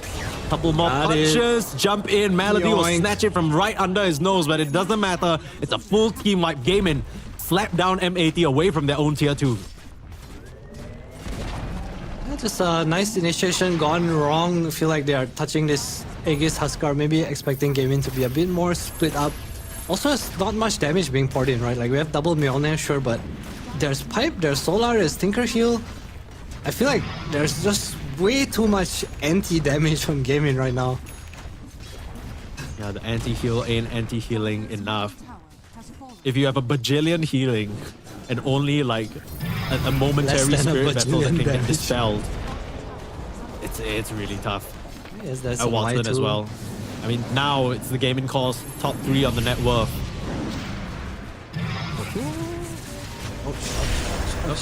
There's a lot of damage. That's all to pull back the Monkey King, but they just don't have the follow-up. The sniper was being kept at bay, and in comes Ace. Huge hits, just holding them in place, and what can you do? What can you do? You can't even move. Just being overrun now by the demonic converge. Oh, huge boundless on the 3. Serious? Oh, Watson, he is hungry for blood. Looking at K1, forcing the BKB out. And again, everywhere you try and step up, Ace is just there with the pit. It's proving impossible to fight into this Underlord. I fear this might be over, Adam. I fear you are correct. As the net worth increases for Gaimin, the damage decreases for M80. That seems to be the trend so far. It's also that's so hard. Like Elmisho, he goes in, he gets lasso, and then boom, he's dead. Yeah. Down we go. You can see him thinking twice about stepping up. If he does, he's under such a big threat. One pit, and that's gonna end his whole career. K1 on the sidelines, hopping that dragon form, but he just gets absolutely melted. It's not even close. M80 gonna be losing their second lane of racks here. The BKB timing, the auras, they're just a bit too much.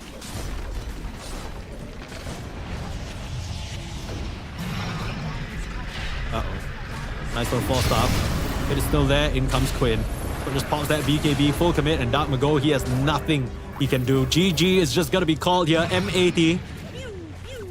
Similarly to the Wildcard Liquid game, again, the outcome is within expectations, I will say, but you know, it's just a bit sad because you can see, at least in the early game, M80 were kind of pulling out some moves, pulling out some tricks there, but they just kind of got stopped in their tracks.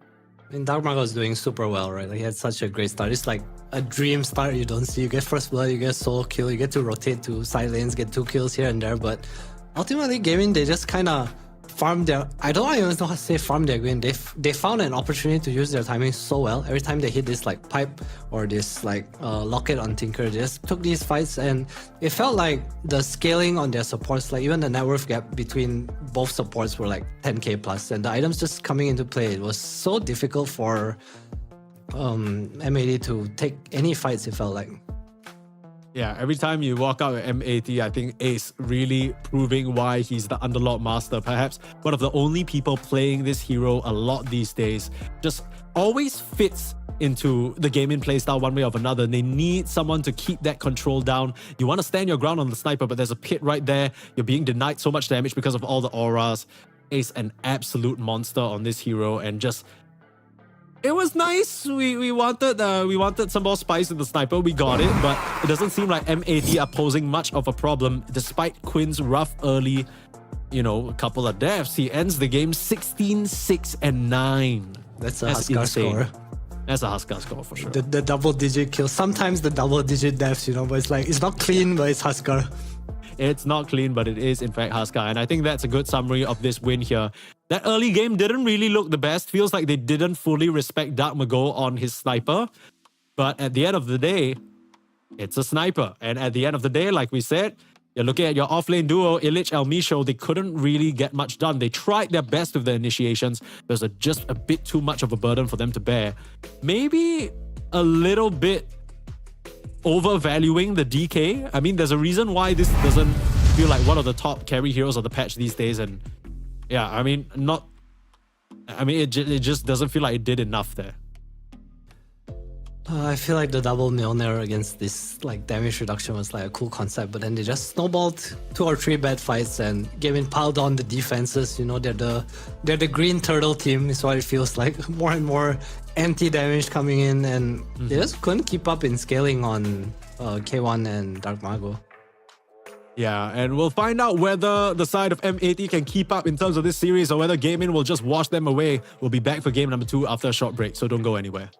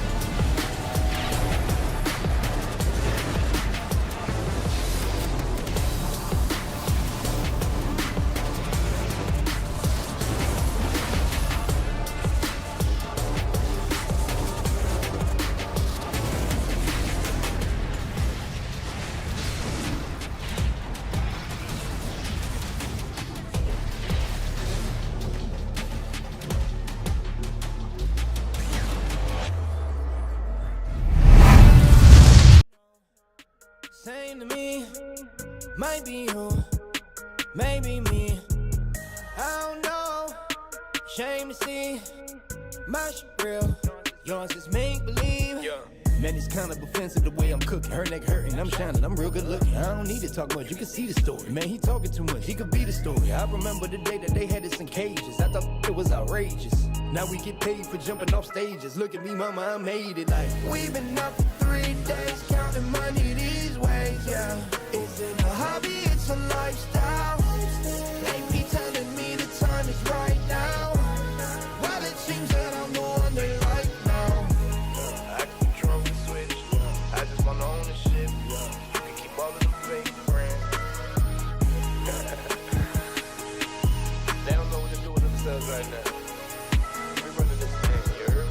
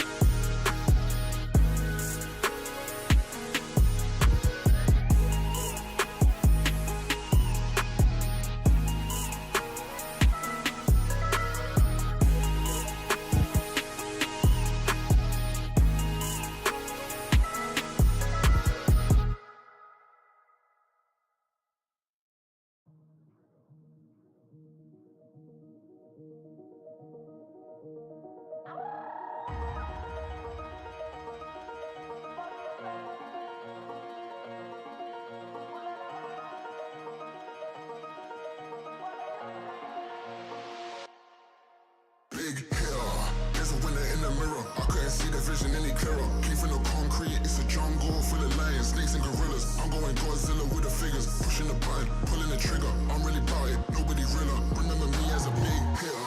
There's a winner in the mirror. I couldn't see the vision any clearer. Came from the concrete, it's a jungle full of lions, snakes and gorillas. I'm going Godzilla with the figures, pushing the button, pulling the trigger. I'm really about it, nobody realer. Remember me as a big hitter.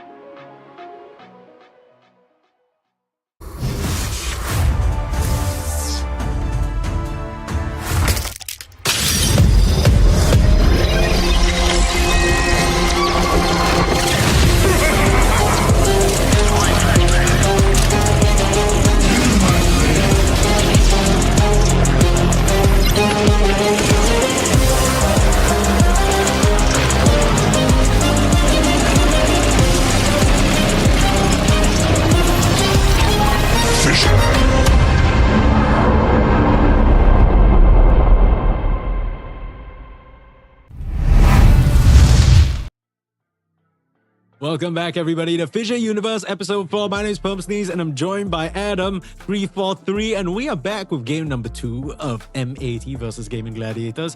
That was a bit of a shaky start from the Gladiators, but they managed to find their footing and turn around and absolutely slap down M80. Now, if you didn't watch that game, you might be thinking, of course, the SA team that we haven't seen in many tournaments just gets beaten down by Gaimin. But hey, I'll have you know they had a good chance, okay? There were a couple of moments in that game where it felt like M80 was just gonna run away with it.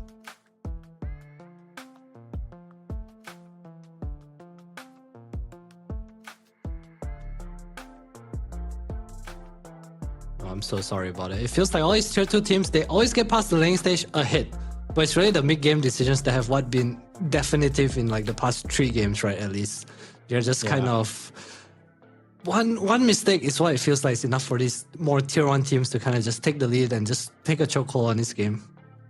Yeah, if you had to scratch back to the memory of that first game, number 1, what would you say is the big mistake that cost the side of M80 their lead, because it just kind of felt like out of nowhere, suddenly it seems like they're going to win these fights, and then it doesn't happen. Before we get to that, of course, you need to make sure to follow us on our socials if you haven't already. Be sure to type !F in chat. But yeah, what do you think was the big sort of slip up for them? I feel like there wasn't enough pressure being given in. Like, I feel like every arena they had to fight towards the sniper, or even, I guess, away from K1 towards the sniper, just so like Gaimin was not able to make the first move. I think the mid fight was the biggest, where Quinn got his like first armlet off. They got the sniper with the unload out. Watson came in, they brought 5 heroes. Meanwhile, I think Mars or K1 was just farming in the side. And I think when you play against this Underlord and this global presence, these faster heroes, especially like the Monkey King as well, right? Like they just reach so fast. You need to fight in places where you can kind of connect and be ready to just B5. Yeah, I guess just missing out on some crucial members in some of these engagements. The sniper didn't have enough cover fire, but we'll see whether they're able to still stand up in game number 2. I did like that there was a bit of a glimmer of hope, because I felt like that sniper last pick really tied things up nicely. It just goes to show that the coaching staff, or at least some of the preparation done, it's intact, it's there, right? M80, they have the chops, at least draft-wise, to try and, you know, set themselves up for success in the game. Just about the execution. Speaking of the draft, we should have that up for you very shortly. Gaimin Gladiators versus M80, game number 2 coming up. With the hero selections, I mean, I don't think they're gonna let Tinker in again. And also, if they do end up picking a Huskar, I don't think they're gonna like leave the sniper in the pool. I think it's hard to justify the sniper Huskar, because I think Quinn had a pretty good game. Obviously, he died in lane, but sniper had first blood. Sure. So it's like, from a mid-player perspective, I think it's like first blood and, oh, I fucked up, I died. I think the lane was pretty fine before that, right? Or maybe it's just natural that he dies once. I'm not sure how the matchup is supposed to go, but I do think when you have first blood, it's very hard to look back and be like, oh, if he did not get first blood, maybe this lane will be different. Right, it's just such a big variable. As we saw there, M80 choose first pick seems to be the big thing this season or this patch. All these teams are clamoring for first pick, and Gaimin will pick Radiant. So they choose to ban out the Night Stalker, still respecting that hero conceptually. Gladiators turn to ban. Magnus, Tinker taken out. Flipside, M80 take out the Silencer early on. 10 seconds. So his Magnus hero was totally ignored last draft, right? Correct me if I'm wrong. And I suddenly with... am gonna have to go fact check that. I'm not entirely sure. Let me. I have it. It was banned by M80. Okay, Yeah, so his I'm hero is pretty sure it was a in priority for some teams. A balance in the pool now. What's the trade-off here? Just AA the Abaddon. I think AA is like the. I mean, if you ban Pseudo Abba here, solution. then there is the Tiny potentially. There's also the potential Weaver that could come out. I think it's Those are hard the to sort of main justify heroes. the support for core trades a lot of the time. Unless it's specifically AA versus a counter. Like AA Abaddon, I think that's like a justifiable trade. I wonder what Gaimin is going for though. I feel like they are a big Abba team. Yeah, they would love to put it on Ace if they have that available. But first pick is with M80, so it's just about what they want to grab for themselves. They could pick up the Abba here, they could pick up the Tiny. You go for the Darks here. I mean, that's a great pick. But then now Gaimin have their choice of the lot, right? They could go for the Tiny, they could go for the Abba. Up to them. I can see a Tiny. I think the Abba against Darkseer is a bit weird because the wall is obviously pretty nice against you. You also get the Curse of Awareness. Obviously it's easier to kill, but not hero we see slip through too often. I think one of the more common counters also is the Swen, which Gaimin there is a world where they just Swen here. Yeah. Watson didn't play in the previous tournament, but they didn't have plenty of chances to do so. Last time they played against Darkseer look was at- just a PA actually. Just kind of And look at Melody, man. Melody looks so perplexed. He's like, what do we pick here? Okay. It'll be the Tiny. Should do okay in lane if it's the pos 1 against the Darkseer. Yeah, it's alright. It's also a hero that doesn't care about wall too much. I think that's like the general rule about picking against Darkseer. Right? You want cores that don't die to wall. Like TB, for example, is probably one of the worst matchups. Luna, a bit of a throwback. But these heroes, the Swen, the Tiny, you get wall, you're like, oh, okay, it's whatever. It's just it's an illusion without tree grab. Okay, cool. So when you see a Darkseer first picked by your opponents, what's kind of the mindset that you think into? Because you talked a bit about the pos 1 and you want to make sure that pos 1's not killing himself with the wall. What next though? What else do you need to do in the game to really counteract this pick? I think the lane secure is always nice, or like some disengaged. Like I think Tide or Pango are like two of the better heroes. Like this combo break, Earthshaker, something that Tofu has run before as well. I think they picked it specifically against Darkseer as well. What else is there? Oracle, the old school, but I feel like this is such a niche hero and it's like very specific situation. Yeah. Also feels like a player preference type of thing, right? Like you need to have Oracle in your repertoire to feel comfortable bringing it bring out. Celery Even if back. it is, yeah, right? Like it's like a Celery Insania type thing. It really is. Literally the only two players I can think of is Soneko. Yeah, Avalus not in this tournament, unfortunately.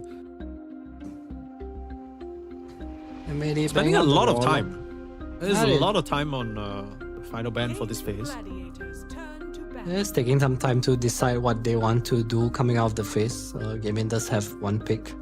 Sparing out supports, just lane secure. More pressure on the Darkseer. So you think just the Darkseer alone is enough to make you go, okay, Abaddon, one of the strongest heroes of the entire patch, one of the strongest heroes that gets banned first phase every single other game. 5 seconds. It's no longer viable for them to pick. I mean, surely that's something that you might still respect on the POS 1, on M80 maybe? I think it kind of depends on what's in the pool left. Like between Abba and Tiny, like Tiny makes more sense as an interaction against Darkseer, right? Why would I let the Darkseer have higher impact when I can pick this Tiny who is, I would argue, equally as strong? And I think Tiny against Abba is a pretty nice matchup to your natural Silver Edge buyer. There's still an A in the pool if they want to go for something like that too. Right. I mean, K1 has played the Abba quite a bit. In fact, K1's recent heroes, the Sven, the Abba, the DK. He's Well, I still think one of- of the few people playing carry Bristleback. That's true. Bristle's pretty nice against Tiny. I think Ursa is also a good hero here. I think K1 does play it as well. Just heroes that can kind of tear through Tiny here. Lifestealer is one of them too. But the problem with dealing with Tiny is that he has 4k HP most of the time. So they will go for the A here, so it kind of denies the Abba in a way. Yeah, as if the tiny Silver Edge break potential wasn't enough. Now you have the anti-heal. The thing about Silver Edge is that you still can press your ult, right, technically. Seconds remain. Like, it's a nice interaction, but it's not like a direct counter. It's like a... Oh, yeah. It's nice, you know, it's cool to You're edge. gonna have to hold Watson sleeping at the wheel a little bit here. This is at many points in time one of the highest ranked players in the world, right? So Weaver's gonna come out? We also don't know for sure that this Tiny is carry, right? I guess so. Yeah, that's true. Like, I can still see them going Sven here. Would it be a bit weird though? Quinn hasn't played the tiny in a little while. He definitely good does play, though. play the hero though, yeah. 5 seconds. I wouldn't be too remain. surprised if they throw a little curveball. We'll see what they choose to do. Why do you make that suggestion anyway? Do you think the tiny into the Weaver Darkseer matchup might be a bit too difficult to make work? I think Tiny is just really strong. You drop Vortex, you have this magic combo and nice blast on top. Like all their heroes just kind of die, right? I mean, it's more you're talking more for the playmaking potential from the mid lane if you were to put it there. Is that Yeah, what- correct. Alright, so they go Ember instead. Ember is something that Gaimin in particular really enjoy. Queen is amazing on this hero. Coddle, okay, Tofu Coddle. More heal. Blinding Light is a nice combo break against Darkseer, but I don't know if he'll play Recall this game. Because it kind of deals with the illusions, right? Like you just push them away. Yeah, I see it. I mean, a good bit of deep push from the entire Gaimin Gladiator lineup as well. It doesn't give them as much lockdown, but maybe their perspective is, okay, we're just going to chains, and then if it seems like a viable kill, we'll burst you 100 to 0. No chance for any sort of a time lapse, or even if you Muerta pierce the veil, there's going to be so much magic damage coming away, you're not going to survive. Yeah, they have a pretty nice draft gaming. Like it's very clear what they want to do, right? Then Ace is going to be on some like wave clear hero that probably just...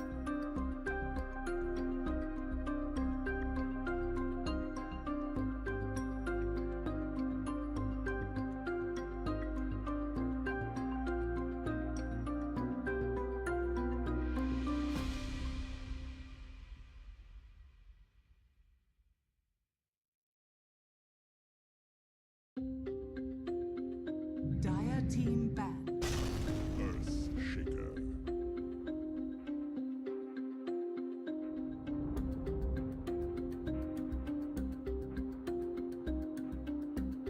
put free kill here and there. The Shaker's going to be pretty nice. 10 gives them a bit more of that lockdown for them to sort of stay in the wall, stay in the calling. Just have a big wombo combo right now, right? Yeah. And the lanes are pretty nice. You also kind of two-shot both supports. They ban out the Underlord. Probably see a Tidehunter ban too. I think Tide is nice with what they have. Just Mage Slayer. Just that Hunter genre of die. heroes, right? Yeah, you need someone on the front lines to just kind of disrupt things and like tank some spells. And I mean, you talk so much about the combo break. Tidehunter is like the biggest combo break, right? Like you need to make sure you break that innate. 5 seconds. Even then, it's like kind of annoying because you might not be able to burst him 100 to 0. I can see something like a Beastmaster too. I think they need a hero that can kind of win the lane and play to live in lanes, so the rest of the gaming squad can play. It's very ace-ish hero. Yeah. See what they choose to ban. Probably tell us a little story about what hero they're going towards. Gladiators turn to How I feel about the Dawnbreaker? I feel like they don't have enough setup. Like it's just chains. It's like I chain then Dawn out and there's like 1-4 stuff and it's like, oh. Right. So you're looking for a bit more just kind of, I guess, jump in, stun, start the fight type sitch. I'm looking at Tidehunter personally. It's like the only hero I see right now. Yeah, There's but like I some mean, Gush surely minus M80 banned it out armor. here, right? Hard to say. I think M81 Ursa. I think it's probably the best hero for them against the tiny matchup. Can't morph, can't. What else is there? But now the Sand King. Okay, Sand King would have been pretty nice too. I mean, I guess if you are planning to pick the Ursa anyway, you're not too worried about the Tidehunter because you're just going to rip him apart in lane. You go for the Yeah, Terrorblade TB. instead, so that will be the K1 hero for this game. Bring back Timbersaw. K1 Terrorblade into this high amount of magic damage though. It's a lot of wave clear, I think, which is nice. It's also a tiny killer. I think it's okay. It's not great, but it is one of the best carries against AA, right? Because late game, you don't die to Ice Blast, you have Sunder. Whereas all the Right, satanic okay. late game heroes don't really work. What's the pick here? There's a Bristle Coddle. Yeah. That'd be kind of cool. There's still a Beastmaster. I can see the Axe Beast kind of going ham here. It is an ace hero too, right? Let's see how this compares to the previous draft. Not a lot of heroes repeated. In fact, we're going to get a fresh set of 10 heroes. Just many bans from M80 taking out what side of Gaimin were running to success in the previous game. What else And is no, cool no here? surprise. Timber, I think the thing that's surprising me most is Beast. the fact that Gaimin banned out that DK because I wonder whether they would have picked the DK anyway into this lineup. I think it gives them the stun which they lack. Like if you look at the heroes on MA, they don't have stuns other than Earthshaker. So I think DK was kind of nice for them. And there's the Tide, okay. Okay, literally no surprises. You can see Ace having a little giggle. He's like, okay, yeah, well, I mean, what else do you think I was going to pick? You banned my Sand King? It's like, I'm gonna walk past the wave when I have Yeah. levels in Crick and Shot and they can't touch me anymore, guys. Yeah, just ignore everybody. How is this, what's with this Kotl though? Because I know it's a bit of a tofu specialty hero, but we aren't really seeing many other position 4s pick this up. What about it makes it so strong here? I think it just fits Gaimin's concept of the game. There's this heal, you buy team items, you have global presence. If you take the recall fast, it also enables Queen on the Ember, right? So you're kind of double downing on this mid. You also stack, it's a neutral hero. I think the requirement for Tofu's hero so far is Mirana this call is like you're neutral in lane. Like you kind of can push out, you can stack, and then you Sure. contribute to the team, whether it's through items, through catch, or just through outright play or skills. Yeah, that's fair. Like you said, he isn't going to recall this game, so to the Solar Bind. And yeah, that is just kind of the more standard facet pickup. Any draft that you're liking a bit more here, I feel like Gaimin Gladiators have a very robust lineup. And it's gonna, at least for me, it's gonna come down to this Earthshaker, whether he can get the better of Quinn in the lane again. Because that should be an Earthshaker favorite matchup on paper. I feel like my problem with MAD's draft is that when the AA Coral come to mid, I think it's very hard for the Earthshaker to play. And this Earthshaker doesn't really have any side lane to kill. Like he can't kill this Tide and he's not going to be able to kill this Tiny. They're just really tanky heroes. Or at least it's going to be very difficult. So I prefer Gaimin's draft a little more. Okay. And we'll see whether M80 are still able to put up some sort of a fight here in that game number 1. They definitely made a good streak for themselves in that early game. But of course, the mid-game decision-making is where it all fell apart. Hopefully, it gets a bit tighter. We're into game number 2 now. M80 versus Gaimin Gladiators. have that up on screen for you very shortly. But yeah, I mean, I think M80 still have good playmaking potential. I think that's what's kind of like sticking out to me. It's very similar to the previous series that we talked about as well. Like, okay, wildcard, they made some adjustments. Do you feel like what M80 have is better than what they had in game 1? I like the draft in game 1 a bit more. I feel like it's hard to do anything this game. It's like very, very dependent on this Earthshaker who might win his lane, but I don't expect Quinn to get dumpster. Like Shaker Ember is not that one-sided. And I also feel like Gaimin has a lot of potential to just play around the mid lane this game. Yeah. And it's like what? You just think about level 6, the A Koto comes mid, and then suddenly it just becomes so difficult for that Earthshaker to live. I mean, chains into spam is just very hard to deal with for any of these heroes. There's like no dispels. Back when this Ember Coddle was like very popular, it's like the heroes like Ebba, which were banned out. Just any heroes with dispel was naturally very good against this. And if you look at M80's heroes, it's really only the Manta from TB or Pierce the Veil, right? Or Greaves on Darkseer eventually if he wants to go for that, but he's playing against AA, so he probably won't. Battle begins. Tofu switched up his facet at the very last moment there. Switched it over to recall. I like the recall. Yeah. No global presence for Ace, it's okay. Tofu got you. Yeah. They'll manufacture it somehow. There's all those funny things. Gaimin Like just off has, laner like, wants to farm. He's like, no, you're joining the fight. He's like, fine, I'll ravage, I guess. Blink dagger, no Tofu buy dagger for me. Yeah, recall and time to blink into the fight so I don't need to. Good support. Good support indeed. Okay. Off to the races here. M80, 1 game down. Still the preliminary stages of this Swiss stage for FISSURE Universe Episode 4, brought to you by FISSURE Studios, of course. As an online tournament for many of these teams like M80 to kind of prove their salt, right? To see whether they can stack up into these much stronger teams who are basically etched into tier 1 perpetually. Etched indeed. Do you like this TB pick? I feel like it's pretty...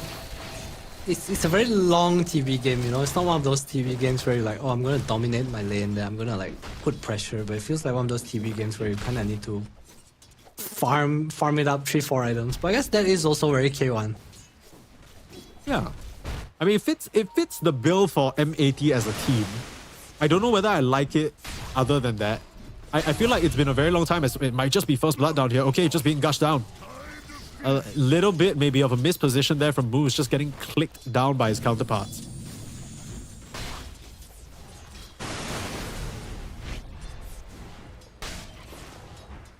The blinding light against the Terrorblade is really nice too. So in the lane, if you actually go aggressive with the Metamorph, you just pop blinding light, right? I think Coddle against TB is one of the harder lanes for TB to play. There's just so much magic damage. Yeah. And if you try and commit, like you said, the miss chance means that you're not hitting anybody. Bot lane, they're able to run down Melody. He tried to contest the pull, but finds a couple of iron shells and bugs for it.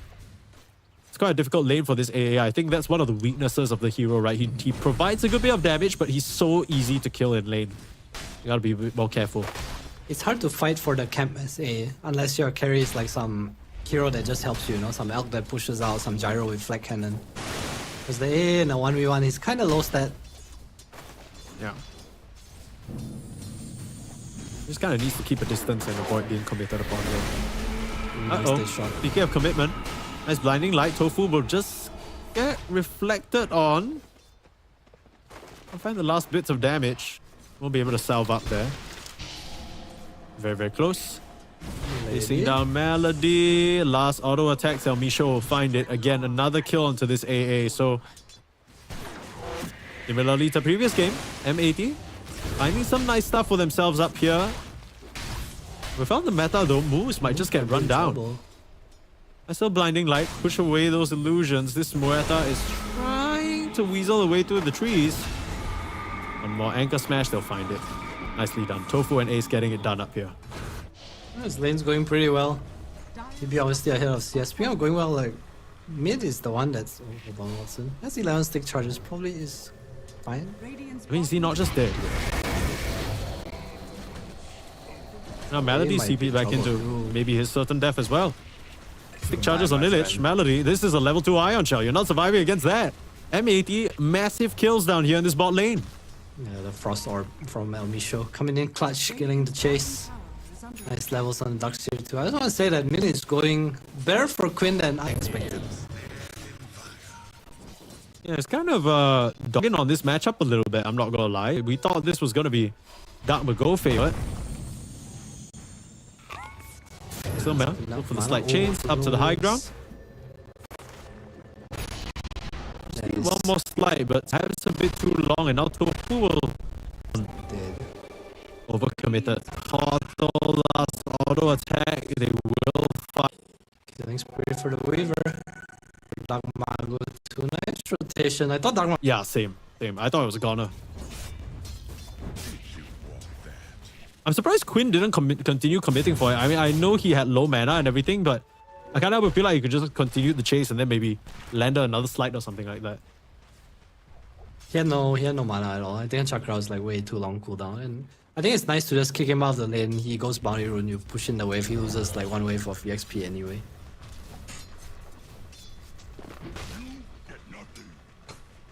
Oh well, Dark Mago will get some network from that kill. Or will not, I would say. Elmisho will get some network from that kill. I feel like this no toss tiny has become so common. We did it earlier too. Max tree grab, push out the waves. Oh, that's so nice. It feels like you lose out on a lot of kill threat without the toss though. I think specifically with A, because when you cold feed and you toss him up, it actually breaks the ring. Oh, that's silly.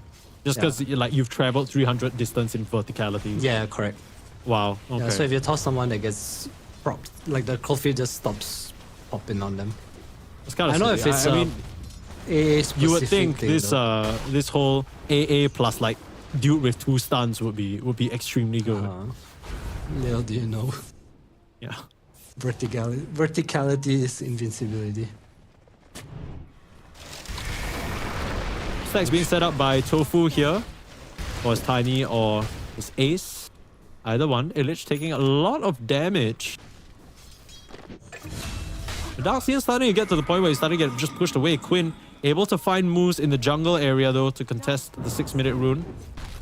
It's just hard to play around this Ember Coddle. He's gonna go back regen, Dark Mago level 5. Trying to get 6 off this wave.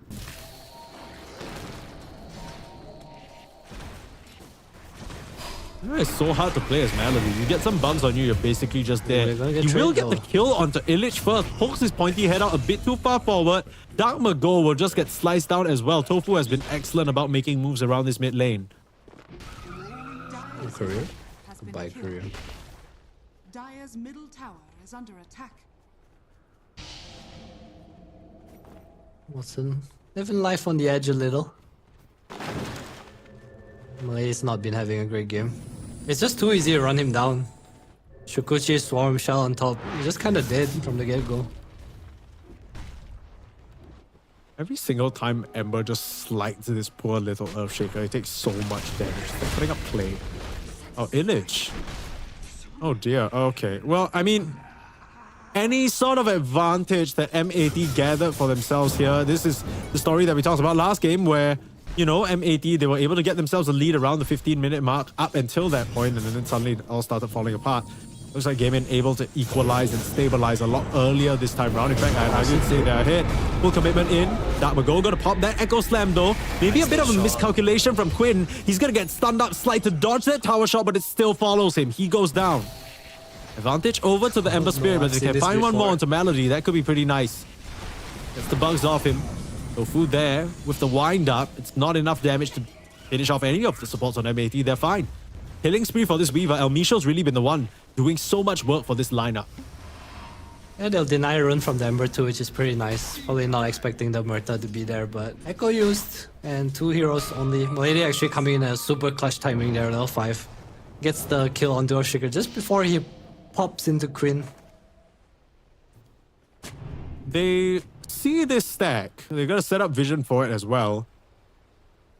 A bit late to the Wisdom Shrine though. Not sure what moves is necessarily looking for here. Tofu's in Just play trouble. onto Tofu. Oh, this Cottle's dead. Weaver has 6 Elmisho kills. is setting everything up. Like he is literally part of all of their kills, it feels like. K1 has the belt again. Look, look, look. Does he? Yes, he's just belt. He's back. Yeah, belt first.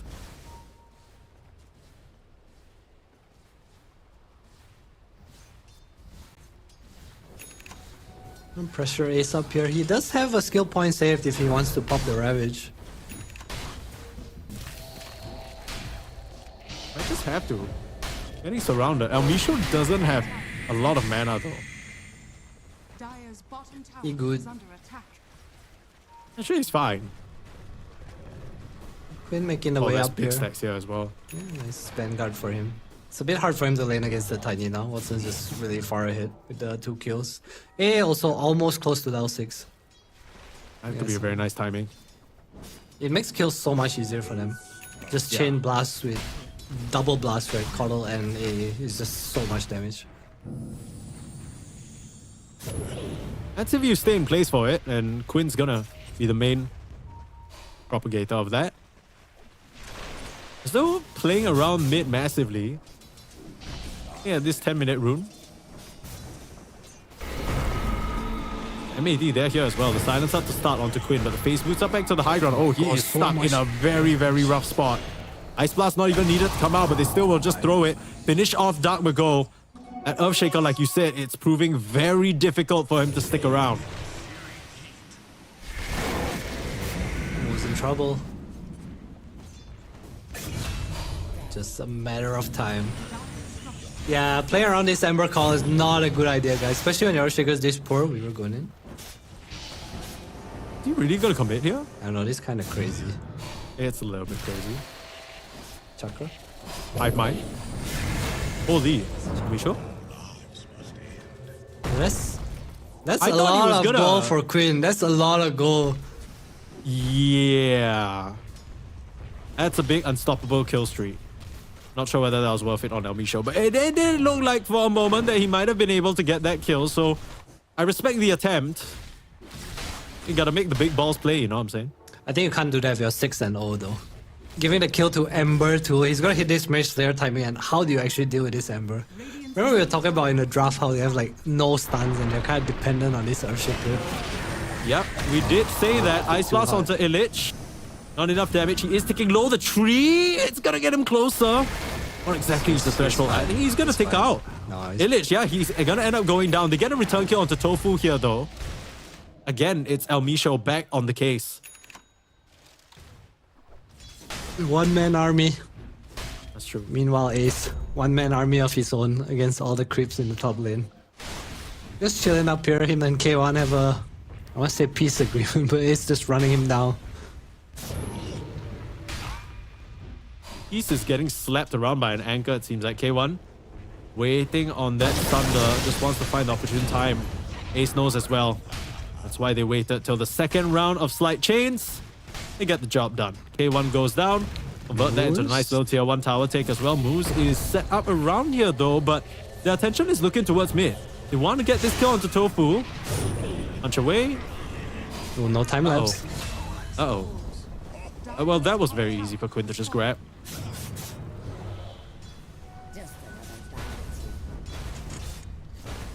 You having fun this game, Mike? So many kills back and forth. Yeah, You see I don't the- know, because I feel like these kills are like, they're happening in like the most It's chaos. awkward, chaotic manner, right? Like, Quinn is literally just walking up to people, pressing Q and W. And I know you're gonna say, yeah, man, that's literally how Ember plays. What do you expect? Yeah, but I mean, like, it kind of feels like M80 are just presenting themselves on a silver platter. He's top net worth now. And it feels like such a free game for this Ember right now. There's no real way for them to deal with him. Ace is here chunking in the mid tower too. They'll find Misho again. No time lapse. You just need a bit of vision. Look for the slight. Finds it. Oh, the Ice Blast come out. It connects onto Illich only. Still level 1, so the Yeah, duration is recall. short. But now that you have that max chakra, it's so easy for Quinn to play this game. It is. He kind of owned his lane, and then Tofu's rotations just snowballing him 2.5k ahead of Dark Mago, the only stun. He has his Mage Slayer now. How do you actually kill him? I don't know if a Shaker combo actually deals with him right now.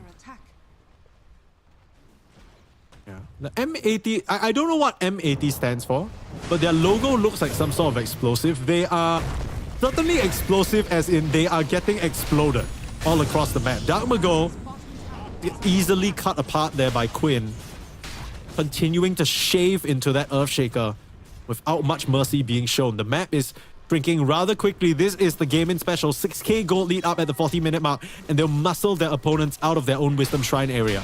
Let me draw you the roadmap. 14 minute, I take your shrine. 15 minute, I take our tormentor. And what about the roadmap for M80, Adam? What does that look like for us? It looks like run down lanes until K1 has enough farm, or maybe Earthshaker has blink. Shaker has blinked now. Can they kill anyone? I feel like the answer is maybe Tofu or Milady. They kind of need to get to Watson too, but again, this hero has 2k health. I know there's just no real damage to pour in. They need to fight with Illic, maybe double shells with the Shaker Sword. Yeah, it feels like they need double shell, and then they need the Darkseer wall and vacuum. Like Illich needs to be there as well, but Elmisho steals the bounty, loses his life. Not sure whether that was worth it. Everyone's so farmed. Dagger for ace right now. Watson having the freest game of his life, and Gaimin, according to the roadmap, will head down just in time for work. Yep, this is why you pick Radiant. Very convenient. You've hung on to that tier 1 tower. You did a great job defending it and winning that safe lane. This is your reward.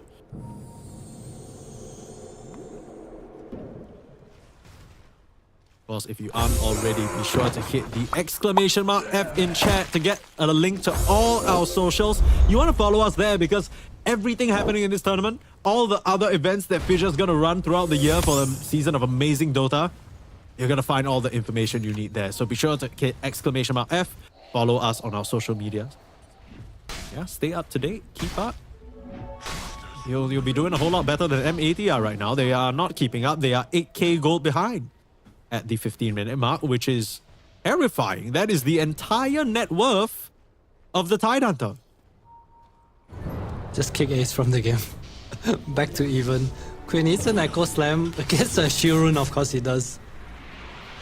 Now you can just peace out, I right? don't know I mean, if he you even want has to a safety chase remedy. here, He's just yeah. playing around with them. Waiting for more. Dark Mago. Here comes the recall. Back into the wall. Yeah, here comes Ace. Here comes the Ravage. There goes the Shaker. There goes Illich, chained into oblivion. The Ice Blast not even needed to finish off those 2 cores. Win with another double. I don't want to be that guy, Mike, but game's hard. You're about to be that. Yeah. Okay, no shit, Sherlock. But Game's hard. let me ask you a harder question. Is there an angle to a comeback for M80? What exactly do they need to do? Because you said, okay, Earthshaker Blink, maybe they can do something. Turns out the answer is no. So what's like this next interval? Because K1 still a little bit away from his Manta. That's a question that I unfortunately do not have the answer to, but it looks like it'll be now. Oh my Still god, well, running they're trying to down full Ace commit with onto Watson 4 and heroes. Tidehunter. These are perhaps the 2 tankiest targets on the team of Gaimin Gladiators. Maybe Melody will be a much more viable kill. Sure enough, turn their attention towards him. There's a Gaimin, they can come back around, reduce the damage. Ice Ice Blast onto Blast. 2, it's perfect. Avalanche as well, my god, they disappear. Oh, and you can't even kill Melody. You can't even No kill way, Melody. Are you no way. serious? Dude, the TB illusion could have hit him. I saw that, K1. Making trouble. A little anchor. Yeah, well, this is gonna be a team wipe, isn't it? I think you are correct. I think M80 is in a tougher spot than they were before right now. Dire's bottom Yeah, I would say so. 5,000 EXP gathered by that full team wipe. M80 grasping at straws there, find themselves setting up for perfect Avalanche Ice Blast. Couldn't ask for a better situation from Gaimin. They did not even need Ravage in that situation. They literally just used Ravage in the mid lane and... Okay, well, it's coming off cooldown very shortly. Gaimin can continue to look for pressure. Or alternatively, at any point in time that they want, they could probably look at Roche. Set up here onto the Weaver. Ice Blast, again, not even needed because these heroes are so squishy right now. Just way too far behind.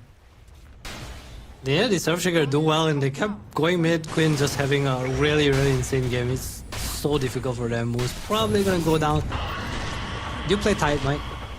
I play some Tide. Anchoring people is one of the most satisfying feelings in Dota.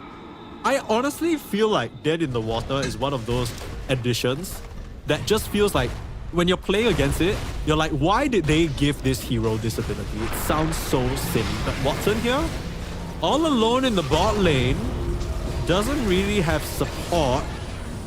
He ends up going down. He trade Dark Mako though. It's still got a chase, slight chains.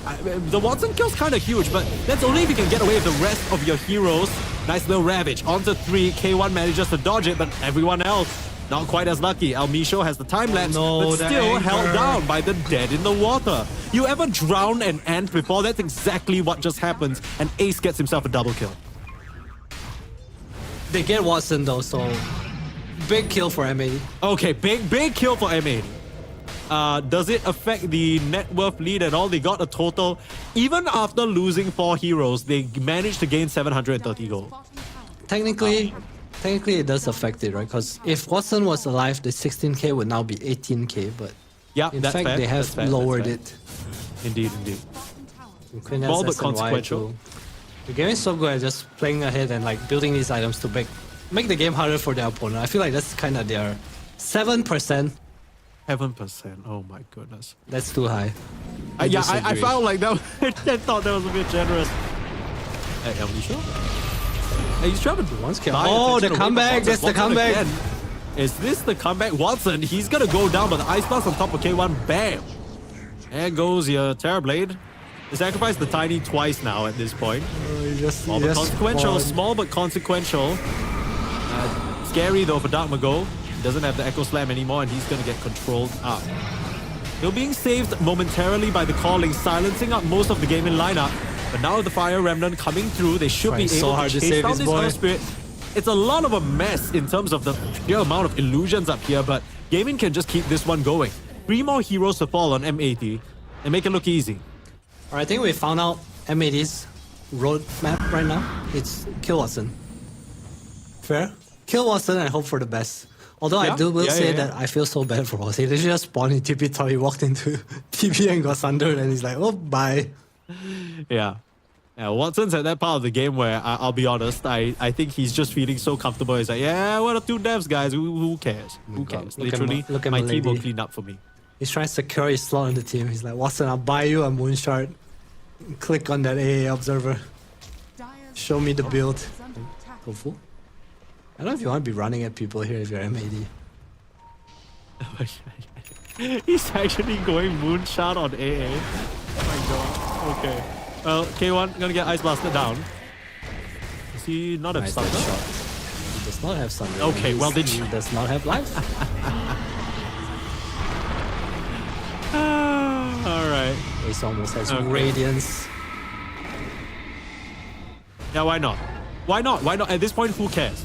Who literally cares? Quinn is just gonna get an easy clean up onto Dark Mago here in the top lane. Ace is just completely trampling all over their bot lane. What's their win probability? 7%? Did we say 7%? I don't know.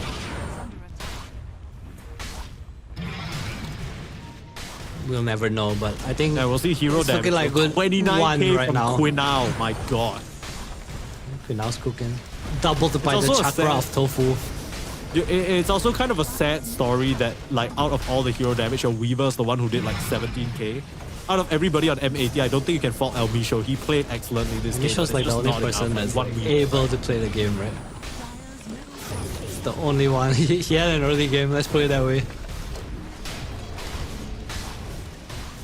The same situation that we talked about for M80 earlier on. In that game number 1, they too had an early game. Now they'll have a vacuum, but not a Darkseer anymore.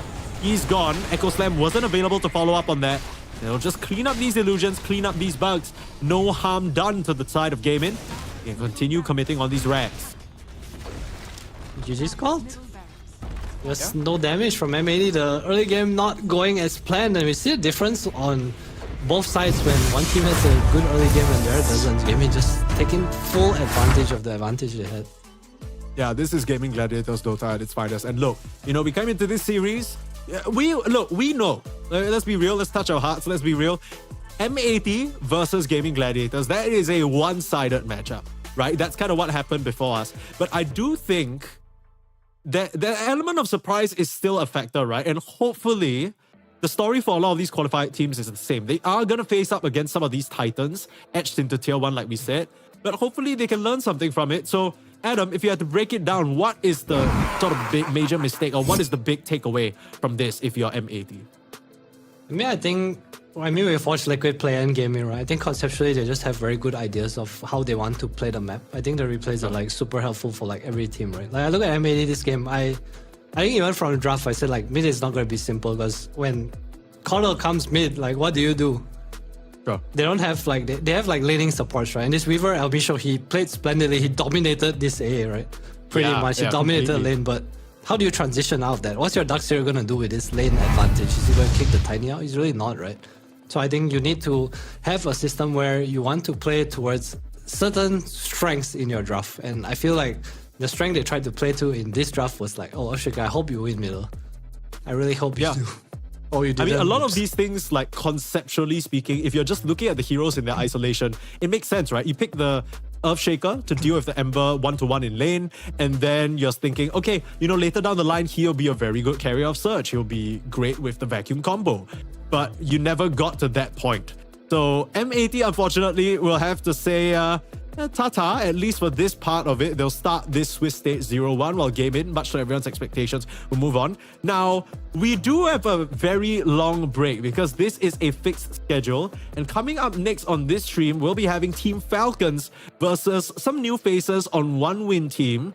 So I'm pretty excited for that. I'm excited to see Falcons play. But that's not for another just about 2 hours. In fact, that is at 5 p.m. in CET. So right now the time is 3:12 CET. So you're gonna have to wait a while for that one. But if I'm not mistaken, I'm not sure whether BetBoom Boom just finished up or whether they're into game 2. But you want to call it over to FISSURE_Dota2 _Dota_EN to catch that stream. But for us, we're gonna be taking a bit of a longer break, and we'll see you guys in just about 2 hours for Falcons versus One Win.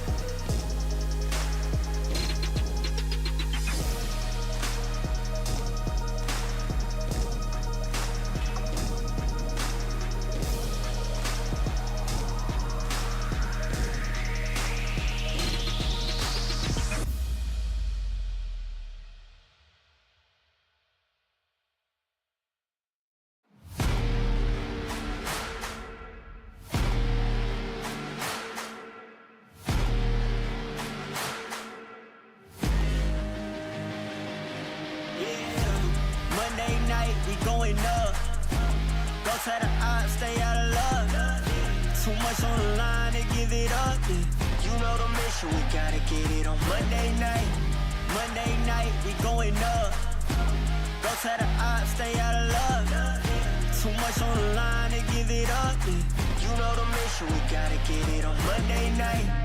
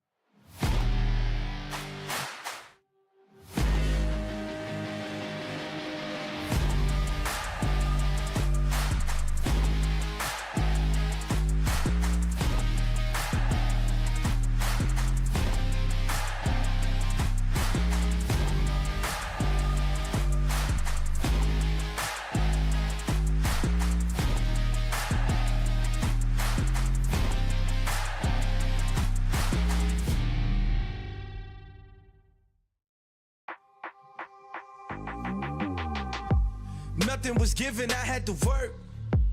I got no limits, huh? Short on the 15, back on the first. Either way, I'ma get it, Lord be my witness. Feeling pressure, but never let them deflect you from goals. You just keep your head up, we rose from nothing. Remember, we set them shop every member, contribute, get hit together. Plus, they know that we better, they know that we'll never let her. Fire within me, ice in my veins. Fire within me, ice in my veins. If I get cold, I'm about to heat up. All of that stress, I kick my feet up. Fire within me, ice in my veins. Fire within me, ice in my veins. If I get cold, I'm bound to heat up. I hear the noise, but no, they need us. I got that ice in my veins. Yeah, yeah, ice in my veins. Yeah, I got that fire in me. Hey, I got that fire in me. Yeah, yeah, ice in my veins. Yeah, I got that ice in my veins. Yeah, I'm about to heat up. Hey, I'm about to heat up. Fire within me, ice in my veins. Fire within me, ice in my veins. If I get cold, I'm about to heat up. All of that stress, I kick my feet up. Fire within me, ice in my veins. Fire within me, ice in my veins. If I get cold, I'm bound to heat up. I hear the noise, but no, they need us. เ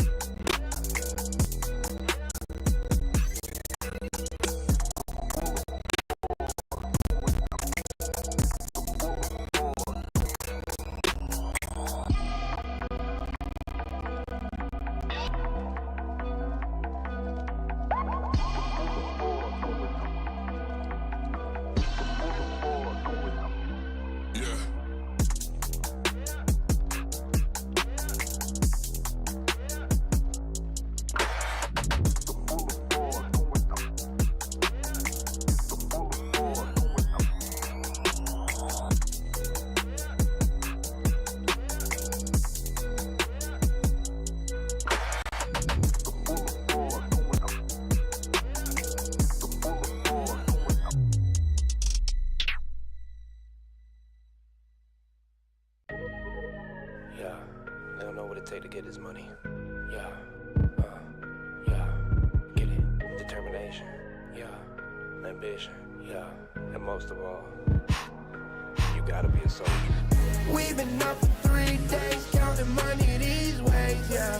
Isn't a hobby, it's a lifestyle.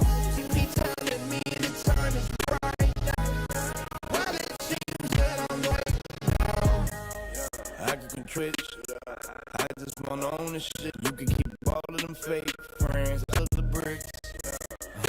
Diamond gold, make my skin glow. I'm a dog, dingo, line them up. You know how I go when you chase thrills. My look with my fake feel. Couldn't bury the boys, so to give mama bread just to pay the earn. Getting no sleep cause you too busy feeding the heat. I ain't getting no sleep cause I'm counting this money. Go. We've been out for 3 days, yeah. It's in a hot house. They meet me, the time is right now. Well, it seems that I'm the one they right now. I don't know, same to me, might be you. Maybe, I don't know, came to see. Much yours is make believe. Yeah. Expensive the way I'm cooking, her neck hurting, and I'm trying to look. I don't need to talk much, you can see the story. Talking too much, he could be the story. I remember the day that they had in cages. I thought it was outrageous. Paid for jumping off stages. Look at me, my. We've been up for 3 days, money these ways, yeah. A hobby, it's a lifestyle. They keep telling me to tighten down. While it's on their life now. I control the switch. I live young. You can keep all of them fake. Down low. We running this thing.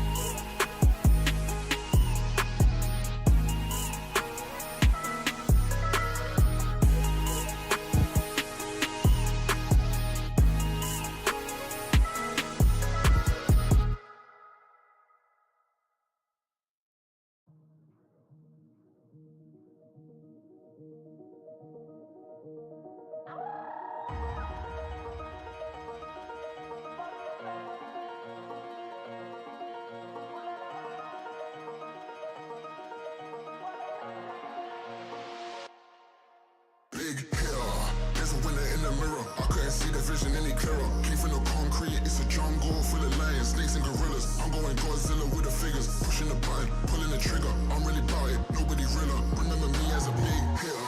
There's a winner in the mirror. I couldn't see the vision any clearer. Came from the concrete, it's a jungle full of lions, snakes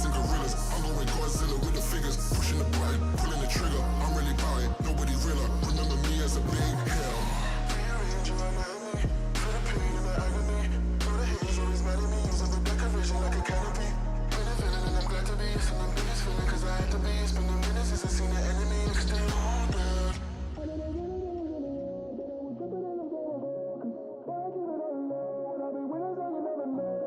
I know they be it after me, they never catch me, they ran out of time.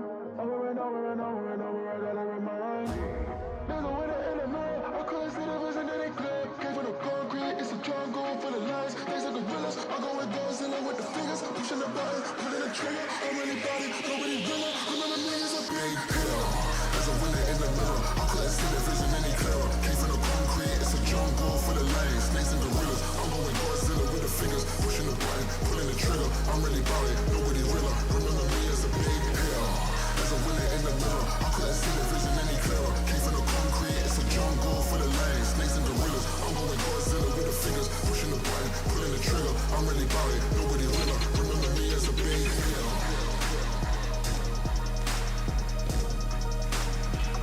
Remember me as a big hitter.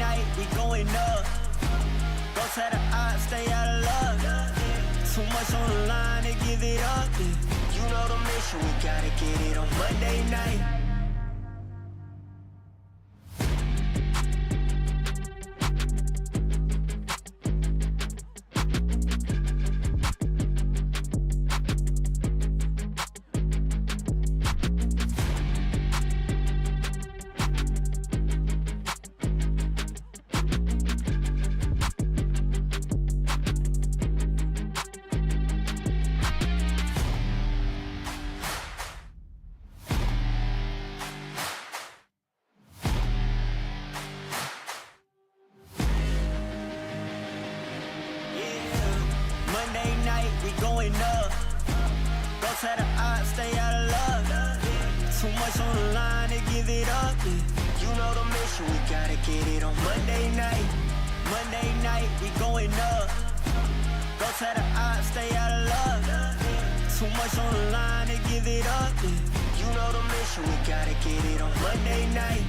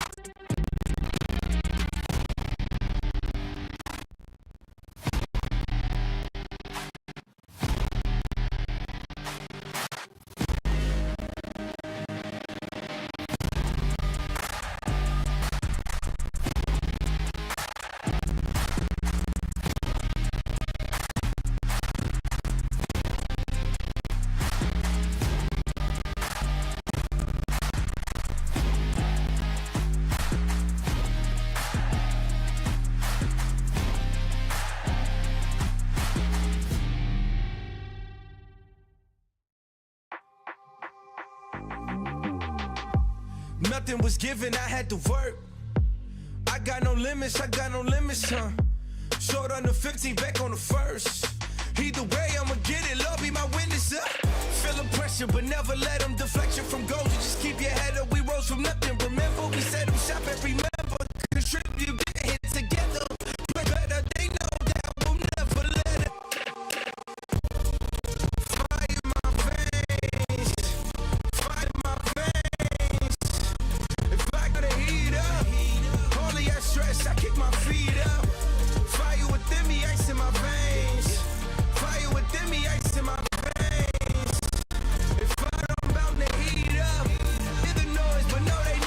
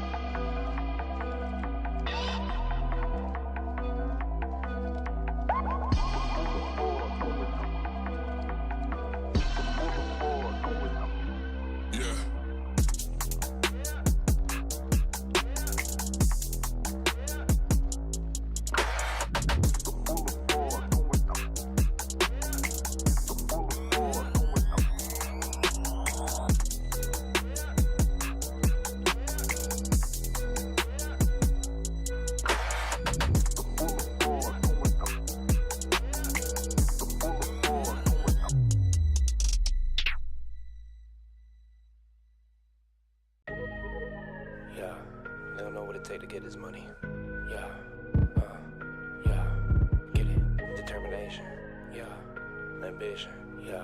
And most of all, you gotta be a soldier.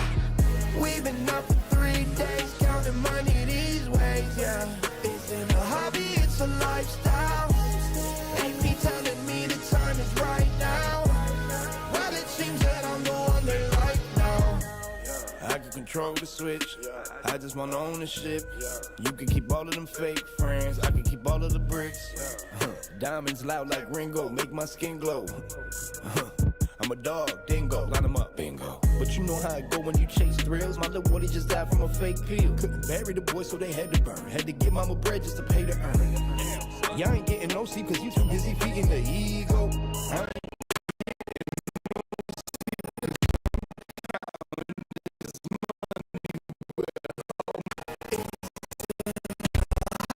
It's alive with me, the time is right now.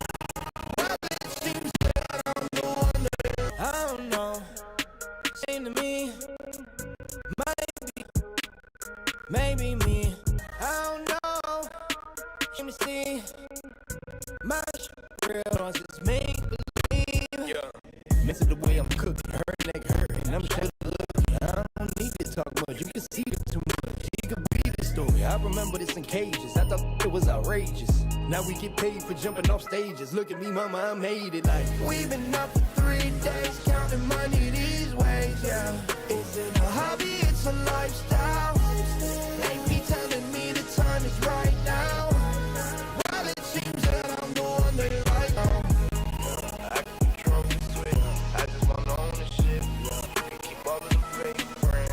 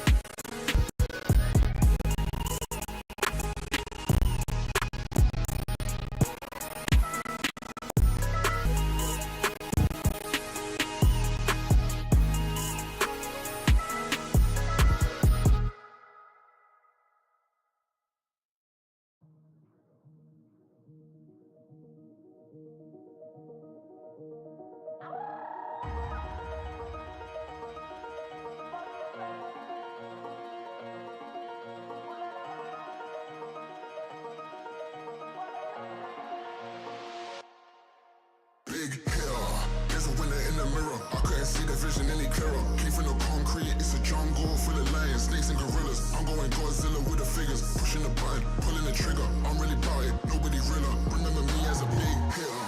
There's a winner in the mirror. I couldn't see the vision any clearer. Came from the concrete, it's a jungle full of lions, snakes and gorillas.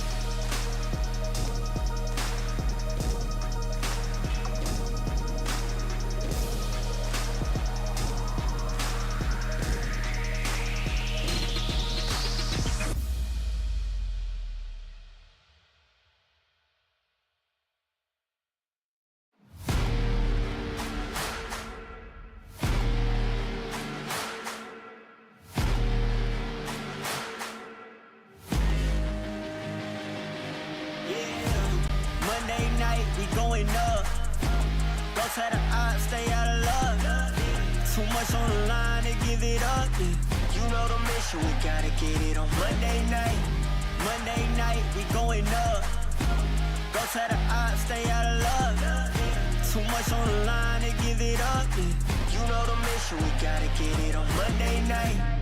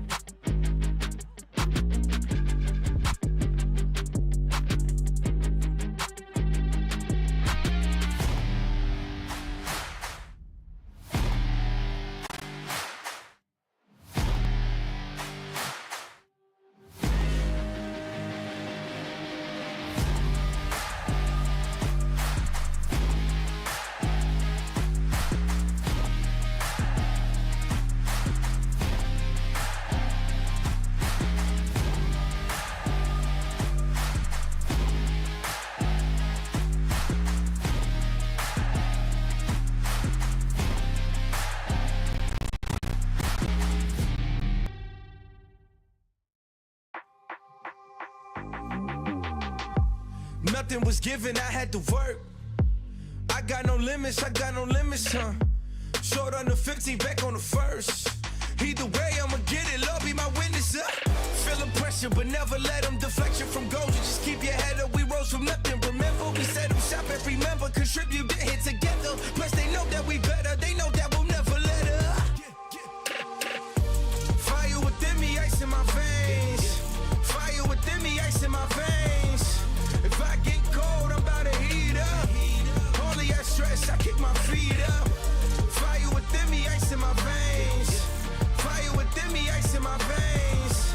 If I get cold, I'm bound to heat up. I hear the noise, but no, they need us. I got that ice in my veins. Yeah, yeah, ice in my veins. Yeah, I got that fire in me. Hey, I got that fire in me.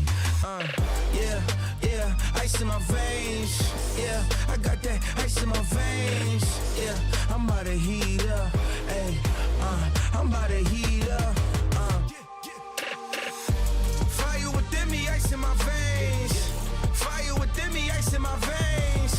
If I get cold, I'm about to heat up. Only I stress, I kick my feet up. Fire within me, ice in my veins. Fire within me, ice in my veins. If I get cold, I'm bound to heat up. I hear the noise, but no, they need us.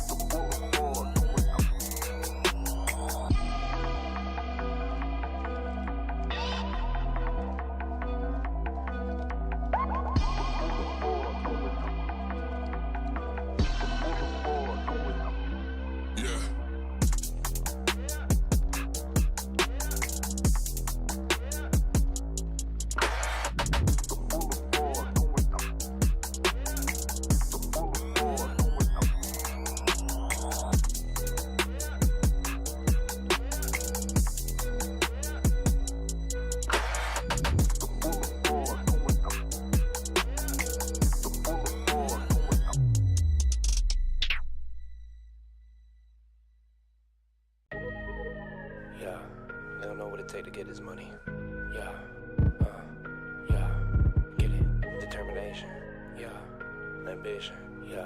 And most of all, you gotta be a soldier. We've been up for 3 days, counting money these ways, yeah. Isn't a hobby, it's a lifestyle. AP telling me the time is right now. Well, it seems that I'm the one they like now.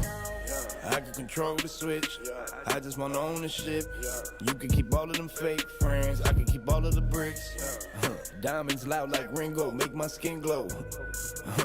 I'm a dog, dingo, line 'em up, bingo. But you know how it go when you chase thrills. My little boy just died from a fake pill. Couldn't bury the boy, so they had to burn. Had to give mama bread just to pay to earn. Y'all ain't getting no sleep cause you too busy feeding the ego.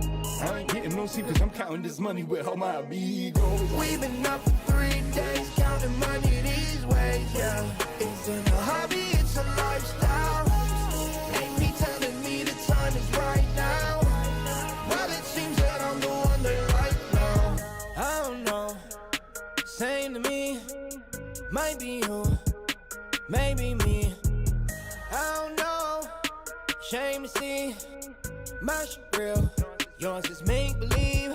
Man, it's kind of offensive the way I'm cooking. Her neck hurting, I'm shining, I'm real good looking. I don't need to talk much, you can see the story. Man, he talking too much, he could be the story. I remember the day that they had us in cages. I thought it was outrageous. Now we get paid for jumping off stages. Look at me, mama, I made it like. We've been up for 3 days, counting money these ways, yeah.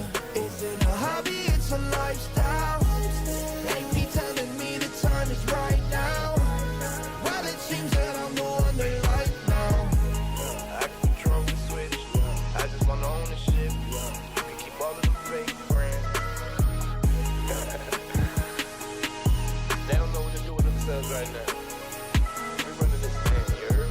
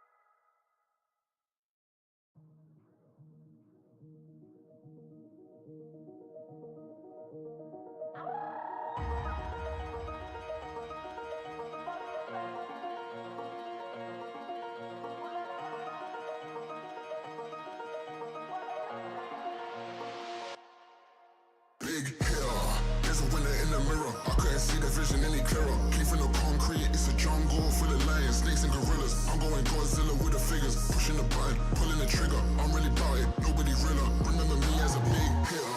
There's There's a winner in the mirror. I couldn't see the vision any clearer. Came from the concrete, it's a jungle full of lions, snakes and gorillas. I'm going Godzilla with the figures, pushing the button, pulling the trigger. I'm really about it, nobody realer. Remember me as a big hill.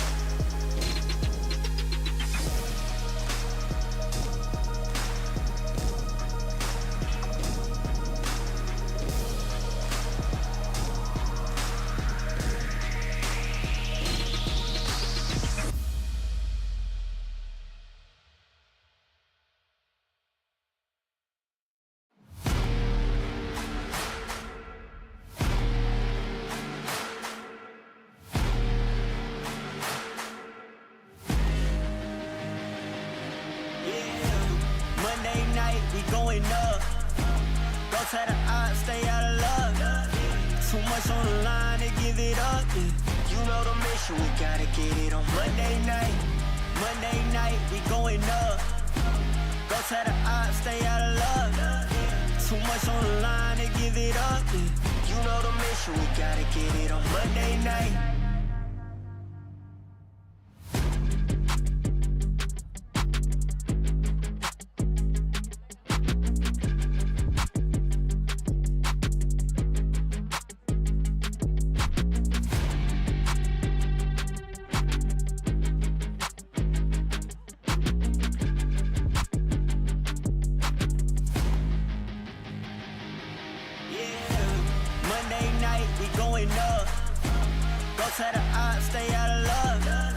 Too much on the line to give it up. Yeah.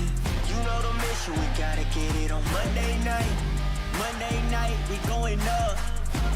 Go to the odds, stay out of love. Too much on the line to give it up. Yeah. You know the mission, we gotta get it on Monday night.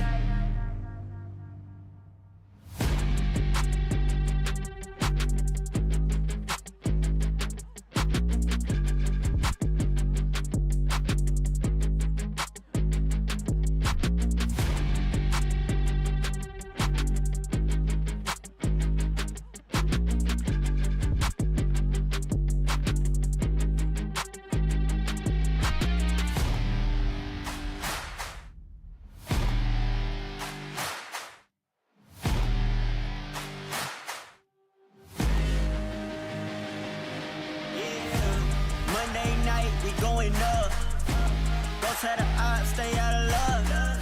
Too much on the line to give it up. You know the mission, we gotta get it on Monday night. Monday night, we going up. Go to the odds, stay out of love.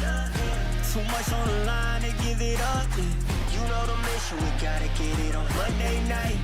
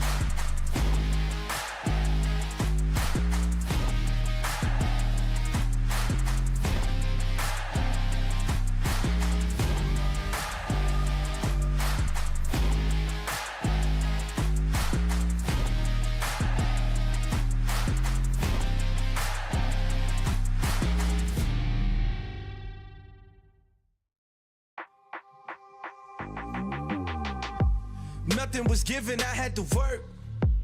I got no limits, huh? Short on the 15, back on the first. Either way, I'ma get it, Lord be my witness, Feel the pressure, but never let them deflect you from goals. You just keep your head up, we rose from nothing. Remember, we set them shop and remember, contribute, get hit together. Plus, they know that we better, they know that we'll never let up. Fire within me, ice in my veins. Fire within me, ice in my veins. If I get cold, I'm about to heat up. Only that stress, I kick my feet up. Fire within me, ice in my veins. Fire within me, ice in my veins. If I get cold, I'm bound to heat up. I hear the noise, but no, they need us. I got the ice in my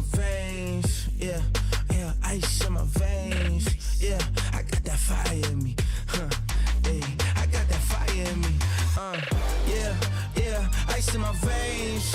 Yeah, I got that ice in my veins. Yeah, I'm about to heat up. Hey, I'm about to heat up. Fire within me, ice in my veins. Fire within me, ice in my veins. If I get cold, I'm about to heat up. Only I stress, I kick my feet up. Fire within me, ice in my veins. Fire within me, ice in my veins. If I get cold, I'm bound to heat up. I hear the noise, but know they need us.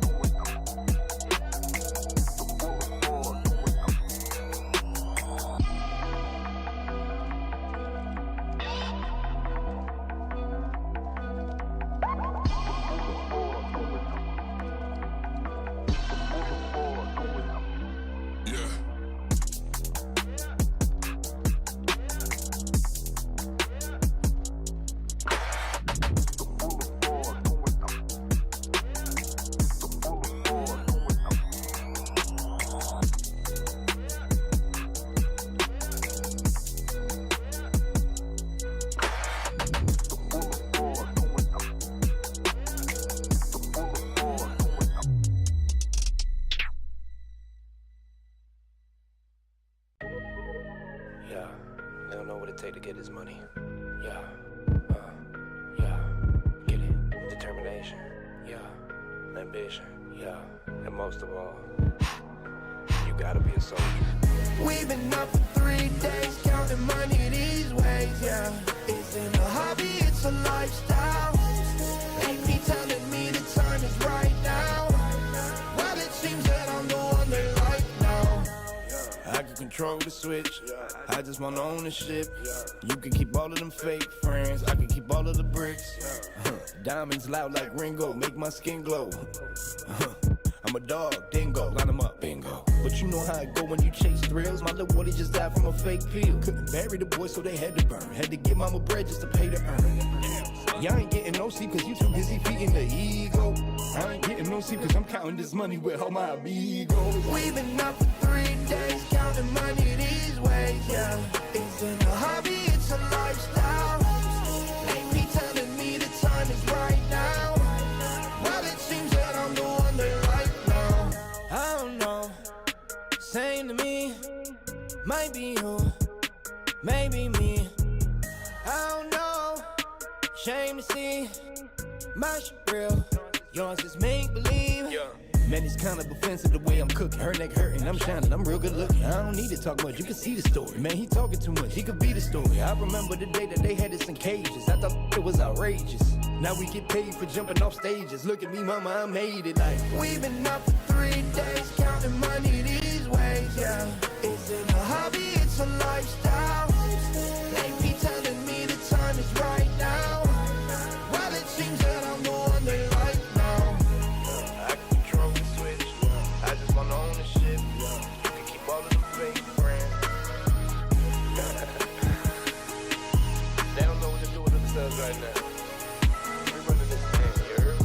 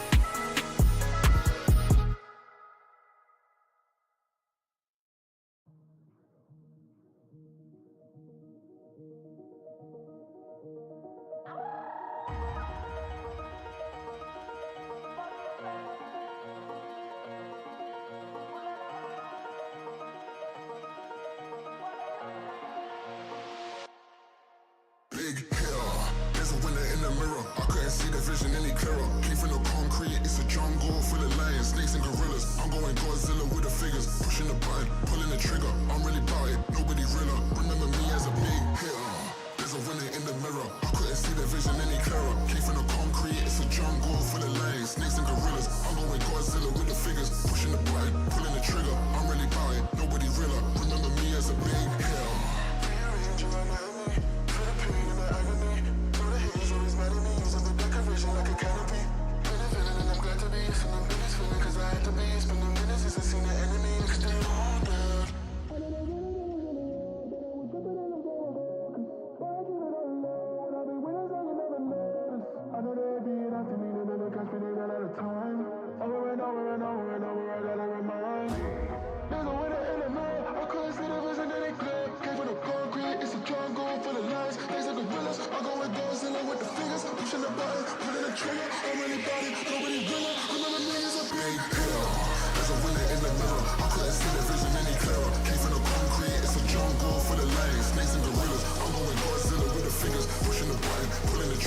I'm really about it, nobody realer. Remember me as a big hitter, as a winner in the mirror. I couldn't see the vision any clearer. Came from the concrete, it's a jungle full of lions, snakes and gorillas. I'm going Godzilla with the fingers, pushing the button, pulling the trigger. I'm really about it, nobody realer. Remember me as a big hitter.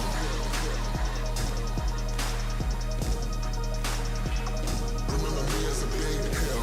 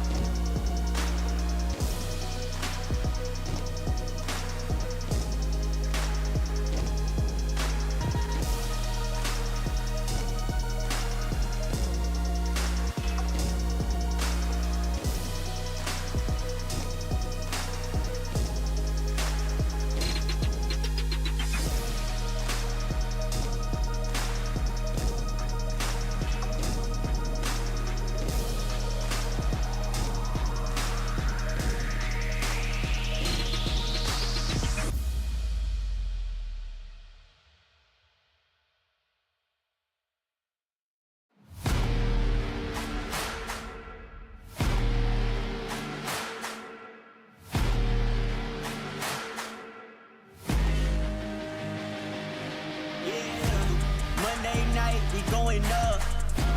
Go tell the odds, stay out of luck. Too much on the line to give it up. You know the mission, we gotta get it on Monday night. Monday night, we going up. Go tell the odds, stay out of luck. Too much on the line to give it up. You know the mission, we gotta get it on Monday night.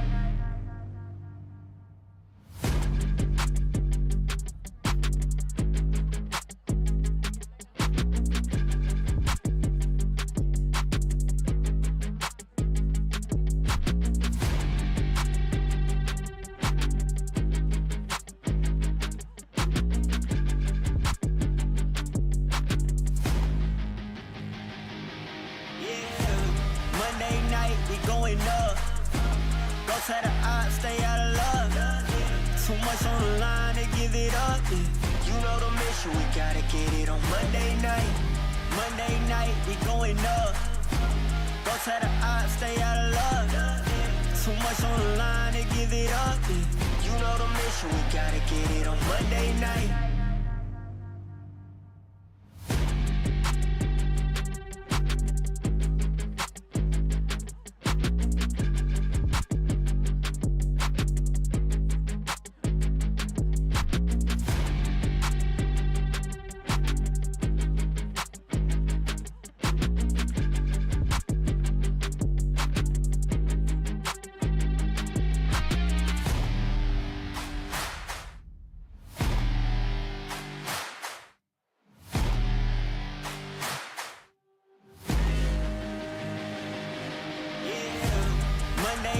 We going up. Go tell the odds, stay out of luck. Too much on the line to give it up, yeah. You know the mission, we gotta get it on Monday night. Monday night, we going up. Go to the odds, stay out of luck. Too much on the line to give it up, yeah. You know the mission, we get it on Monday night.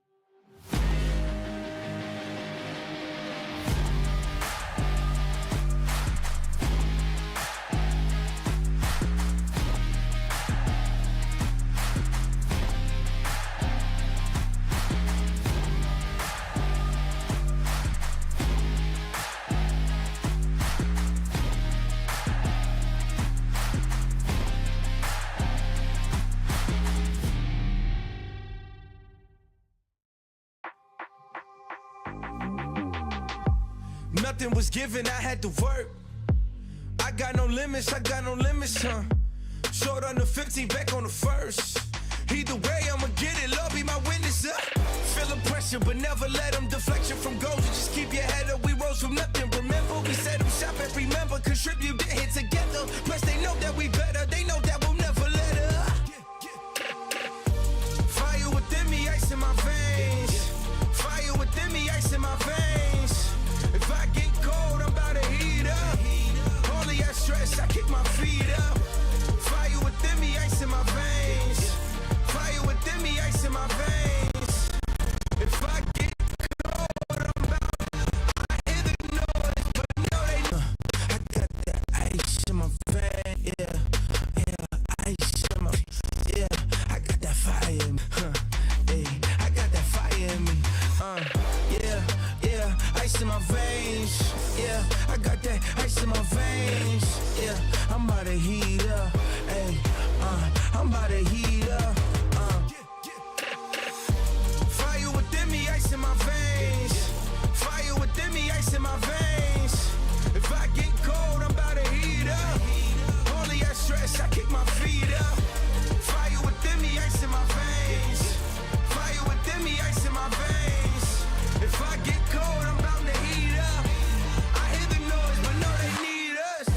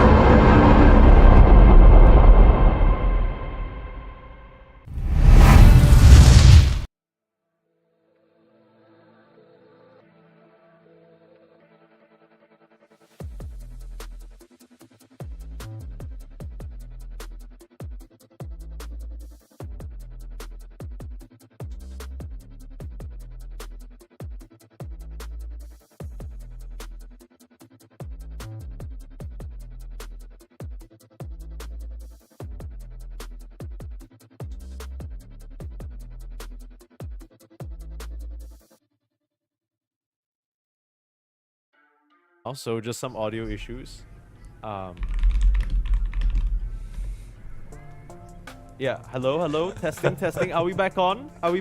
Can you hear us? Okay, sorry everybody. Welcome back to FISSURE Universe Episode 4. A bit of a false start there, but we're here. Hello everyone. It was a bit of a longer break than we probably all would have liked, but what can you do? These first stage of the tournament gonna be quite one-sided, some of these matchups. I'm here at Perm Sneeze along with Mr. Adam343, and coming up we have Falcons versus OneWin.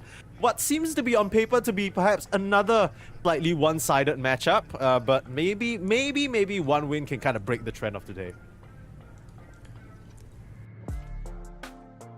And it's not me. Oh my god. Let's go. Hey, we Great don't know that. start to the Maybe day. it's the fact that you're involved that the audio issue has arisen. Okay, don't I absolve wouldn't yourself be of blame just yet. surprised. I wouldn't be surprised. Yeah. Alright, tell me a little bit about OneWin, Mike. Okay, well, with the at roster least change knowledge. based on what we saw, it's been a bit of a weird one for OneWin. So OneWin, for the longest time, they've already been playing with the same 5 players, but for some reason, before this recent set of qualifiers, I think in the past 1 month, 1.5, they decided to switch out their long-time support, right? Their position 5, Respect, basically got replaced by Fishman. And if you look at it on paper, you think, okay, look, Fishman is a very experienced captain. He had a lot of success with Entity, Cloud9. Why not? It's going to be a flat upgrade. But then suddenly they qualify for this event, and then they switch out Fishman and they switch out their longtime offlaner Cloud. So now they've brought in OneMove's previous offlaner, and they brought in a relatively untested position 5 in H-Duo. So I'm not really sure what's going on. Clearly, they're doing a little bit of restructuring here. But yeah, I mean, on the other side are Falcons, and I'm sure you can tell me all about Falcons. Maybe they were thirsty. They needed H2O. Okay, anyway, back to Falcons. I think they are the only tier 1 team that looks like they're suffering a little from this new patch. Don't you think so? I feel like in previous patches, they're always like kind of maintain their top spot. Yeah. Recently, a little bit on the drop. Not doing the best, but you know, well, learning process. Maybe a little bit slower this time around. Yeah, 49% is kind of shocking. And when you look at the stats side by side, the patch win rate for OneWin is somehow better than Falcons. So OneWin doing a lot better for themselves. But of course, a lot of these are awkward, right? You can't really stack them up against each other just because OneWin has gone through such huge infrastructure changes. I think losing your position 5, especially when your position 5 is someone like Fishman, losing your offlaner like Cloud when it's someone who you've played with for so long, that's going to rock your team a little bit. So I think OneWin, they're probably going to take this tournament as a bit of a formalization of this new roster, right? Try and iron out the kinks, and there's no better test than going up against Team Falcons. This is a team that, even in their sort of weaker moments, is a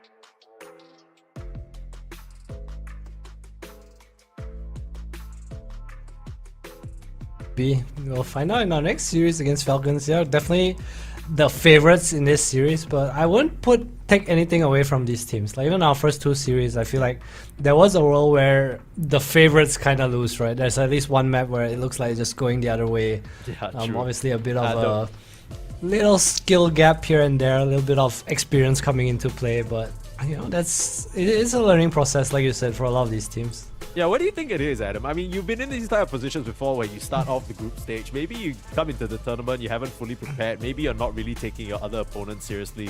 What kind of is the situation? What's the vibe usually like first day group stage? I mean, I think for a lot of the tier 1 teams, they don't have that much info, right? Especially like you look at OneWin for now, they have like 2 kind of new players. I'm sure everyone knows like the heroes they play and stuff like that. They're all on the same server pretty much. But coming into it, you know, you can't expect. It's a different expectation. You're coming out of PGL, you know, you're playing against like tier 1 teams, like games are very stable, but you look at a game like just now, for example, with MAD, the game's a little bit more chaotic, a little bit more messy, and I think when you jump from this very structured play style against teams that are structured as well into a bit of mess, like games can be a bit up and down here and there. Sure. Yeah, so I mean, when you're facing up against opponents that you don't have a lot of information on, what usually is the best approach for these more robust teams? Do you just kind of stick with, you know, what you know and love? I mean, Falcons, at least for them in PGL Wallachia, they didn't really have the best time, right? So maybe for them, it's also a bit of a chaotic period. We'll see now the pick priority, first pick going the way of Falcons and OneWin picking Radiant. Again, really no surprises here. I think the ones that we really want to raise our eyebrows at is if a team ends up picking Dyer or if a team picks like second pick or something like that. I agree. I think it's still dependent on pace, but Radiant's definitely the more favorite side right now, right? Just because of the Tormentor spawn in the bot lane. I think it's also because teams generally prioritize picking like these strong safe lane heroes. The Tidy is probably one of the best examples. It just kind of lives down there. We see teams kind of leave the offlaner and play towards the bot side a lot. So I think that has like heavy impact. I'm not sure if these like more tier 1.5 teams are that affected by the sides. I think it's very strategy related and playstyle related as a team. Okay, so I'm not sure whether I'm seeing things incorrectly, but I'm in this lobby, and apparently Falcons have selected second pick instead of first pick. So it's a little bit of a switch up from what we saw. I think what kind of compels a team to want second pick in this patch, in this meta? Because it feels like there are so many important heroes that you need to snap up in the first phase. Okay, I think just judging by 1win's Dota buff, I feel like a lot of the heroes they have played so far are not heavily contested heroes. Maybe they feel like having the last pick and not getting cheesed is probably much more valuable. I think for a team less like Falcons, you know, they have these like a lot of last picks on Marine and Amara especially. Some Vipers, some Razors, you know, these kind of like more heroes that are stronger in very niche situations. And Skitter is like gonna play some maybe Tide Dawnbreaker kind of hero. He's kind of whatever, right? It's kind of his role on the team. So I feel like having that last pick gives them a lot of value. Maybe it's something they want to test out as well. Yeah, I'm quite curious because we did see that trend starting from Ame, starting mostly from Skitter, of this position 1 playing a bit more of a space making, generally considered off-lane hero pool, right? You got your Dawnbreakers coming out from Skitter, you got your Beastmasters in some cases, Tide Hunters. What's kind of the idea there? Falcons seem to be one of the only teams doing it. It hasn't really worked out for them, so I don't really get what the sort of approach is. I think Falcons gameplay in general is like they like Skitter on this like kind of pseudo semi-carry. Like he wants to be active, be able to push waves. I feel it's like what the requirement has been so far, at least looking at the heroes he plays and the games they've played. I feel like Marine and Amara are like the bigger scalers on the team compared to Skitter. You know, he's always going to be useful. I think he's who is a bit more, I wouldn't say greedy, but he does have a lot of net worth on his heroes most of the time. Sure, yeah. Okay. Well, we'll see whether Falcons still sort of bring that ideology in. As we saw from the stats, they weren't necessarily very successful, but maybe that strategy just needed a bit more kinks to iron out. Tell me a bit about 1win and what you see on their Dota buff. Any particular heroes that you think will be something they can surprise Falcons with, or something that they could bring out that gives us a bit of a good series? Maybe a little bit of some Darkseer Spirit Breaker. Ooh, Spirit Breaker. Is that a Sweden strong hero? Yeah, it is actually. Okay. I mean, their games were from pretty long ago. I'm not sure if they actually still play these heroes or not. Their drafts are kind of, it looks a bit old patch-ish. So I'm not too sure what to expect from them right now. I know with the roster change too, like a lot of question marks are in my head at least regarding them. So I'm more open to see what they bring to the draft this time. Yeah? Are you still sort of the opinion that when you're facing up against a team like Falcons, you want to...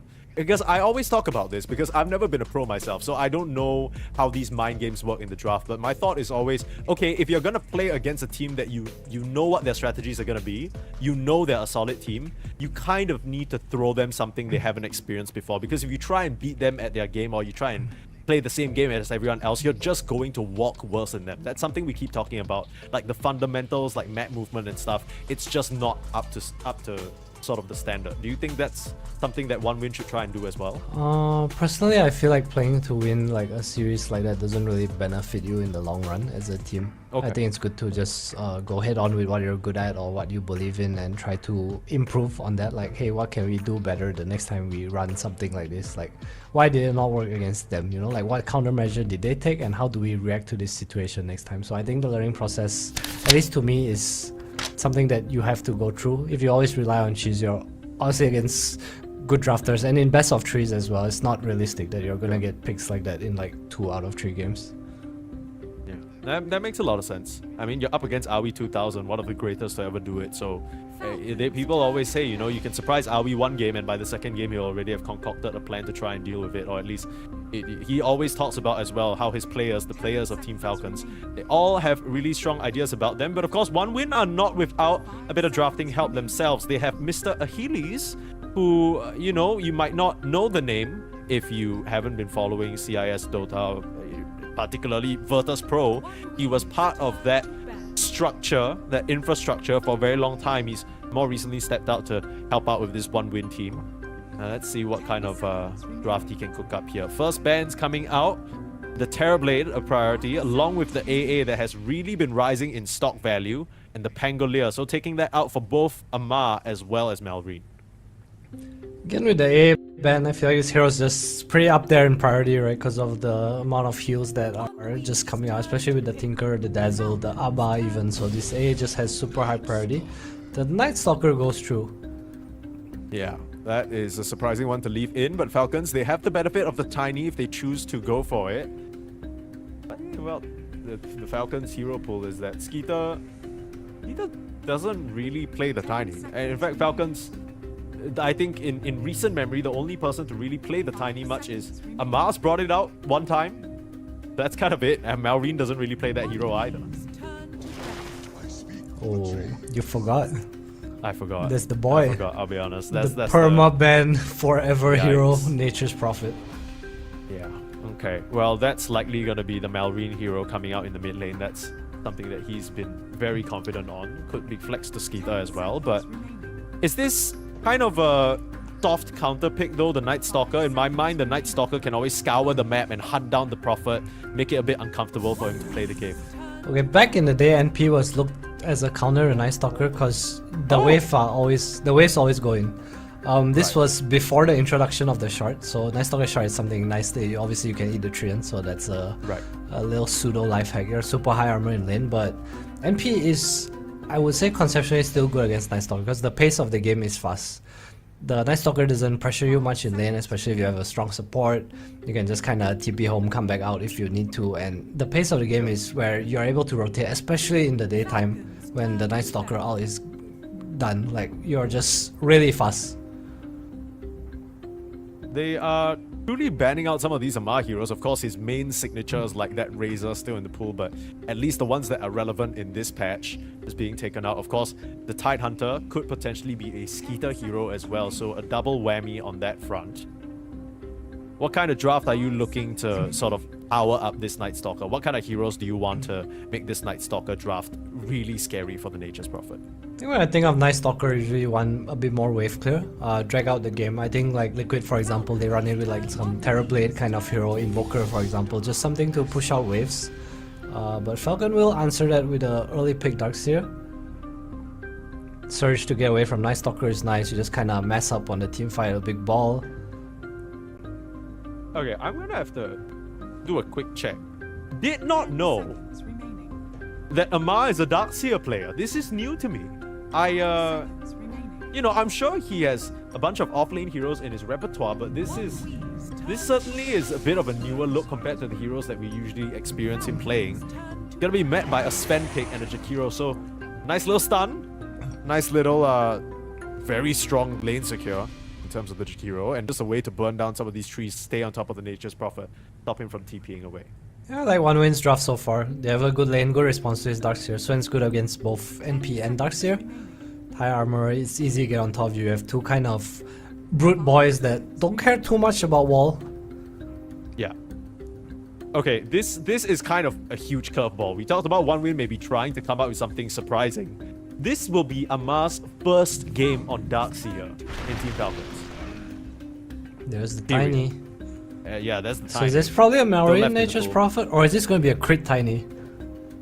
Yeah, that's the question, right? Falcons, they've once again done their very standard draft bamboozle, where you look at the heroes and you're just like, could this be a 1? Could this be a 4? Could this be a 2? We don't know.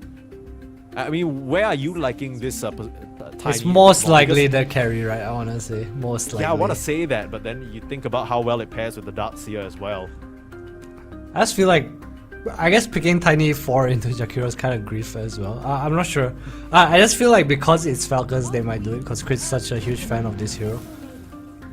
Okay, I might be overcooking this, but hear me out just a little bit. Nature's Could Prophet this 4. be a Skeeter Darkseer? Nah, no way, no way. No way? No Really? way, I mean, no he's way. been playing all these very strong meta off-laners in the safe lane. You can farm with the Ion Shell, you know, you play a bit more of a supportive role, you put maybe even Amar on that off-lane Tiny, he's played it. Nah, no way, no, No way. way? No way. No, too crazy? Too crazy? No, too far. Okay, alright. I mean, one thing we know for sure, Snake King's playing CM, right? Dude, That's this- gonna be his hero of choice there. This Tiny, you play Tiny off lane to Jakiro and you're gonna be sad too. Ah, that's true. I think it's not like worth the swap, you know? Yeah. You probably see something a bit more standard here. I do think the Tiny might still be a +4 though, just because of the nature of the draft right now. Well, this Ember pick's real nice. There's one some low committal disables, ability to jump in and out of the fights. There are some annoying little stuns, like the Frostbite could be frustrating, but in terms of long-term lockdown, after that initial set of stuns, unless you got like a Orchid on the Prophet or something, this should be a pretty free game for this Ember. It's a really nice Mage Slayer game too. So much magic damage between the Darkseer Tiny CM. You also don't care about MP too much, right? You have global presence to kind of deal with waves, you have reach. So I like 1-wins heroes so far. They look pretty nice to me.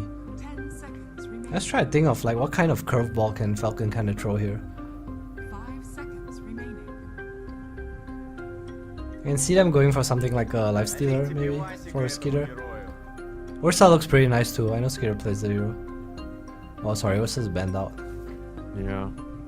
Falcons turn I guess the Ursa was banned out preemptively to safeguard them with the Darkseer and the Tiny, right? Because it's just such a good matchup. Yeah, you can't really pick. Can you? Does the Husker ban? I guess Says against Ember Falcons, protection, yeah. that's the thing, right? You look at all the bans and you're just like, yeah, okay, this makes sense because two of their players could play it in different roles. But Yeah, it's also I just guess for it's just to protect Ember, the right? Yeah, it's just hard ass matchup. one leads. What? Turn to battle. What hero do they want? They ban Klings. Okay. Clinks? Maybe expecting the Sven +5 possibly. No, no way, right? Like, But the maybe- Klings ban though. Yeah, what is that about? I mean, it's a hero that's really good against the Darkseer and good against the NP. Like you get to eat a Trian all the time. 5 seconds Sure, okay. remaining. You also against Darkseer, you don't care about wall. You're a hero that can kind of pressure him. They have a very strong lane. Jakiro Klings. Oh, true. But Clinks just doesn't really feel like such a viable hero. I think you were mentioning it that Gatoro's the person only playing it is guy. Gatoro, right? That's what I think. What am I missing? Am I missing a hero here? I feel like there has to be some like cool pick. I only kind of see Lifestealer. What else is pace here? Gyro maybe? Gyro CM is something that Falcons like to run. True, yeah. And one thing to mention is that Silencer has been completely ignored in this draft so far. I feel like the Silencer was up in priority a little just because of the Tinker's existence. I think people see it as like a nice way to deal with it. Is Weaver any good here for the side of 1-win? I feel like it's not what they need. So what are they? I feel like it's just some lane secure or something to play. They need the Coddle. Coddle Ember, round 2, let's go. Oh, yeah. Just take a page out of the Gaimin Gladiators book, eh? I wouldn't hate something like a Mirana too. I think they have nice stuns. Moonlight's really nice with their heroes. They have a lot of follow-up. Just something to neutralize this nice Stalker's lane. Okay. No Muerta. What else do they play? Muerta Sweden banned. strong hero. Hit me with that Spirit Breaker. Okay. Oh, actually, this might be a Maybe, +4 yeah, they MS, go for right? the Weaver, okay. Alright, fair. I mean, this does make the lane more bearable for the Night Stalker. It can bully out the CM, trade pretty decently, kind of scurry away as well. Like we said, the disables are rather limited from the side of Team Falcons. So unless they are fully committing like an avalanche toss into this Weaver, it's likely that he'll be able to have some freedom in the fight. 5 seconds. Not likely to get caught by Darkseer either. And the bugs is just so annoying for this Team Falcons lineup to deal with. No one can really spare the time to hit them other than maybe Nature's Prophet. What is the pick here for Falcons? I'm going through like Amar's heroes, Skitter's heroes. I still only kind of see Lifestealer for them, but I don't like this Lifestealer, Darkseer, Nature's Prophet card. It looks like a yuck. Yeah, I mean, what exactly? Oh, it's time for the mid slaughter. Alright, let's go. Oh, yeah, okay. I can get behind that. That's pretty solid into the Ember as well, the melee matchup. And into the Weaver. I know Warcry is annoying, but it's nice against Night Stalker, Ember, and Weaver.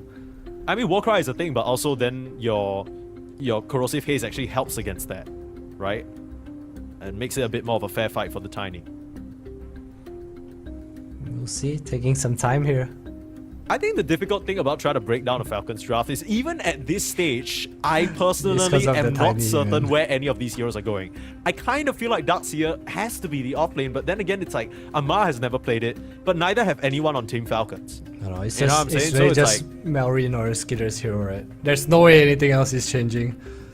I mean, I hope so. If not, we're about to see some zany shit. So there's no like crit hero that's like gonna change the game here, unless they're happy with the core matchups, which I can't imagine they're like very happy to have tiny NP cores. So yeah, what will they go for?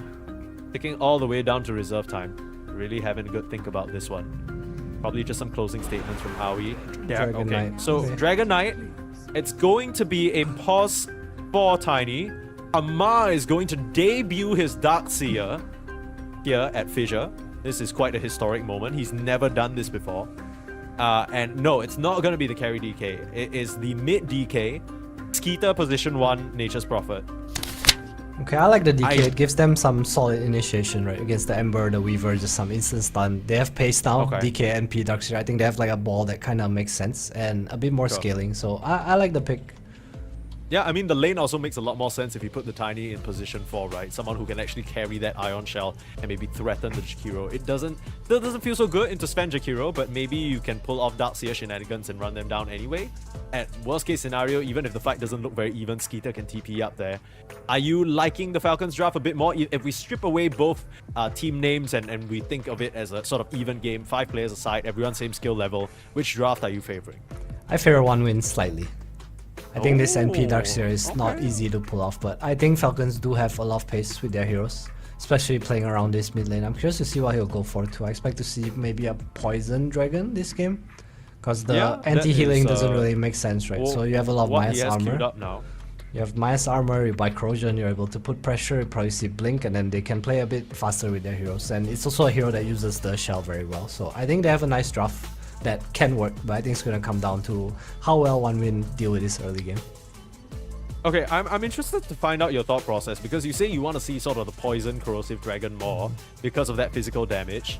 I can get that, but then it goes back to your argument that you're making about the Warcry, right? Warcry still exists. Like, these are going to be pretty high armor heroes. What's the thought process behind that? Is it just that there isn't anyone that good to Frost Dragon down? I think they have a lot of magic damage. I think the whole point of taking Poison is to apply early pressure on the Ember. You get the early towers and then you control map, right? Like, you have Darkseer NP, that's like infinite wave clear. You have this DK CM hunting around, like literally any stun is a kill. And I think that's the way Falcon likes to play, right? They like this 3-1-1 kind of concept, and I feel like that Poison Dragon fits the playstyle they want the most. Okay, well, we'll see whether they're able to make it work or whether one win can pull out something interesting here.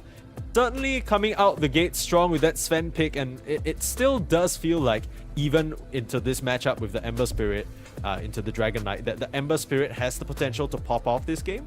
At least that's my thought. There's a limited amount of control now. You have your Blink Stun from the DK, but apart from that, not much else. So we'll see what they can do. One win. Again, this is a team that just basically swapped in 2 players. So I don't know whether their own personal hopes are very high about this situation. But yeah, you heard it from Adam. He said that overall he favors the one-win draft just a little bit. Just a little bit. This might be their one win. We'll find out soon. Hop into the game. Come on, I'm sure they could do a little bit better than that. We'll get into the game very shortly, folks. Reminder again that you're watching none other than FISSURE Universe Episode 4. This is the official stream brought to you by FISSURE Studios. Halfway through our day already, breaking into the 3rd series. Now, we're also not the only stream. If you are interested in watching Aurora versus Team Spirit, that's over on FISSURE_Dota_EN. We're on the 2nd stream, so you want to stick here if you're watching some Falcons gameplay. Watch the debut of Amar on his Darkseer. This one should be pretty exciting here, folks. Alright, my turn to ask you, whose draft do you like more? I want to say like the 1-win draft looks good. I mean, I feel like it's pretty even. Even if I had to give a favorite, it would be like by 5%. Like it wouldn't even be that far off. I think I really like Night Stalker period as a hero, and I think he can give a lot to this Ember, give a lot to these two supports and the mid laner to play around. So see what they can get done. I think that's a big story for me. His lane should be okay into Prophet CM. Not the best, but you know, it is what it is. Start the day out, nighttime. I guess the only interesting little facet choice is the Corrosive Dragon that you already pointed out. He will go for that, so amping up the physical damage and the pressure on the tower. Again, to game number 1 here. Ember versus DK. Such an old school matchup. I wonder if it's any different than before now. I mean, it's a little shorter. Maureen obviously a big DK player. Well, how did this matchup used to go? Is it You're always so DK favorite. DK favorite, right? Like, he's just gonna keep slapping you. It's because you don't really care about the slide as much, right? They have pretty high armor. You kind of have instant stun, which is something really nice against Weaver and Ember in particular.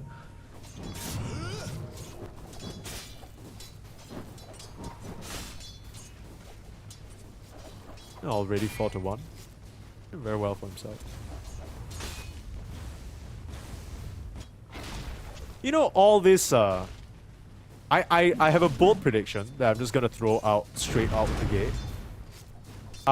I think AA is gonna quickly become the hero of this tournament. Yeah, I said it. I think it's a really, really strong part. Like, I'm watching all these games. Like, just now, the other stream, BetBoom lost 2-0 to Boom. Because, you know, they had this AA pick on the boss 5 and it just looked so oppressive. I mean, it's just a strong hero right now, right? Like, lanes are not too hard. Like we saw even in the Gaimin series where Milady had like a really tough lane. You just get level 6 and you're really good against the heroes that are kind of in trend right now. Is it just that the heroes in trend are all heal focused? I mean, not necessarily, right? It's just kind of like Abaddon, Dazzle, everyone else is... Just got some There's like boys. 4 important heroes, I think. And it's also the magic amp, I guess. I'm not 100% sure why it is like so popular. Meanwhile, top lane, oops. Missed a kill there. Sneaking. Stepping out of line a little bit, and this is what we talked about early on. The fact that this Weaver last pick gives them a lot of authority in this top lane over here. But, well, Snake dying is at least not Skitter dying. Not the worst. That's true. I mean, are you expecting this Nature's Prophet CM lane to do well? Because I just kind of feel like as long as it's nighttime, this is just going to happen to snaking over and over. There's not much that Peter can actually do to protect his support. He just has to play behind Skitter, right? As long as he's not the one that gets gone on, I think Skitter will always be okay. Maybe just a little bit of a misstep, or it's hard to contest the camp possibly, because the trend is pretty strong in this lane. No one really able to clear it out. Uncharacteristic early misstep there from the King. The King. Yeah, everybody just escapes NA and they make it out. Literally crit and snaking story. Finally made it to EU and they start winning. It's crazy.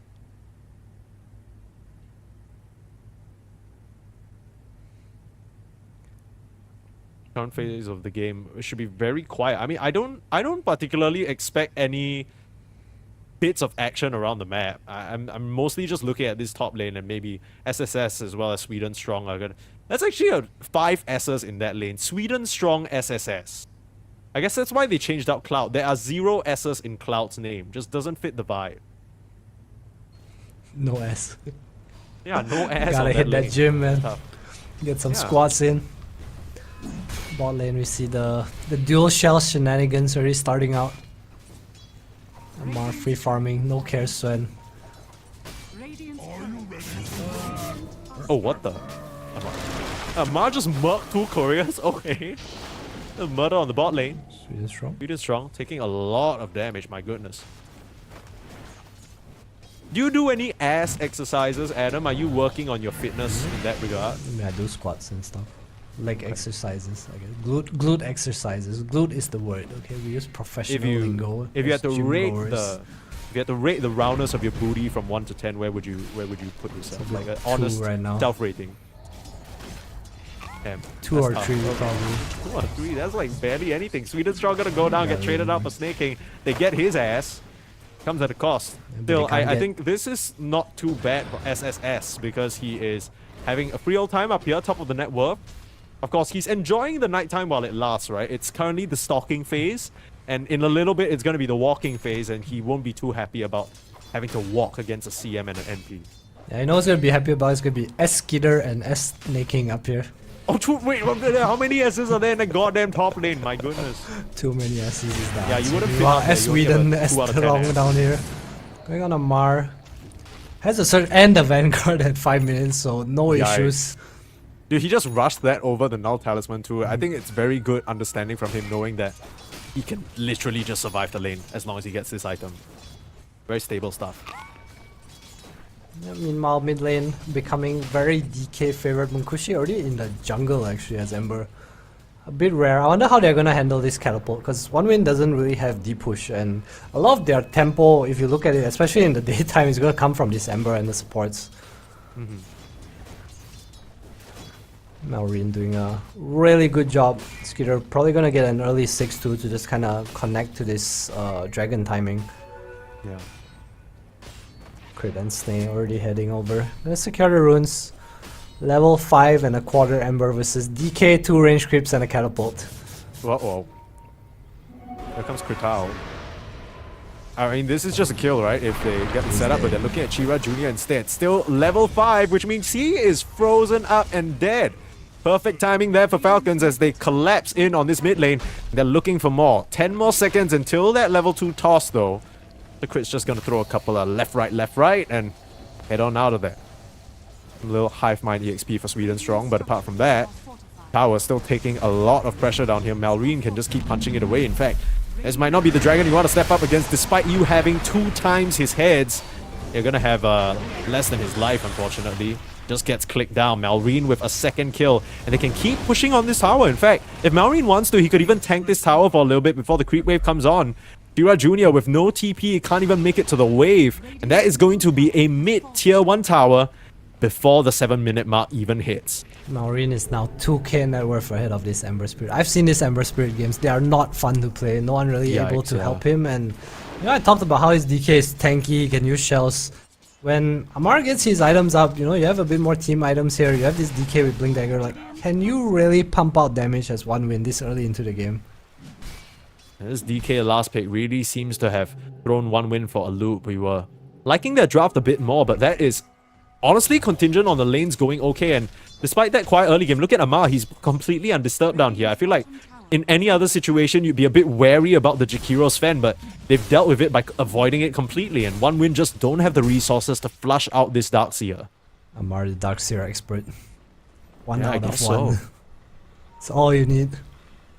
And this is something we didn't really talk about as well, right? I think one of the biggest things coming into this tournament is, on one hand, you have One Win who you don't really have a lot of data about their players, you might not be able to prepare. But at the same time, with the recent ranked matchmaking changes, you can hide all these replays. You can honestly get away practicing new shit, and I don't think they really expected Falcons to just come out of nowhere with this Darkseer pick. It's looking amazing now for Amar. He seems to know all the little tricks, pulling the waves, you know. I can just imagine his voice being like, oh, it's just Darkseer, how hard can it be? I'm so worried for One Win right now. This game looks like it's gonna fall apart anytime soon. Losing it like this against Darkseer, DK, Nature's Prophet, all your towers are gonna go down, and it's just gonna be a lack of damage again, similar to the games we saw earlier. Where's the damage come from? You have Macropyre, sure, but this Sven, this Night Stalker, they're not gonna be able to run into Falcon's heroes. Gonna be a while. I mean, the only silver lining is that it seems like the Sven and the Night Stalker aren't hampered too much instead of in terms of their own farm, right? They are still keeping up, getting towards their initial item timings, but with the rate at which the map is closing up on them, the rate at which they can take these towers, it's what you said. This is the Falcons' pace that they like to play at.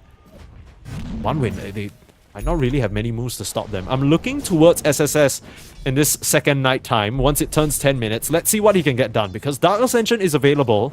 Can try and tag team up with Chira Jr. to try and make some sort of move on the map, maybe pick off a support, force a core kill, at least force some sort of rotations, because Falcons, they're just piss chilling right now.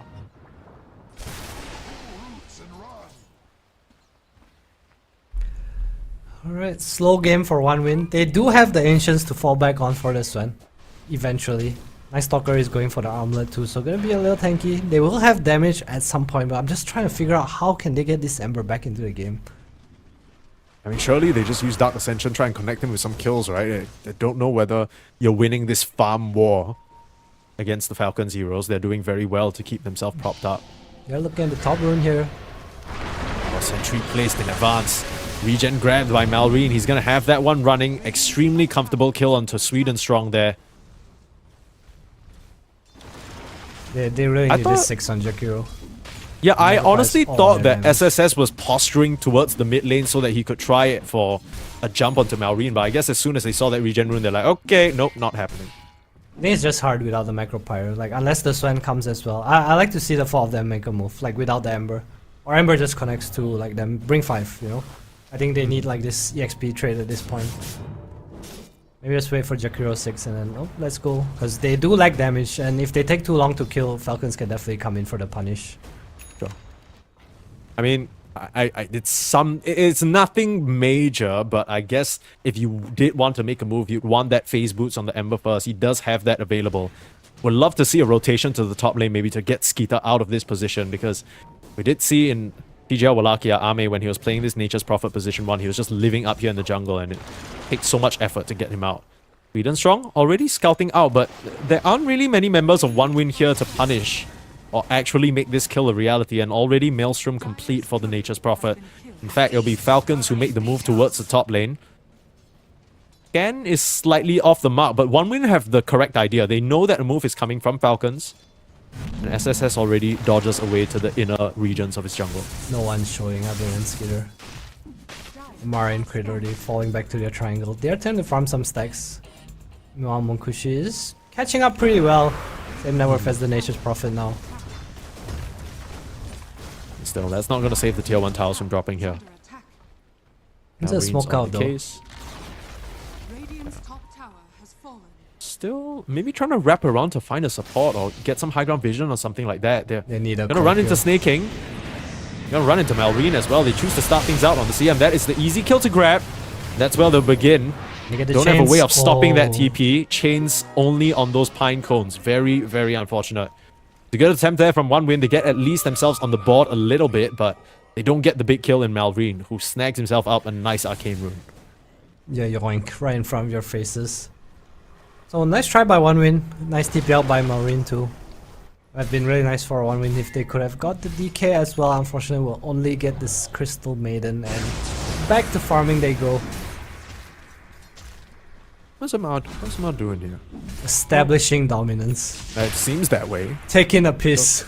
I guess so. I mean, Mukushi, like, there's no world where he actually dies to that. I guess he was just trying to bait the Sven into maybe fighting him a little bit, and then Malrine could come in with the blink, but Mukushi's not going to fall for that. Echo Saber. All about keeping the wave in, I guess. Yeah, Don't want the Sven pushing out the wave. Meanwhile, 1 win again. Moving up here, we'll see Skitter on the Observer Ward. Oh, this is huge. They have barely enough mana for the Ice Path, and SSS will get that kill. That is certainly a way to get your Ember back in if you can kill the opposing position 1. Very, very high value kill. Game kinda stabilizing for them now. Falcons already kinda chilling right now. You have the kill squad, but 1 win is doing a nice job of just applying pressure to his top side. Where Judah has a Radiance queued up. Huh. Okay. I mean, nothing says a recovery item like a Radiance, I guess. Beats the Midas. It's also twice as expensive as the Midas. It's So still it's gonna take you a gold. longer while to get there. What do you think is the idea here? Is he thinking that maybe they lack magic damage? They have the Jakiro, that's about it, I guess. Radiant are scanning.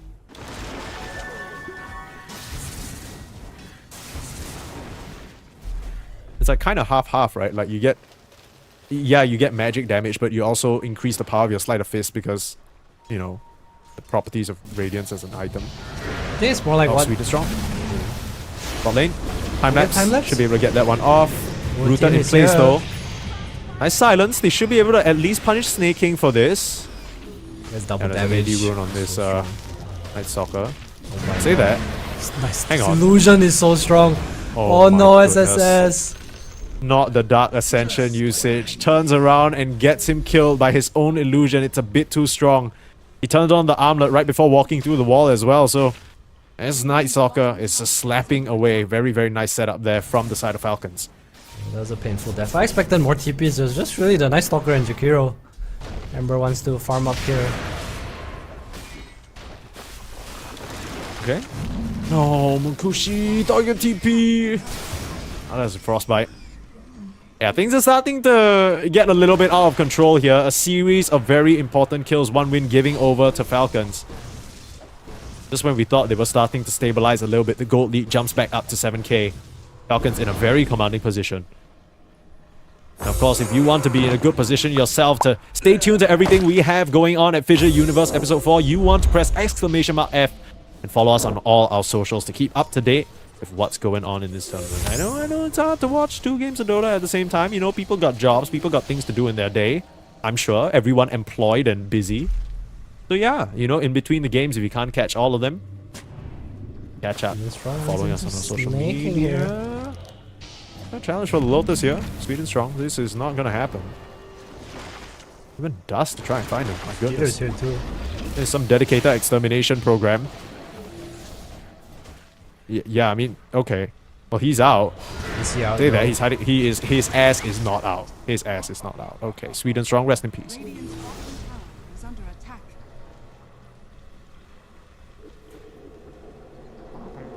Bit of gate action. Falcons doing the good old time to sweep the map. They're already setting up out here. Yeah. I don't know, it's just a tormentor. Yeah, we talked about how the Night Stalker pick, especially with the Facet Night Rain, basically shifts the power of the Tormentor's location. It doesn't actually seem to benefit the side of one win this time round. They lost their tier 1 tower very early on, and sure, they took the tower in the same lane of Falcons, but with the game position that they're in right now, they're in no spot to contest much of anything. Amar? He's way too tanky. Does he even care about his heals? He's taking quite a bit of magic damage, and he doesn't really have much help nearby. He has to be careful. But one win feel a bit hesitant to commit. They're not sure what's behind him.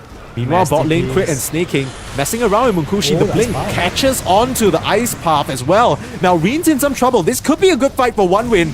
They're starting to punch down on the Tiny. Crit is dropping low, still gets a second set of spells around. Will die to that Stormhammer. Chira Jr. hiding away. That Wrath of Nature will finish him off. Now Reen gets the job done. 1 for 1 at the moment, and now Sweden Strong. He's left in a very tough position. You don't have enough control to get him down though. Oh, that could have been so much worse for Falcons. But quick responses there. And some clutch plays. It was pretty much a 4v5. Amar was very late to the fight, running from mid lane. Scare just TPs in and just showing their net worth advantage. That fight looked so bad. I thought Melrin and Snake were like dead for sure. Yeah. End up only killing I mean, they Tiny. turned around to... They caught both of them with a nice ice path, threw the spells out, everything. And I thought they were going to start focusing down Melrin, but they didn't even think of him as a valid target, right? He's got 2 bracers, Mage Slayer. He is so bloody tanky. I just don't really have the burst damage if Munkushi's not there slapping away. So bloody tanky is definitely the right description. Didn't have Micropyre too, which is again a lot of their damage. Red Junior goes back for the Mage Slayer before Radiance, I think realizing they need small items to take the fights right now. I mean, seeing Shades back to Crit in his prime there. Not to say he's not currently in his prime, but I think everybody always remembers Crit for his Earth Spirit. Another big hero of his, apart from the Hoodwink, is this tiny position for something he's made magic happen on. Leave out Make it the work in Tuskar, tandem yeah. with his Darkseer. Boston Major Tuskar. Oh yeah, how can I forget about that? A Boston Major Crit is long time ago, man. My goodness. I am a long Back time when we ago had- too. That's all I remember. Back when we had majors. I think the last major was literally Bali Major in like 2021, don't talk about that. 22? Not mistaken. Rest in peace, the Dota Pro circuit. It'd be like that. Alright, It one do be win, like that. 12k down. Not having a great road to recovery, but on the bright side, Munkushi is still getting farmed, keeping up in net worth Yeah. somewhat. Yeah, and you always have those sort of typical Sven games, right? Where maybe your team is not doing the best or you're very far behind, and then all you need is just one nice setup. Just two core heroes grouped together, you slice them down, catch them by surprise. And it could turn the tables very quickly. Of course, it's a lot of work for Munkushi to do. He's starting slow. That BKB, smoke up. One win, they're looking for an angle, looking for some sort of a fight, it seems like. Vision control in this area. They'll find a Ma, immediately grieves off the chains, and now Munkushi on the front line in some trouble. Has to pop the BKB, turn around, gonna start dueling into Malrine. Doing quite a significant amount of damage. When you have the physical, it's not a problem, but Munkushi, he's taking quite a bit of damage. They're being preoccupied by snaking, but they've already lost their Sven. The Kiro being taken down as well. The rest of Falcons coming in to clean up big time. And yeah, Malrine, the voice lines are accurate. He will absolutely take that. Munkushi, that was his 9-second BKB charge revealed. Now they don't have God Strength. Once the respawns come in, they can start pressuring these tier 2s. Scare is just free in all these fights. He comes in like a bit late, he drops the Mjolnir, and he just does so much damage. With the Wrath, you see more than half his team's damage just all from him. What happened with Sven? I saw him hit DK twice and there was like no damage, and then suddenly he just got chonked. Yeah, I think it was probably the... If I'm not mistaken, let me check here. Oh, there's no Solar Crest. I don't know what was shielding him. But DK was basically impervious for a little bit. It might have been the disarm from Amar very quickly. Oh, that's very possible. Junior getting kicked out a little. Has the regen rune though. He should be fine here.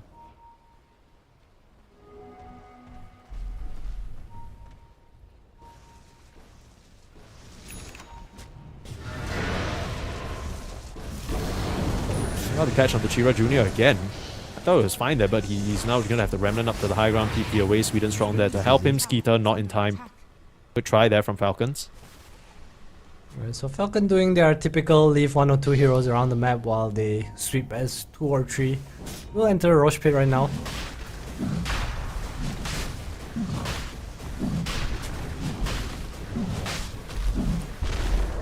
Nothing One Win can really do to contest this, I want to say, but they do have... They are smoked up, no Dark Ascension. Or if they can start with a nice path in the pit here, it might be really good for them. Amar's gonna break that smoke first though. Macropire doing some initial bits of damage, but the Roshan already slain. One Win are gonna try and stream in, get what they can, but Malrine with the quick blink out. One Win, they'd love to keep this chase going. They've got Falcons on the back foot right now, but they've resumed the proper position. Amar on the front, ready to tank whatever may come. That could have been so good for them. But I think what the triangle fight really showed is that if you can get Munkushi into a good position, he has a lot of damage. He can absolutely burst through these Falcons heroes. It's just so tough to do so because, you know, Falcons, they just get back in formation so quickly. I feel like if Munkushi gets to this point where he gets the crit stick, I think the game's gonna be much more winnable for him. Because if he's able to slay heroes within the stun, just like some stun with Ice Path follow-up, I think it's very real to like remove the cores on Falcons. Yeah. It'll be up to Amar to play interference with that Heaven's Halberd. It was very clutch for them in that earlier fight, allowing Munkushi to slay the DK, but right now they're on your high ground. Second life on Skeeter, so he's a lot more comfortable front lining. One Win, they are just gonna choose to give this one up, it seems, but all the cores are not in position to actually come back and defend. The wave has been cut, so I think One Win doing the right thing, not going back. It's way too hard to fight. Yeah, FISSURE Universe Episode 4, of course, brought to you proudly by FISSURE Studios. This is the official stream. Official English stream, at least. Yeah, Chira Jr. is good at being annoying. I mean, that's kind of what you pick the Ember for. You can cut these waves relatively scot-free. The Nature's Prophet isn't going to build something like the Orchid either, so unless you're caught by a Malrine Blink Stun, you should be able to escape most of the time.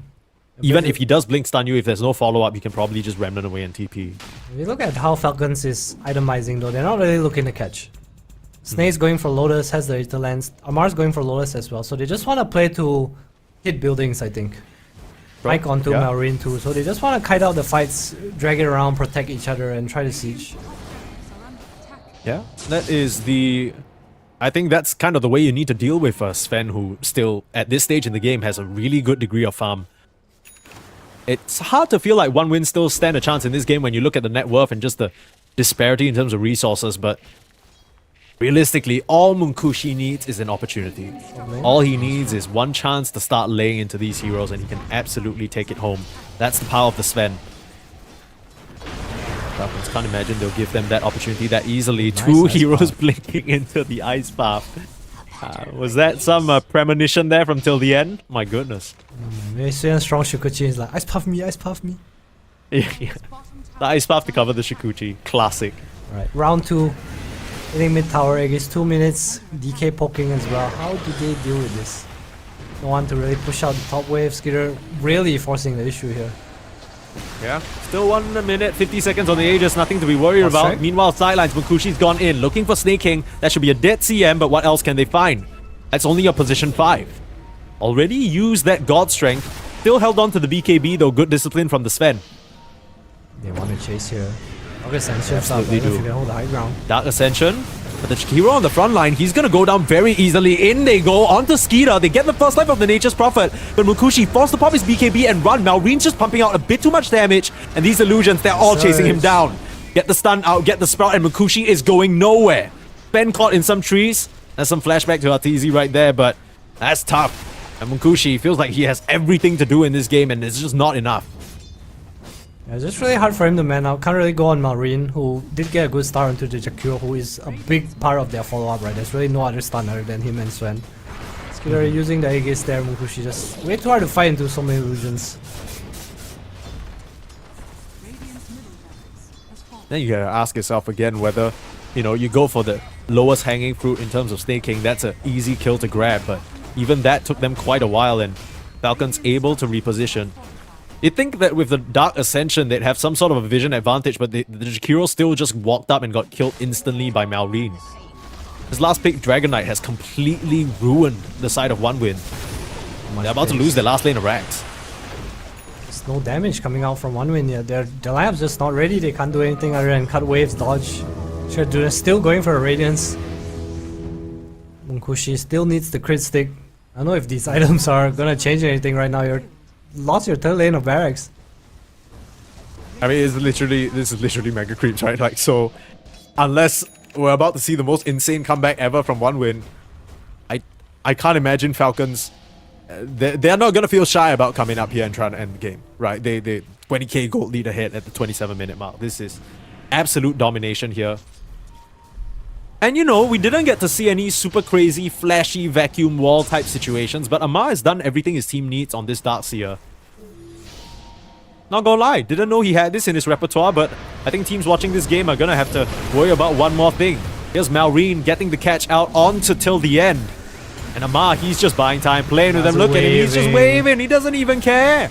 Not worried about Munkushi in the slightest, gonna turn around and punch him down. Amar wins that man fight. GG is called, Munkushi is out of here. Amar will just tip SSS, his counterpart. Classic Amar stuff here, as Falcons will trample all over the side of OneWin in this game number 1. That was pretty one-sided game, I must say. I feel like the DK last pick just giving Falcons exactly what they wanted. Pace, the lane domination. Malreen just playing really well. I think Falcons just had a lineup with so much pace. And this is classic Falcon shit, right? Like, you see the draft, you see the bans, they literally ban out all the, what you think, classic Amar, classic Malreen heroes, and then you look down the list, there's like 20 more of them. Another Grandmaster hero casually for Malreen, ready for him to bust out and absolutely dominate. And I think, yeah, he absolutely popped off here. But let's talk a little bit about OneWin, right? What do they need to do moving into this next game? I feel like this has been a very common conversation topic for us. The first games always end up pretty one-sided, a little bit janky, and then we hope to see that, you know, the team that lost can somehow try and adapt. As we look at the stats here, I mean, you look at the damage done by this off-lane Night Stalker. It's just not really what you expect from a hero that's so highly prioritized. Okay, I think moving into the next series, they need to at least control pace. With his Night Stalker Sven being short early on and the Ember losing his lane. I mean, they put a lot of eggs in the Ember basket, right? They banned the Huskar. Right. It's like, okay, Ember's gonna be what carries us to the mid game, but this Ember's 2k net worth while his counterpart in the mid is 4k, so he ain't helping you. where does the help come from? It has to come from the side lanes, right? It's either the supports playing with the Sven or just the Sven and Night Stalker kind of getting together to try to force something away from the Ember to recover. I think that was like some of the moves they could have made early on, but all in all, it just felt really hard to gain their footing. While they were recovering, it feels like Falcons took like what, 2.5 towers? I mean, maybe it's just a small sample size and a slight bias because it's only the losing teams today that have picked that Weaver, but it just doesn't really feel like it's getting much done on the map. Yeah, you can get info. Yeah, the bugs are a little bit annoying, set up for kills on supports. But in terms of translating that into some sort of mid-game teamfight win, you're lacking so much control, you're lacking so much do shit potential, it feels like, that you might get from another position 4. Do you think this... I mean, I remember when they last picked it, you weren't feeling it too much. What do you think they needed instead? I feel like you just need simple damage, you know, like I like his Jakiro, I like the Muerta. I mean, those heroes were banned out. Like even the A is just nice heroes and simple, you know, you press buttons, but with Weaver it's like very slow poke. You had a game earlier where Elmisha was like 6-0, I felt like his Weaver was like, could be something else, you know, it could be simpler, it could be just a hero that like pours damage, you know, like this game the Ember, it was hard, but he has levels. So what if you have Macro Pyre and what if you have something else on top of that, some Mirana arrow for example, you know, it looks to me like much more, there's less risk, you know. Yeah. You gotta play something that makes a little bit more sense, comes together a bit cleanly. Let's see whether OneWin can do that in game number 2 coming up after a short break. Don't go anywhere.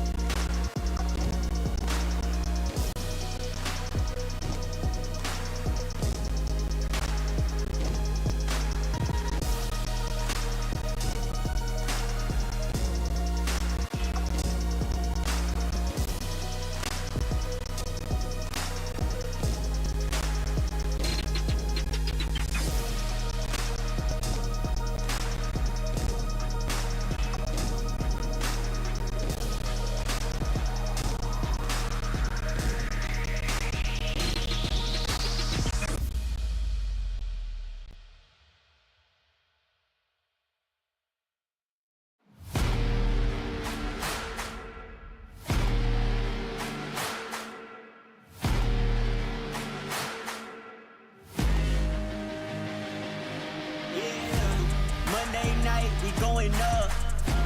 Go to the odds, stay out of luck.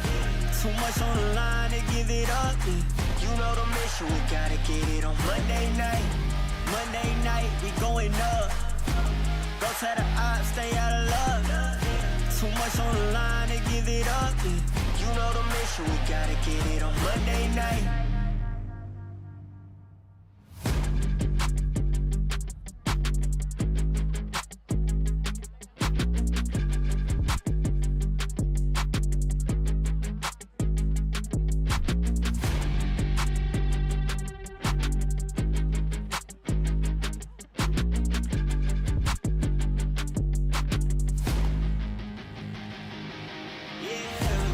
Monday night, we going up. Go to the odds, stay out of luck. Too much on the line to give it up. You know the mission, we gotta get it on Monday night. Monday night, we going up. Go to the odds, stay out of luck. Too much on the line to give it up. You know the mission, we gotta get it on Monday night.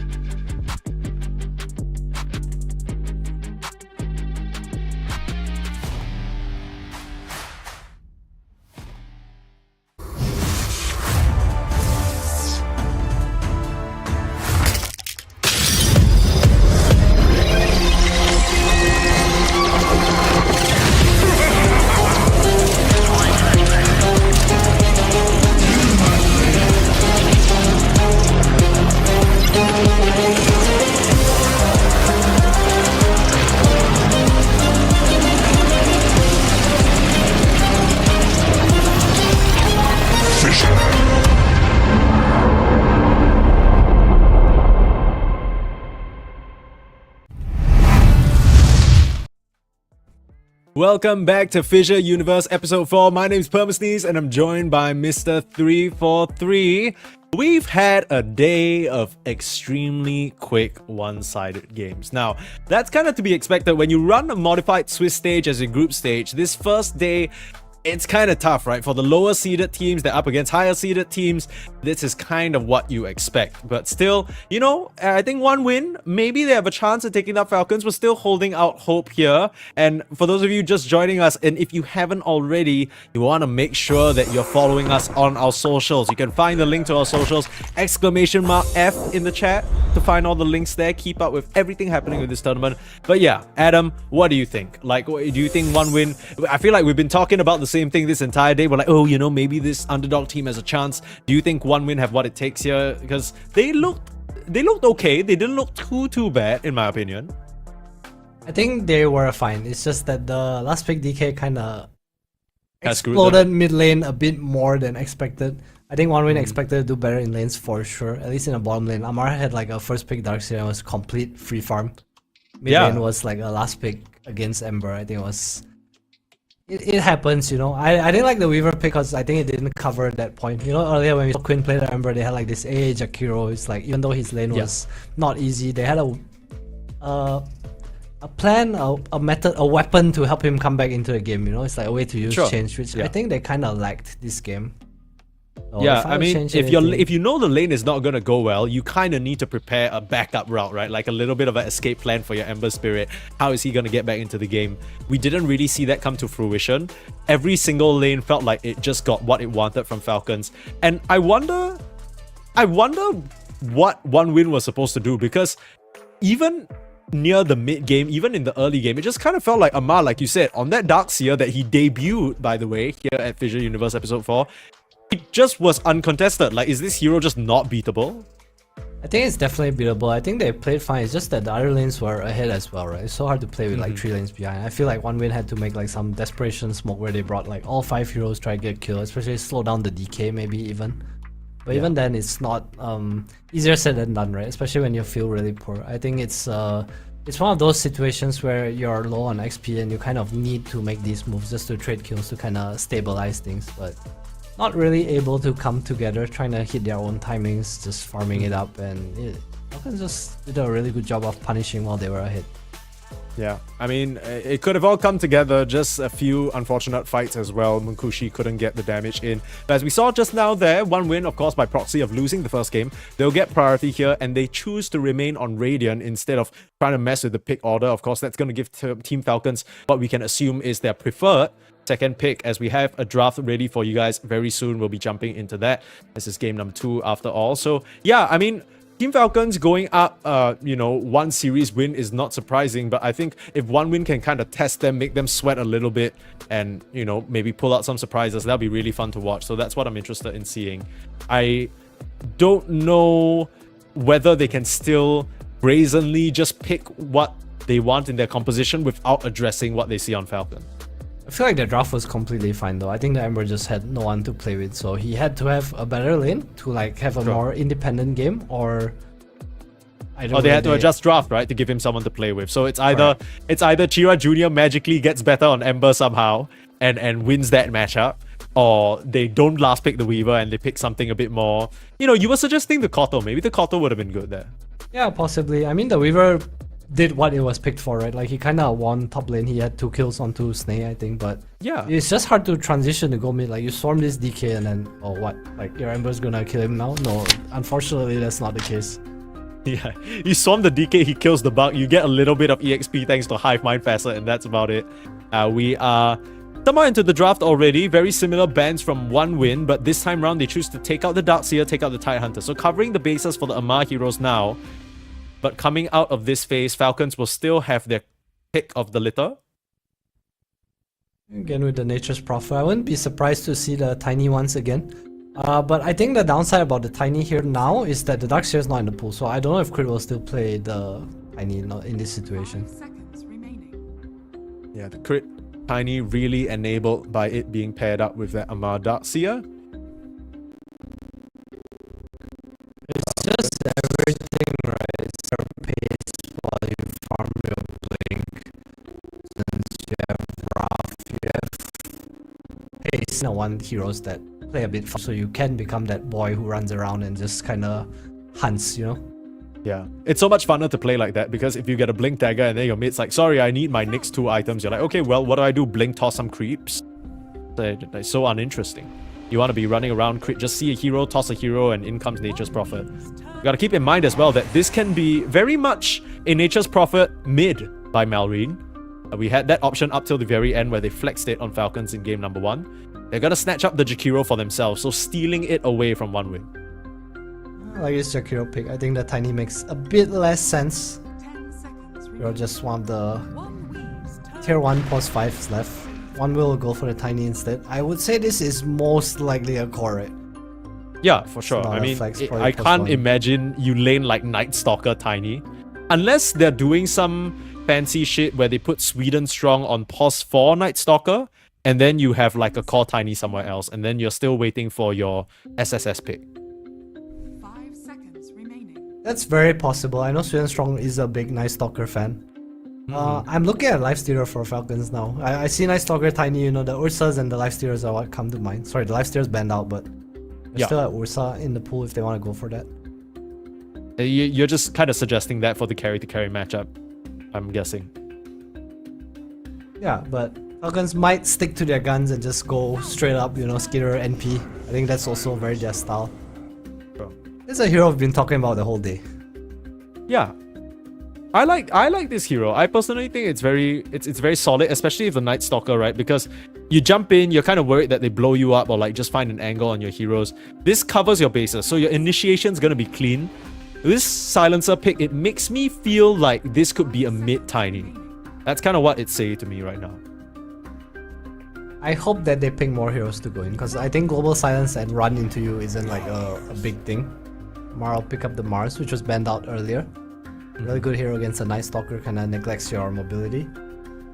Sure. Probably just show a post 4 here. What's Crit gonna play? You see Silencer, you see Tiny Night Stalker. Seconds remaining. the funny part about this is, as we can see on the player cams, Amar isn't even here. So the team just made the decision independent of him. They're like, yeah, okay, you're playing Mars. He's gonna come back from like the toilet or like grabbing some water or something. He'll be like, the hell? Okay, I mean, never gonna complain about that. There's the Clinks. 1win Bandit. And I will say that in the very rare few crit streams that we got over the past few days, he has tried to play this position 4. This might be a bit of a resurgence for crit, back to one of his favorite heroes of all time. I know when he plays cores in his pubs, at least in previous patches, this is one of the cores that he likes to play. So I know he is a fan of this hero. I think it is most likely gonna be his hero. I don't think it makes sense for a Skitter. Yeah, what is... I can understand when you put it on shots where you just need that raw damage. For you as a pos 4. I think it gives you a strong lane. You have the orb walk, you have good damage, you have scouting potential. Other than that, you scale, right? You're an Orchid catch, which I think fits the way Falcons like to play. Crit is usually the catch, quote unquote. Yeah, I get what I mean. I mean, there was this whole period of time where he was playing Bounty Hunter, he was playing this Ricky. It fits the Invis hero bill, I guess. And then you find someone on the map, you get Amar in on the action, and then Skeeter comes in as well with the TP. I guess you have enough control already with the Mars Arena and the Jakiro that you're not so worried about needing it on your pos 4. Tiny and Silencer both don't have armor early on, so it's a nice laner against both. True. Maybe just get Aghanims.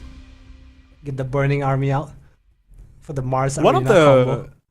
Yeah, you just put the Burning Army inside the Ash Legion arena. You just got that thematic significance going on.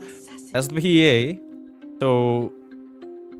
I mean, I'm gonna say it's a mid-tiny, just because I don't want to see a position 4 tiny. Okay, It could also still be a position 4 Night Stalker and a mid-tiny. I can see that. I think they should keep it open. They need a core that can come online. If they, I don't want to see them be in the same box they were in earlier, which is they are reliant on their mid to make tempo, and then they don't have last pick. So you have like an unfavorable matchup, and you kind of have no one to play with again. This game obviously a bit better. The Silencer does provide some damage to an extent. Sure. 10 seconds remaining. I mean, what kind of fits that picture that you want to see then, Adam, from the last pick for 1win? Because the newsflash, they still don't have overall last pick, right? Second pick was relinquished over to Team Falcons.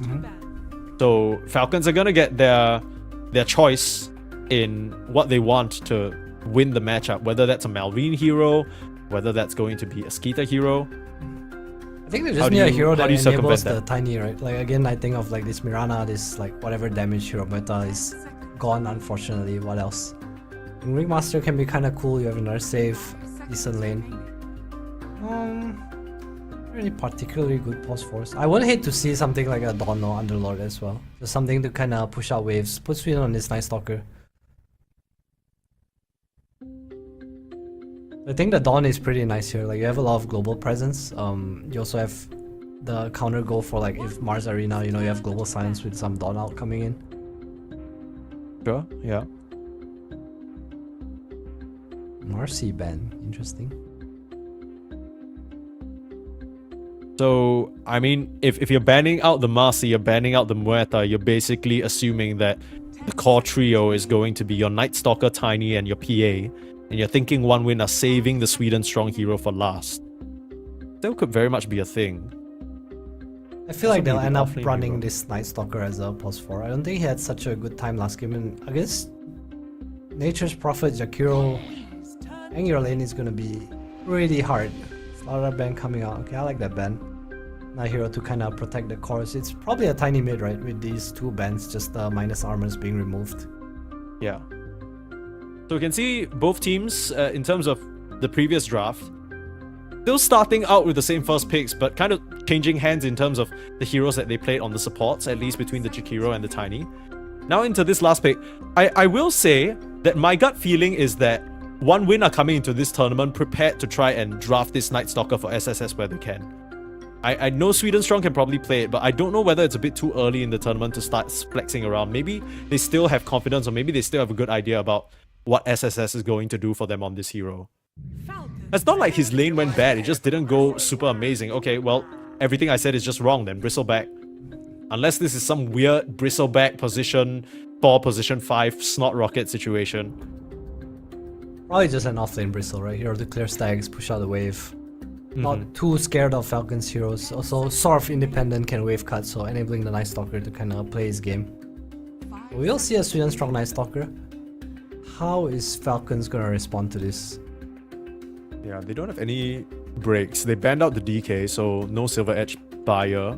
No, I mean, you could get that on the Nature's Prophet, but it doesn't really fit the items you want to get this patch at least. It's a Viper game. A Viper for Malrine mid. That's more of a Ma hero, isn't it? That's true. Could be a Viper game. I mean, Malrine plays it too, Razor as well, but I guess it's not the best against what OneWin has. Looks like a Cold Timber Assault game. Yeah, it feels a bit clunky, right? The Viper, you can't really get to where you need to be because all these other OneWin heroes are so quick. I feel like they need cheap catch. Primal Keep Beast? control, right? Like throw out a spell, throw out a stun kind of situation.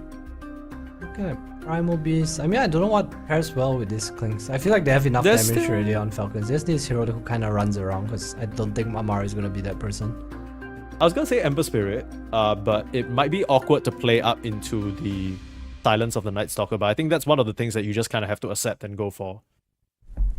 There's a Pango banned out, okay. Lada banned out. There's still, in terms of what Malrine has played, there's the Timber. There is the Ember. He could go for the Storm this game, but against Global Silence, that's pretty rough. Monkey King. Okay, I like that How pick. could we forget? I like that pick. Yeah, it's the Malrine special, right? So again, hero to run around, good lane. Just kind of abusing last pick. We see why Falcons has prioritized the last pick in this series so far. It's also a hero that's really nice against Bristle because you always can hit from the front, right, with your Wukong. Yeah. Very good A diffusal bit game of a too. gotcha. Or Mage Slayer even. Against Tiny, against Bristleback, that's a lot of damage reduction. This is going to be another situation where Malrine basically is going to get an amazing matchup in the mid lane. He's up against Chira Jr.'s Tiny. That is very, very painful for Chira. And I mean, is it a bit different this game, you see? Because I remember last game we were talking about, okay, the Ember Spirit has a bad matchup into Malrine with his last pick DK, but he doesn't have an avenue back in the game. Is it different for him this game? Does he have that sort of backup plan? I think again the Pulse 4 doesn't really play with him specifically, but I definitely like the Night Stalker more than the Weaver. I also think Monkey King is way easier to kill than the DK compared to just now. Sure. Monkey is kind of true. scared of burst, and I think the lane is not as one-sided as people think it is. Like this Tiny can definitely last hit, you know, you can always push out the wave, CS bottle, just go rune, you know, the 2-minute water rune, 3-minute bounty rune kind of shenanigans. So I think they have more of a kit to deal with to avoid what happened last game. Okay, we'll see. I think for me, I'm most interested in seeing what exactly Crit can do on this position for Klinks. Last game, we got the debut of Amar Darkseer. This game, we're getting Crit back to one of his own favorite heroes. I don't know how prolific it is in terms of his support gameplay, but I'm interested to see. Maybe pubs are going to be ruined. Maybe people are going to start picking this Klinks in the position 4. We'll have to wait and see as we get into game number 2, but is there a draft that you're liking better overall? Is it just Falcons again? I like Falcons. I think they have pace once again. I think they have the right heroes to execute what they want to do, and I feel like the difference between at least the higher tier teams against the underdogs so far is that they are very good at executing the stop, you know? Just like the teams that want to play their own tempo and the teams that just want to play faster than your tempo. Like they stop you from achieving what you want, and they know what's your timing as well as they know what their own timing is. And I feel like Falcons, Liquid, all these teams have shown so far that that knowledge is invaluable. Yeah, Falcons have always been very good at just crisscrossing everything that opponents want to do when you play against them. Sometimes you watch the games, especially Falcons, just kind of last year throughout the entire season, it felt like they were so good at just ruining your day. Everything you want to do, just spoiled. You sit there, you kind of twiddle your thumbs, you're like, guess I'm not playing Dota 2. It might just be a similar case here. They have a lot of impressive heroes that can run really quickly all around the map and exert tempo. It's gonna be OneWin versus Team Falcons, game number 2. Let's get into it here on the FISSURE Universe Episode 4 official stream brought to you by FISSURE Studios. SSS on this last pick, Bristleback going for the Snot Rocket, so a bit more of a team-oriented player, a bit more of a team-oriented build-up. Maybe from him we'll see some of the auras. I mean, I'm looking at this lineup. I think Crimson Guard is going to be amazing this game. Yeah, it's a super high value team item game, I think. I like the Snot Rocket too, because Falcons heroes don't really run around too well. Like Monkey wants to jump around, you know, he eats a goo, gets a hairball, and he suddenly can't jump. Same with Mars, you know, you go in, you can't really come out. But Falcon have like a lot of, we want to initiate and just do damage to you. Sure. Do you worry that they might run into the same sort of problem that some of these other teams are facing up against? Because, you know, when you have someone like a Mars and then everybody else on your team is like, Battle begins. it's not like your supports initiate, right? Like, Crit is going to get you vision, but it's not like he can really start a fight. If, for some reason, Malreen's lane doesn't go as planned, is it just going to be everything on the back of a Mars to try and initiate on this Mars? It does seem that way, right? But I think the way Falcons play, they're a bit more... They have vision. I think they are enabled this game, right? Like, Amar's always going to see something because of Crit scouting out. You have Treants, you have Monkey King on the tree. Malreen can also kind of start, right, with Boundless into some Spearback. I think that's like a very realistic scenario. I think also something nice is that Unwin's heroes are not the best against Arena. Like, Tiny doesn't have BKB early on, neither does Bristle. It's really just PA that can blink straight out of the Arena later on. Yeah. I feel like an awkward game to get a BKB, but into a Mars and a Jakiro, I guess it's a bit of a mandatory purchase. Especially for the PA. Not sure whether Chira Jr. will pick one up. Not really a very natural progression for the Tiny. I trust Malreen to know the ins and outs of this mid lane matchup. Whacking him with a stick. Not much the Tiny can do to prevent the Jingu from going the Monkey King's way here. Doing really good so far. Pretty interested in how bottom lane is gonna go, because I feel like this Clinks is just outright stronger than this Silencer as we see him getting clicked. Yeah, It's it's not kind of a- interesting how that works, right? Because with the Silencer, you get the glaives, and then your idea is, okay, I'm gonna just orb attack you until you cannot stand in the lane anymore, but Clinks can directly counteract that. It's a pretty cool pick. Meanwhile, top lane just wave pulling shenanigans. The double melee.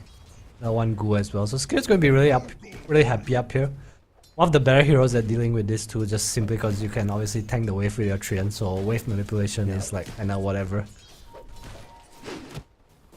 And just kind of turn that against your opponents as well. You bring the little Treant to drag the wave. Mar here. Early level in the Bulwark. He might just go down though. Not respecting the damage coming out from the Silencer. First blood is drawn. Munkushi able to get it done. Crit was a little bit busy trying to block that small camp. Doesn't manage. I don't think he even managed to block it. Yeah, okay. Well, he does block it, so that's at least something small, but results in the death of the Mars. Not ideal. Interesting that he went for the Bulwark. I guess it's just because the Silencer has glaives, right? You don't want to get poked so much. But unfortunately, not having Spear there might have cost him his life. I think he would have died regardless. It probably was a situation where they saw him level the Bulwark and they're like, yo, get this guy. He doesn't have Spear. Lol. Easy kill. Easy kill, no.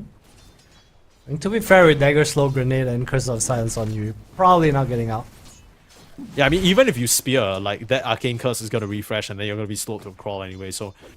You know, trust Amar to know the ins and outs of his hero. But yeah, unfortunately, just wasn't enough there. Now see the power of the Silencer. Marine already with the Blightstone. Beat up the Tiny a little more. All lane suddenly looking not too comfortable for Falcons. Mark can't really walk up to the wave too. Oh, what's going on in here? A little bit of a slow, a little bit of a goo action. Getting gunked up with Skeeter.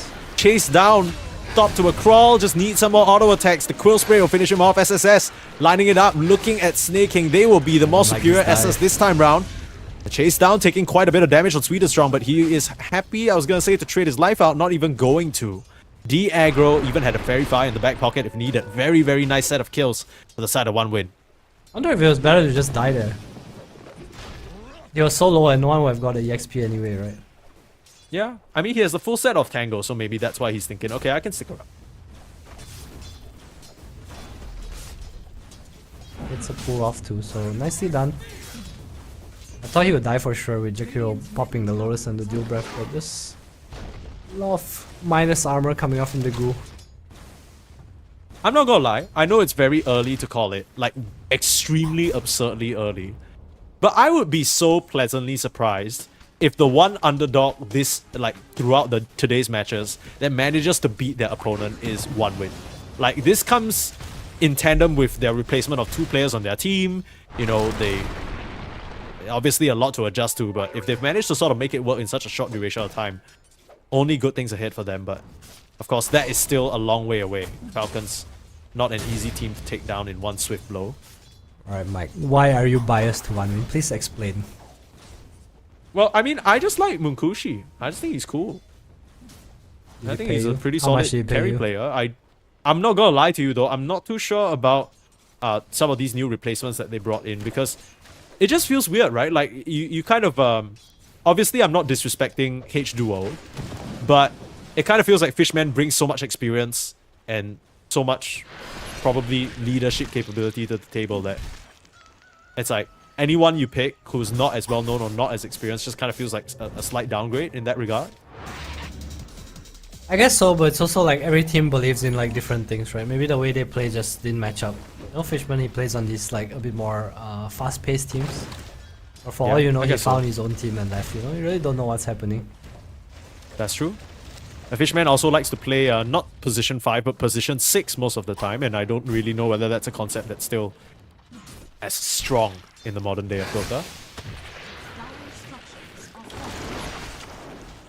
Lanes once again going pretty okay for Falcons. Munkushi the big winner this time. This Klink's not really having the biggest of impact in the laning phase. No real protection for Amar. Unfortunately can only kinda hit them as they run him down. You know, they should make it so that Snot Rocket, like, gives you a bit of, like, AoE stink damage as well. It only makes sense. I mean, right now there's a lot of AoE damage being put out onto SSS. Maureen TPing up here. The Silence trying to keep the Bristleback safe, but Maureen will be able to get that Jingu up, get the smacks down, and SSS is going to fall. Sweden Strong jumped in pretty far deep to try and save his Bristleback, and he will drop as a result. A double kill for Maureen. Nice little rotation there. Till the end, how are you gonna deal with this? Can anyone come over and help? Look at the time. 7 minutes. Maureen's feeling confident. Jiren Jr.'s rotated over. Just that Arcane Curse is enough for him to be like, okay, you know, fine, you can get your own wisdom then. Shrine protected, but really nice rotation from Maureen. Getting a pretty nice kill onto a Bristle too. Look like he might have got to a point where he was a little bit out of control.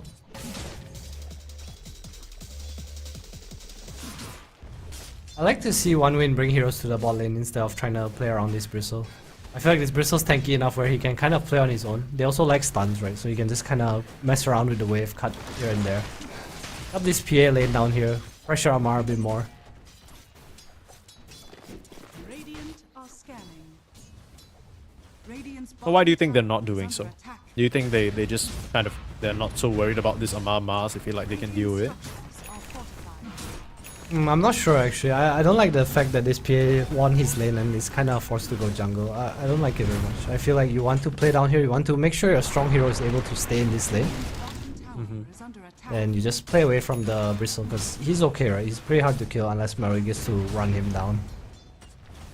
I mean, maybe the thought process is with the way that the PA's lane has gone, she should still be able to get towards her items, but SSS, you know, he's gone for the Snot Rocket, right? So he doesn't necessarily farm the fastest compared to if you had that sort of regular Quill Spray Bristleback situation. Yeah, you still farm pretty fast if you clear stacks, I'm pretty sure. I just think they want to drag out the laning phase, and protecting your safe lane is generally the best way to do that. Speaking of stacks, not much prepared on the side of one win as Maureen in this top lane again, threatening the Wukong's command there with the Arcane Rune. Just being such a pest here. Falcons just able to planting his butt. Constantly bring heroes to the top side. Stalker not really able to contribute anything. It's a really good timing for them. Not sure whether they can keep SSS in this command though. It's not the worst because again he has the Arcane Rune, so it's just a 70-second cooldown, but still. Walk out and then reclaim the bot side a little. They are gonna see Amar. Yeah, what's going on here? They run into Amar who was playing very far forward. Will get caught. There's the arena, the Centaur working against him. Not sure whether that was calculated by the side of OneWin to group up around with 3 heroes around that creep. But they get the job done. Nice kill onto Amar, but it's gonna come at quite a cost. So much damage being done to that tier 1 top.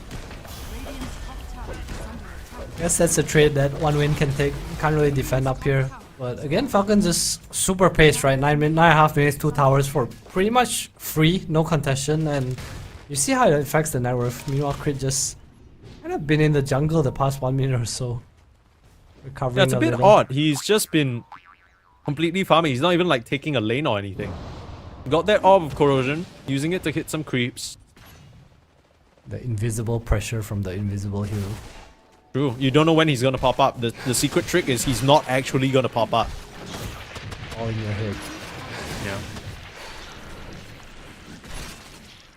Alright, OneWin back to the farming game. Falcons again gonna slow down after 2 towers. Kinda hard to go mid tower, I think, before Amar pushes out the bot wave. Sure. I mean, we already mentioned this, but OneWin, they didn't necessarily prepare the most stacks for their Bristleback or their PA to go back to. Crit's gonna prepare some skeleton archers in the mid lane just to protect this tower. I guess that's the downside of having a melee support, right? Like, you can mess with waves, but it's not a hero that really wants to go and stack ancients, for example. Yeah. Let's start There's only a few melee heroes that can do that reliably. trying to push out top wave a little. There's a catapult here. Wanna apply more pressure, so try and get 6 on silencer till the end. Will he's in trouble as a blink grenade too. That was the weakest Raph I've ever seen. Yeah, well, I don't think it's gonna get them the kill. Crit actually chases him down. Okay, not sure how he managed to do that. Probably a tar bomb into the tree lines, but It was the blood grenade. Get a real one hit. well, 1 for 1 across the map. I guess this is what Crit was farming for, right? He was waiting for that level 6 so that he can start moving around into more aggressive positions. Start taking away some of the farm on his opponent's side of the map. Yeah, it looks pretty nice. Like, you get to farm these big camps. You know, you're off pressure. You are pressure for a silencer. Like, they can't simply run into you. Hard to pop smoke. You are a good smoke break. Kind of a body for Amar down here.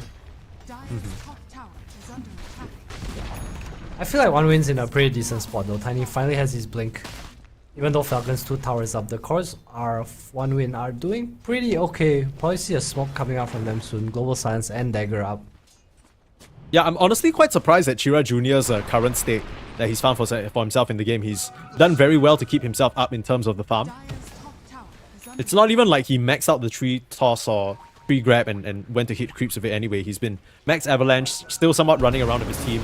Sweden Strong is gonna run into absolute terror though. 3 members and arena used.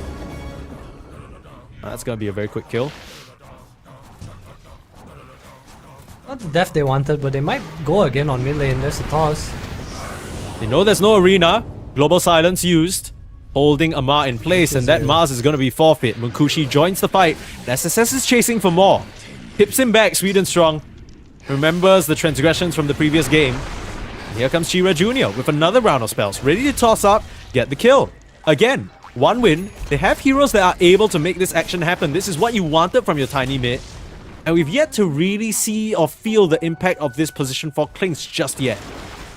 This PA has Battle Fury. Minute 13. Oh my He's goodness. having a game. He's gonna be buffed up by so many things too. You have Global Silence to kind of enable his jump in. This Bristle's gonna probably eventually go for Crimson too. You talked about how good a Crimson game it is. OneWin Munkushi on a nice trajectory to carry this game. He's just having a good time. Haunting away, dancing away. He has everything to be happy about. Something, I guess, interesting to me is what Crit's actually going to do with this space that he's sort of carved out for himself, right? He's the top net worth support by a pretty significant margin. Sweden Strong scouting out here. I wonder if he sees Marie. And they find the silencer though. TP. Any boundless? No boundless. Look at SSS down there, instead. Maori. Or rather, no, actually, SSS is looking at Maori. Okay, well, Falcons, they're losing quite a bit of ground on the map, I will say. Like, you know how we were talking about, oh, you know, this PA, she got an advantage, but she didn't really do anything with it. Don't really like that. It kind of feels like Falcons, they had a good early game with the Monkey King. And now they're finally gonna put that crit, you know, the Clings to use. Get his first kill of the game. It's the dagger reveal from Amar too, so just slow pace, little nice trade for Maureen. It is on a support though. Falcons, meanwhile, not really ready to take a huge fight. I think the fights are a bit complicated because of global too. Yeah. So many strong ultimates from the side of one win from the supports, the Dark Ascension and the global. They have a ward up here. Tower is under attack. And placed it a bit earlier, perhaps. Oh with my Sweden god, they strong, walked past the spotting out crit wave. Skeeter. That's illegal, guys. Oh, did he actually? Chira Yeah. Jr. just... Oh, come on, man. Well, now they should know that there's some sort of vision there because there's no way he just beelines it up there. Win probability in one win's favor at the moment. 62% at this stage. 15 minutes means that the Tormentor will come up, but at the same time, you don't want to miss anything. Just like these teams are not going to miss the Tormentor, you want to follow us. Press exclamation mark F to get on all our Fissure social media. Make sure you stay along, catch up with everything going on with the tournaments and future events as well. A lot to see on our social media, so be sure to follow us there. Yeah, I was saying Tormentor, but these teams don't seem ready yet. They instead want to try and invade this area where they know Munkushi's gonna be immediate blink. Are you serious? Oh, he's too quick. What a play there from the PA. An immediate TP away. Chira Jr. is here to punish. Amar is in big trouble. This has not been the game for him on his Mars. He's gonna go down to Munkushi.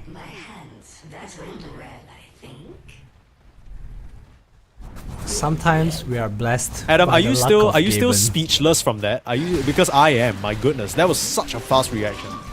Kushi's just better. Sometimes you lock in, man. What can you do? Cue anime music. And Munkushi's feeling good about himself.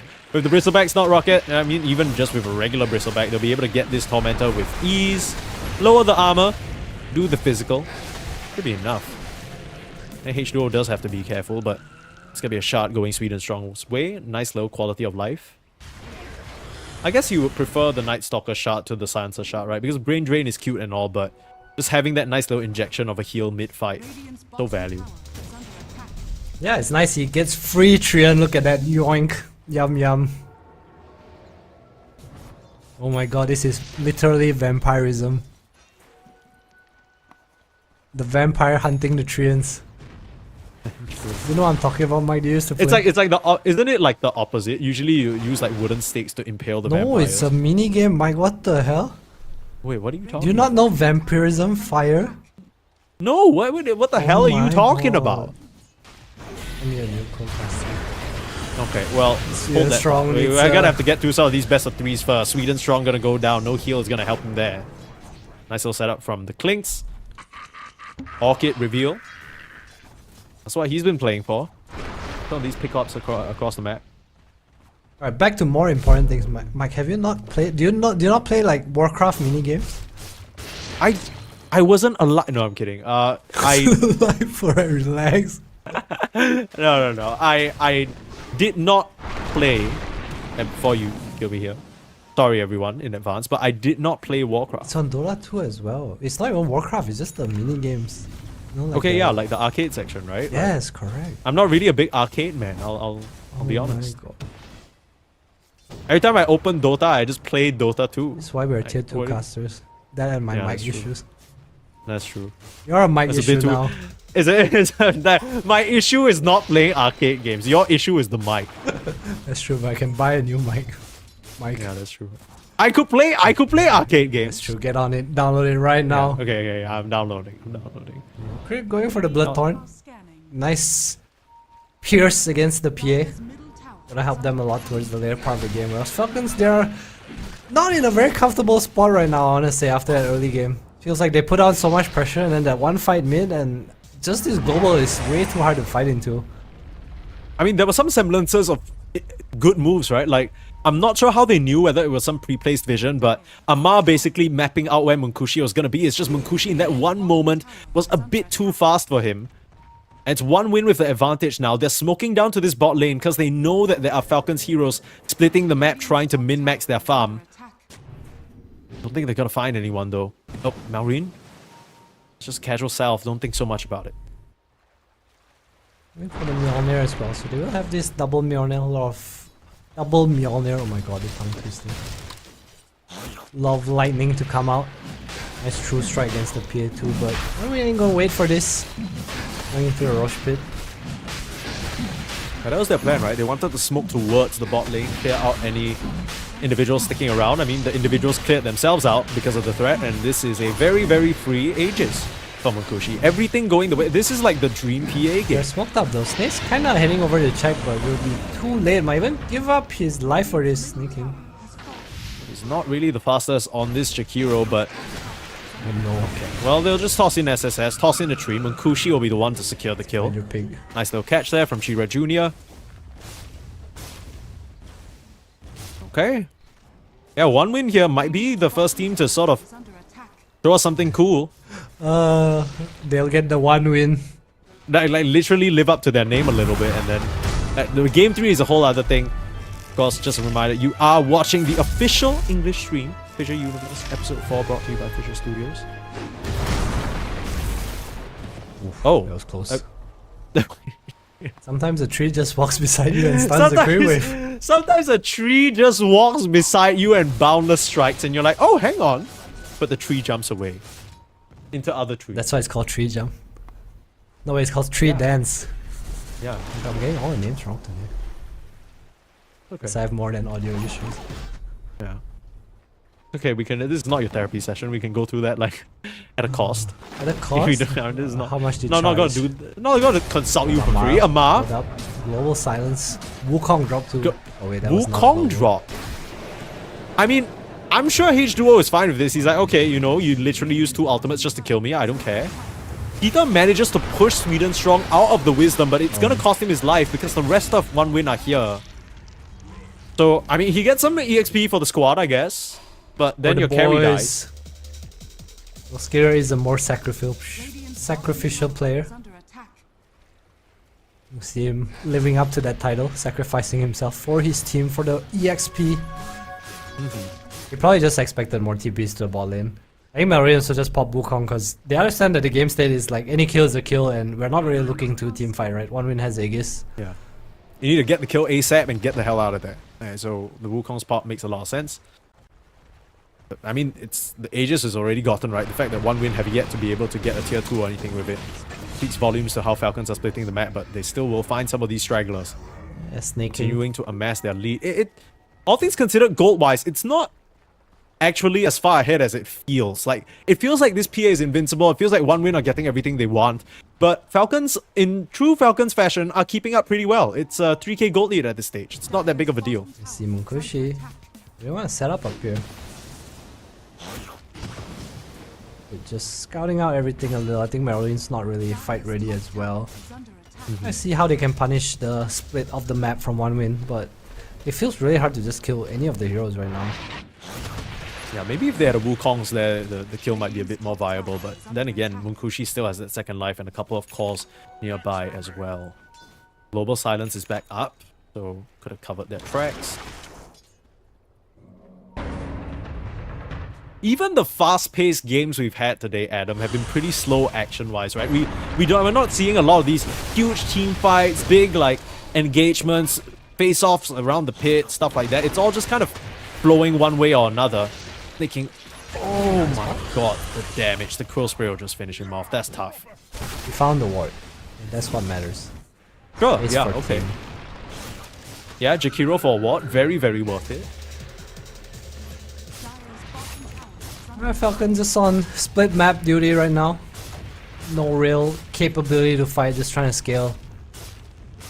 Waiting for the Aegis. Maybe try burst the PA when it's done, but he does have this SNY and BKB. So tanky actually. With the global science, I feel like his global science looks so... I know I said it wasn't like very useful in the draft, but right now it feels like it's so hard for Falcons to kill anything just because they have global. It's hard to change spells. Can't even TP in on Kind the of stop NP, the... right? Yeah, like Skeeter's not going to be able to TP in. Halfway through, he's going to be like, what? Talked about the nature's prophet counter. This H2O. Silencer. Dire's middle tower Big man is under Blastoise. Mar. That's Oh. BKB. He's going to have to pop it. He's coming here now. He's on the way. I mean, he's out. Maureen hopefully is out as well. There he goes. Middle tower is under Okay. Well, maybe it's just trying to scare them a little bit by the... You know how they say when you run into a bear in the jungle, you need to, like, depending on the color of the bear, you need to act differently? Yeah, you I need can't to remember bonk whether his it's a nose brown or bear or a something. black bear that you, like, try and act big against. I'm not sure, but that might be useful information someday. So I suggest you figure it out. Oh, you suggest I figure... Okay, my bad. Let me get to the bottom. No, honestly, actually, no, forget it. It's more fun if it's a 50-50, right? Yeah, that's what I'm saying. You Gamble till the very end. you go to this bear. It's like 3 colors. How many color bears are there? There's brown, black, and what, white. Yeah, okay. So the one thing I do know is that if you run up to a white bear, you just gotta pray. You just gotta pray. Why the hell would Because you that run guy up is to a gonna... white bear? Regardless of what you do, it's likely you're screwed. I kind of like how Snaking is absolutely screwed in this corner over here. He's just run into a polar bear. No amount of acting dead or playing dumb or bossing up is gonna help him. When Chara Jr. Tiny just look a little polar bearish. Have you... Adam, have you seen a polar Yes, bear? no Are on you him, just look. saying that? Are you just saying that because he's got like a bit of an 'cause ice he's snow white. theme going on? That's the Eskimo. Okay. We're back. Little pokety poke. Global silence. This is what you talked about. The immediate TP away. middle tower is under attack. Look at that. Prevented Skir's TP. Did he not have spear off cooldown or something? I feel like he could have. No, he BKB started with spear. right? Oh yeah, I guess the cooldown just came off. Wake up, Mike. You lost your Sorry, 50-50. Your life is now ended. Yeah, that's fine. Nice little cover. Alright, smokes out, no global. Is Simon Kushi on the mid wave? I'm marking against Spirit. Okay, this is a good setup. Munkushi in some trouble. Wukong's command laid down as well, but he has the BKB and he is out, and nothing will happen. Was Boundless on cooldown? Nothing will happen. Norin didn't follow up with the stun damage, just taking too long to charge up the Wukongs, and the SNY just coming in clutch from Kushi pops BKB, but Blood Torn now for crit. I actually want to see what these Klings can do. Yeah, This same. is I feel his like I've time been to waiting most shine. of this game.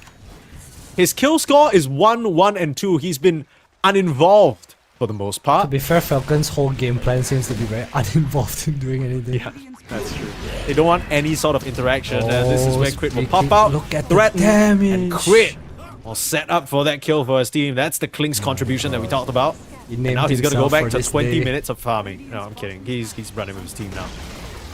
Radiant's bottom tower has fallen. Dire are scanning. I hope people know that as much as we are making fun of it, like we're not.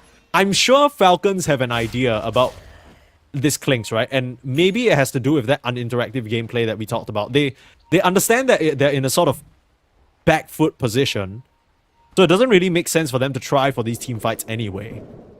They kind of need to burst the hero down, and the Klinks is like the perfect hero pick for that. So you're saying in the 7th pick of the draft, Falcons selected Klings because they determined they could not fight early. Sure, yeah, why not? Yeah, that's exactly what I'm saying. What are you gonna do about it? I'll say why later. Hey, why pick Klings? Yeah. Just drop AUI. He's and gonna- say, he's gonna "Hey." reply. And then he's gonna Oh, yeah, we just couldn't message him and he'll be fight. like, "Oh, Crit wanted to play it, LOL," and that's literally the end of your conversation. That sounds very likely. Actually. Yeah. I think they picked it for late. It looks nice, right, in their draft. Like there's a lot of scout. Is under attack. They have a lot of Yeah. goal already, so the scout is nice. But in reality, they just couldn't take fights because of maybe some mistakes in the game, the laning phase, just some deaths here and there, and obviously the global silence. Falcons, dude, they're so good at stealing shrines. Dire's structures Yeah. have fallen. Actually, that's a nice way of saying it. One win, why are you not taking your fucking shrines at the Yeah, time yeah. you What spawn? are they doing? Hello, it's not like this is a mystery. 28 minutes on the clock, baby. Sweden strong. Finding Skeeter, slowing him down. There's a Hurricane Pike towards the defender's gate though, and his that's base, one that you though. can't pass. BKB popped by Amar. He'll try and counter initiate onto Sweden strong. Ice Path Macropire laid down. That Sweden strong Night Stalker is dead. Couldn't make his way to a creep to eat it for the Vampirism Warcraft 3 mini game, as you say, Adam. That you will play someday. Yeah, sure. What's back? No one to toss back to, or at least didn't really think about it. Pops his Ghost Scepter that he has purchased just to avoid the physical damage from the PA, but resigns himself to his fate. There's a setup from start. Malrine, though. Global Silence cancels it. No chance. Meanwhile, Chira Jr. with the toss back. Looking at Skeeter, this Nature's Oh Prophet my is God. dead. Just sliced up. Falcons, you're gonna have to interact really soon. One win are knocking at your door. This is the game. This is the game. Roshan is Yeah, this saying is the one. hello. This is the one win. Haha, he said it. Haha. 1 minute and 20 seconds. But I feel like Falcons are trying to play for a time, but every time one of their heroes just goes down, it feels so hard. And we also see a problem with the Monkeys game. There's just nothing to kind of hold them in Wukongs right now. Munkushi always able to get his BKB off. There's a Lotus for the Bloodthorn now, which honestly is a big source of their damage. I mean, the whole idea is that you put the circle on the circle, right? If your arena is up, your Wukongs is up, they're in there. What if you walk But out of you- the circle? Yeah, well, if you have a BKB, you can just walk out pretty easily. That's the setup. Nemesis. Okay. Let's go, Crit with the Pitao. damage. Show Hazewood us is the cleanse running a power. little bit low though. They see him. Uh-oh. Okay, well, the one person who TP there has no TP You cancel. can't see me, says Crit. Yeah. Space Creator. That's a lot Very of space, cool play. actually. Unfortunately, there will be a DD rune spawn. And if Munkushi gets this, I think they can actually just go fight 4v5 anyway. No, Cherry Jr. I mean, I reckon took to say it. they might just be even able to 4v5 anyway. You're probably right. Global Silence is proving to be so annoying for Malrine. We see multiple times where he's trying to set up his Wukong's command, trying to jump in, trying to balance strike, chain the spells together, but the Reverberating Silence. He's gotten a Manta to try and shrug off the initial one, but that facet is still going to pose a problem. How dare you farm my waves even strong. Yeah. Right, Get Falcon. the hell out of Finally here. gonna make a play. Jira Jr. Oh, 3-man My avalanche! double damage. Come on, you could have... What the hell was that? How did he get away with that? Amar again popping the BKB, but he has nowhere to go. He can't even TP out. Shantro. He's gonna try and Oh deny my himself to the Roche, but come on, that timing was awful. Chira Jr. finds everything. The tips come out, rightfully so. Sweet and strong, he's yelling at his She's on team. the Come on, way. guys, look at this free Monkey King that we can kill. Come on, you One want to in get him? one. We can get him. Unfortunately, Munkushi just a bit too far away, and they can settle for the Roche instead. That's very convenient around that area. Falcons fall right into the hands of Chira. Why did Roshan come out and try to yoink that? Can you please explain the mechanics? I think some AoE damage probably hit him. Spray, I guess. I think. That's. He just walked out and just made a beeline for Amar among the 4 heroes. It's like, I'm here. Bro, everyone's The an one Amar win. hater. Right? Like even Roche. He probably got flamed by Amar in one of his pubs. Yeah. 74% win rate here for 1 win. It is looking great for them. Since the early game, they've done very convincing moves. We lack of a initial laning stage, but differently from last game, the Dragon Knight that Malrine brought out, this Monkey King has not really been able to find his footing. Spent a bit too much time messing around in the top lane, not really getting much done. Despite all these Shrine of Wisdom steals, Falcons, they are still in a very tough position up against this Munkushi PA. You know why the Shrine of Wisdoms do not benefit Falcon as much as they benefit 1 win? Why is that? Because they're the more experienced team. Alright, up to the up to the high ground we go. Roche banner. Right. Gonna How ignore do that you stop horrendous this? Falcon's gonna set up a little bit of a defense here. I don't know if they can actually take a fight. Right, They're gonna have to try. Amar will be the first one in. Spear back onto SSSD. Decided to try and burst down the Bristleback first. They get the Aura Carrier. That's pretty good. Buying some time with the Ghost Scepter now. Global Silence to cover them. The BKB popped. Looks like 1 win. They're okay with that. They'll just back up. Note to self: only PA hits tower from now on. Yeah, that's what I was about to say. Like you know, if 1 win are hitting towers with 3 cores, that's like the only avenue that Falcons have, because they can literally pick and choose their target, right? So that was a bit weird that the Bristleback felt the need to be punching away along with his allies. But yeah, Oh, big ice puff. big ice pack, That's huge the ice revenge for the pack. So many, pre-blink earlier. dude, so many Jakiros with this this kind of foresight, The man. 8 cents. Predicting the future. It's the second hit, man. Yeah, that's true. Great, scaling pretty nicely too as the Dragonlance now. Level 18, 3 points in the little skelly walk. Yeah, big thing for him is he's also carrying the gem, right? Which means that he isn't going to turn the wrong corner and just get caught out. Very aware about where he can play. Set up on Kushi down here again. Kind of baiting a little bit here. Sweden strong. Okay, Thinking never he's mind. the one being chased down, but it's... Look at Crit and Amar. They're just pushing out the waves. Setting up on the creep wave. Probably the right play, honestly. Oh, this creep wave is so dead, man. So is Snake King though. Snake King forced off to high ground. Pog. Okay. Well, that took quite a while. That was basically the entire Dark Shira Ascension. Jr. That's worth it. Mr. Tiny stuck on the tree. Yeah. Oh. No preemptive Dire's bottom tower is under blade mail. attack. He was a bit worried about the real monkey coming for him. Has been Kushi is done with this game. He's like, we're ending a game right now, guys. No, don't go Yeah, back. he's like, what the hell are we doing, bros? Like, can we stop this shit? But crit again. Look at him go. Little skeleton boy cutting the waves, killing couriers, being absolutely annoying here in this game.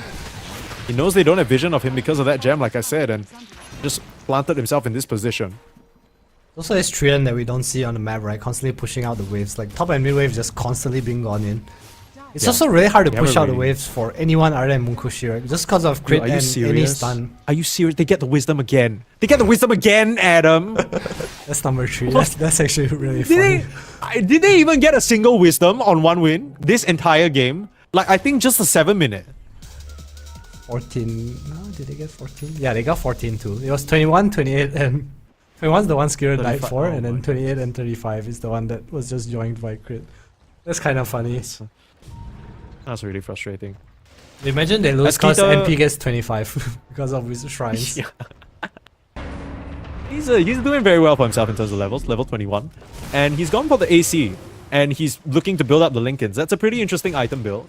He needs to What do not you get think he's Abyssal, I think. Prepping for. Probably just Abyssal, Abyssal? right? Yeah. Or PA jumping on you. It's just a nice item to have. I don't think it's like some super game-changing item, but he needs to be able to fight. I guess the AC is just a good team item, and Amar's not going to be very close to getting that, very keen. He's eyeing up that Hex. Radiant's top tower is Speaking of Amar, pretty quiet game. Lower net worth than we usually see from any Amar performance. Oh no. Yeah, Amar... Oh my god. Whoa! He's dead. Yeah, it's not going to do anything. Surely you can BKB TP, right? Okay, there's Abyssal on PA. Ah, right, yeah. Okay, silly me. This arena. Yeah, because if you Arena. go Scepters, he can't BKB, so... Yeah. Because when you BKB, you basically are not Ghost Scepter. It's this whole thing. Okay, well, Amar does go down here, but Falcons, they're doing, all things considered, a not too bad job at just kind of dragging things around, right? One win.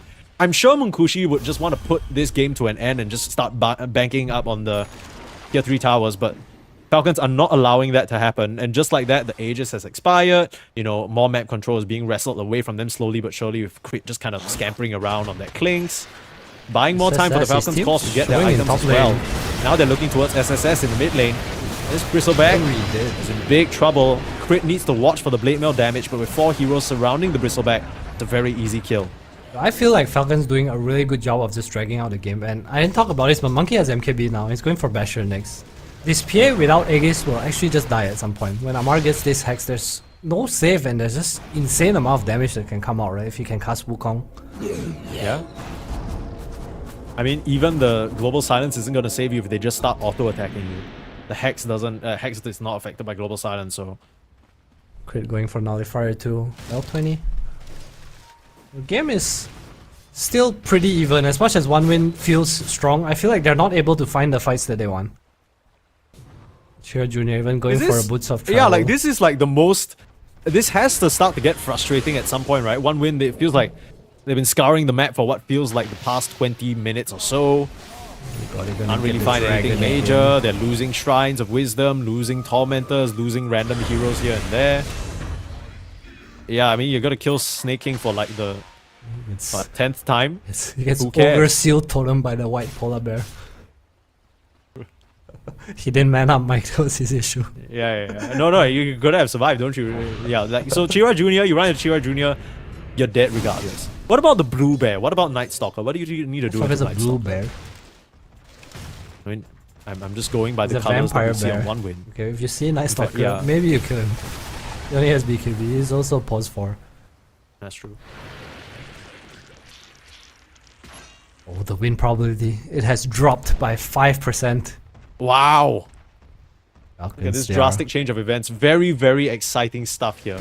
on their This way is back. gameplay with a capital G, I'll tell you that much.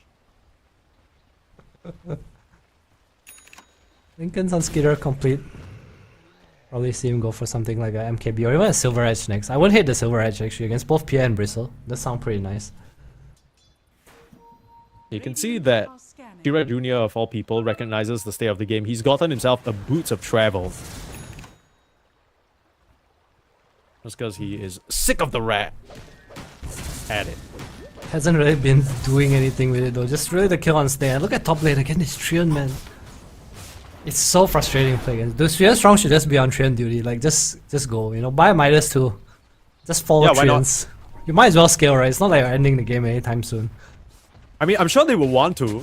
Is there any way for them to though, you think? To end the game? Yeah. They probably want to wait for Rosh, right? It's 2 minutes left. I think the Rosh enables them to push out the waves. I think they could have just tried to find like a smoke into Falcons before this. I feel like Global is still cheating in this game. Like any jump with Global is like kind of free. Perhaps they were waiting for this nighttime. Charging full steam ahead now, looking for Crit, who is still scampering around. It's Sweden Strong on the front lines with a gem. Might be able to find them. Smoke breaks. Doesn't dare to break that high ground though. Things come out. Wrath of Nature comes out as well. More chase. I thought they were gonna go for sure there. I didn't know they were. I didn't know there was anything to be scared about. I thought that was their moment to strike.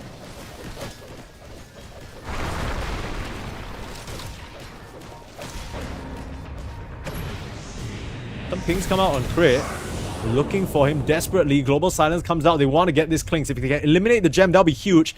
Slow him down for now. There's the toss. The connection is there. Crit is in big trouble, but able to get himself up to the high ground. Now Amartha Arena saving them for now. Sweden Strong just gets melted, and Skeeter beating into Chira Jr. Their white polar bear is gone. Mukushi able to finally kill Malrine though. Now they're looking at Snake King, who for some reason is the one to survive. Crit gets out. Somehow, some way.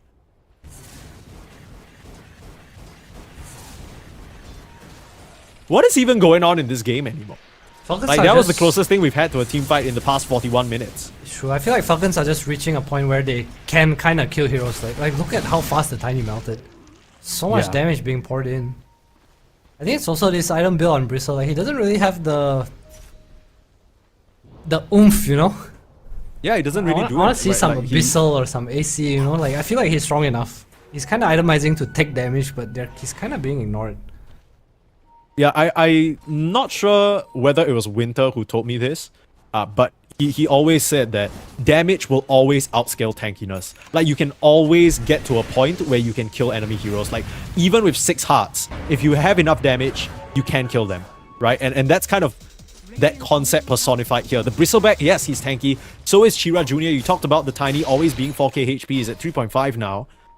But if Falcons find a situation where they can lay into them for like just 5 seconds, it's fine. Like, they're gonna get beaten up real bad.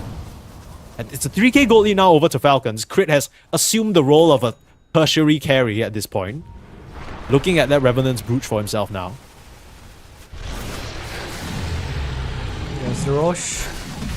Or Rosh is this? Number 3? Number 4? Yeah, number 3. I will say that this feels like they're so it scared. represents one win's potentially final chance to put a close to this game before things get zany, before things get chaotic and wild and uncomfortable on the map. Aegis in the hands of Mukushi. She's as well. Too. They need ways to find initiation. I would really like Sweden Strong to scale in this game too. Kind of poor. Yeah, Midas means that you're not probably ending the game for another 5-10 minutes. It don't matter, you aren't. As long as NP is alive, your waves are going to be in, and this split push from Crit is super annoying as well. I have some bad news, by the way. Nature's Prophet is just 300 EXP away from hitting that level 25. Well, that's more gold This for split Nice push- Stalker now. Yeah, I guess so. You guys will just get Dagon right. Oh my god, Sansa has Refresher Shot too. He has the Dagon queued up too. Like, they understand the problem. Yeah, they just haven't arrived exactly to the solution yet. And all this time, it's extremely valuable for the Falcons.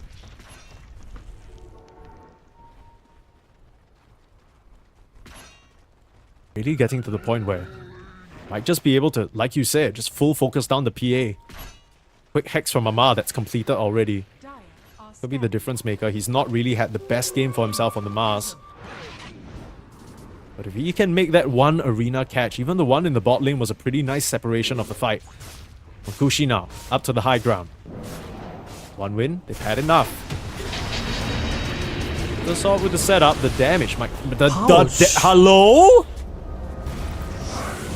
Okay, well, Sweden Strong's gonna come in. Global Silence pop now. The BKBs as a response. damage. But the Hex up. They got Oh, they got the Mukushi. PA. They're holding the Mukushi's in control. so much They got the trouble. PA.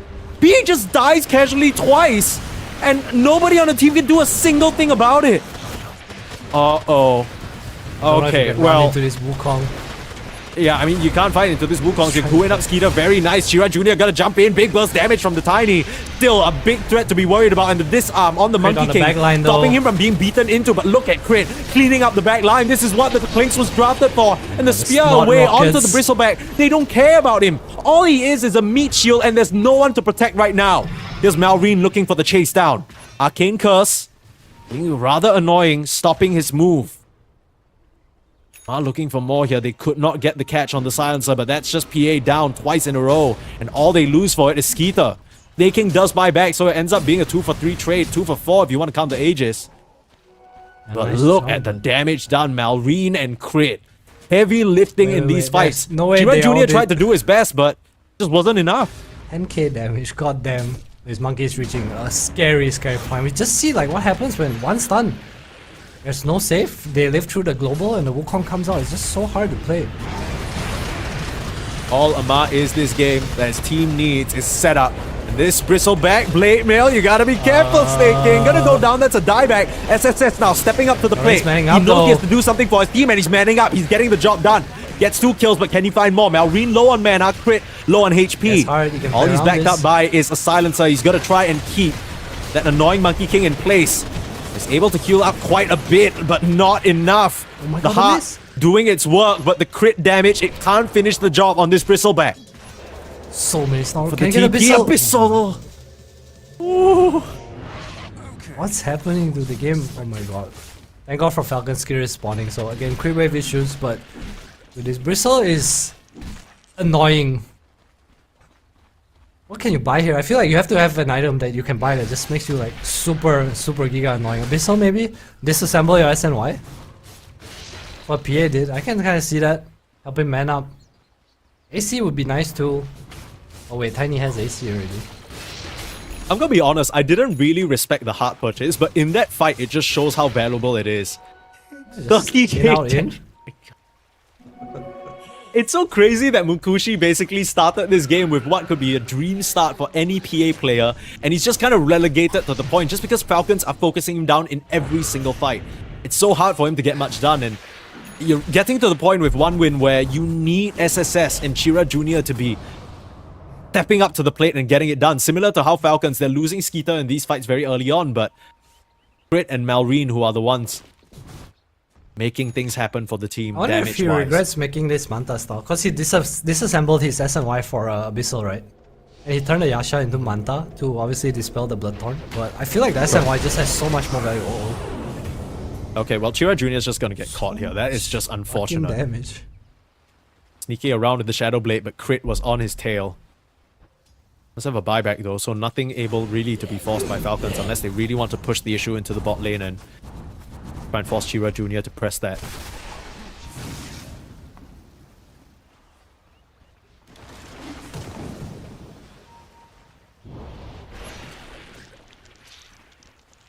This is like the ideal Crit situation, right? The game got chaotic, the game got messy enough that he is now fully fledged, basically a core.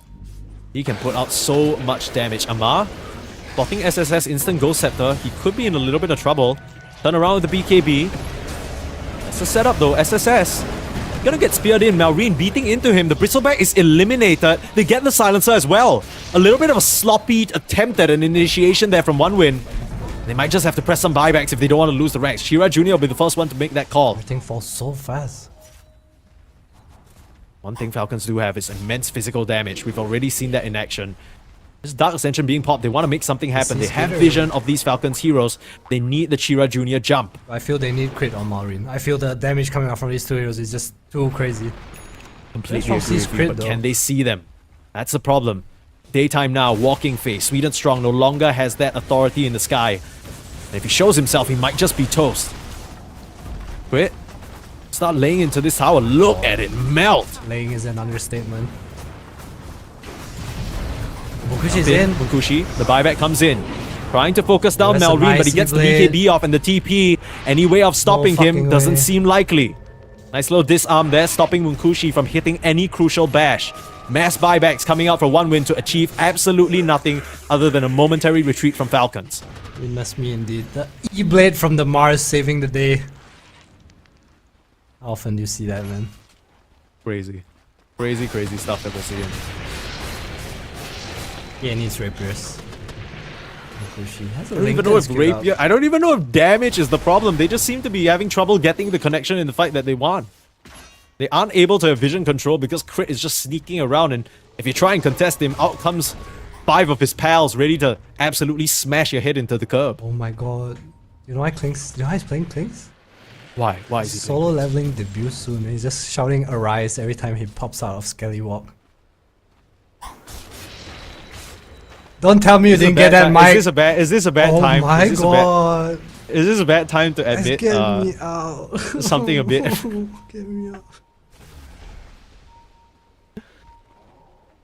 It's on my watch list. should Does watch that it. mean anything? Otherwise, you're gonna To get you? spoiled tomorrow. Tomorrow's I literally will. the I end will. I'll of the start. season. I'll start on it. Alright, Okay, hold you up, can hold up, pick. hold up. Is it Weekend gonna of be end of where the we gonna- season.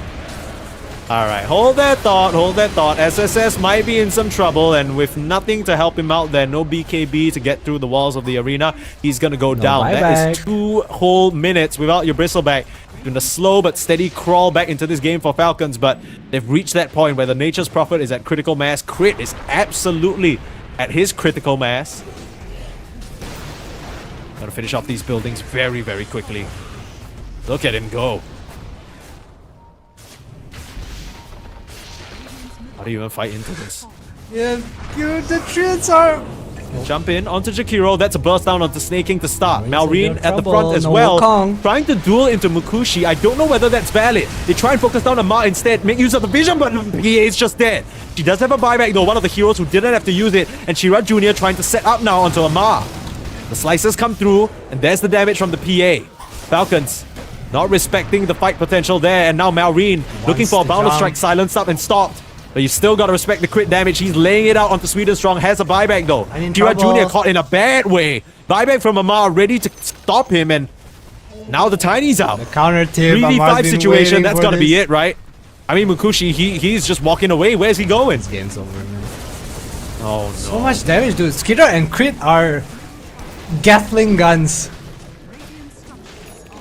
That's crazy. Everybody on Falcons Oh my other God, than the Snake Wukong. King is just pumping out insane amounts of damage. And you can't get rid of all of Solo them. leveling It takes strat. so much to even deal with Amar, and he's gonna drop one final arena as the dust settles. What a game there from Falcons. One win are gonna be denied of their namesake, and I can't imagine Falcons are too happy about that, but I'm sure Crit just had the Clinks game of his dreams. So I get to just like how I played in my pubs. I jungle for 20 minutes and then I go kill with Bloodthorn. Can't wait. Yeah. Yeah, literally. I mean, All it makes me part want to of try my this plan. little bony boy as well. There's so much damage potential from him. I mean, one win. They, again, comes back to what we've been saying the entire day. They might have instances, and they got the closest throughout today, of upsetting the big guys as the underdogs, right? But something about that mid-game decision-making, they weren't really able to get it done. See the final scoreboard there. Damage done by Crit. 33k, but Malreen, the sleeper agent there, 44,000. His Monkey King was insane. A big comeback for him after that tough early start. But yeah, I mean, Winter was right. what do you think One Win didn't do correctly? What do you think they messed up on? I felt like they just couldn't go high ground, right? And then it was the top fight. I think that was like their one opportunity that I saw where the Bristle got caught off. They had PA Aegis, he could have just hit the tower for free, but SSS kinda thought he was a bit too tanky, you know, went in, and that was Falcon's defense. And from then on, I felt like there was just no real opportunity to hit high ground anymore. Yeah, it's tough. I mean, as soon as that happens, I think you and I immediately made the call as well. It's like, okay, hang on. What are you guys doing all hitting the tower there? There's no reason for you to do that. But that these are the small mistakes. That's all Falcons needs to come back in that game, and they'll be able to take the series 2-0 now again. Unfortunately, this means that we're going on a very long break. The time now in CET is 7:15 p.m. Our next game, PARIVISION versus Night Pulse, starts at 8:30, which is just about 1 hour and 15 minutes away from now. That'll be happening on this stream. If you're looking to catch Tundra Esports versus Talon, that's happening on FISSURE_Dota_EN. So that is the other stream, casted by, I believe, Harry Freak and Lizard. But yeah, you'll want to come back here because I promise you this time, I think this will be our tightest series of the day. I think these two teams will be a bit more evenly matched than what we've seen so far. So we'll see you guys in 1 hour and 15 minutes back here for PARIVISION versus Night Pulse.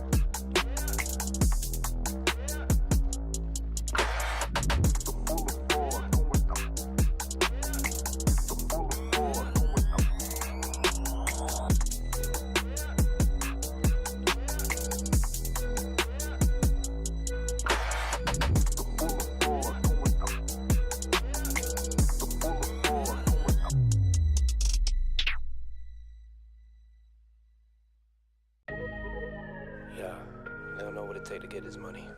Yeah, yeah, get it. Determination, yeah. Ambition, yeah. And most of all, you gotta be a soldier.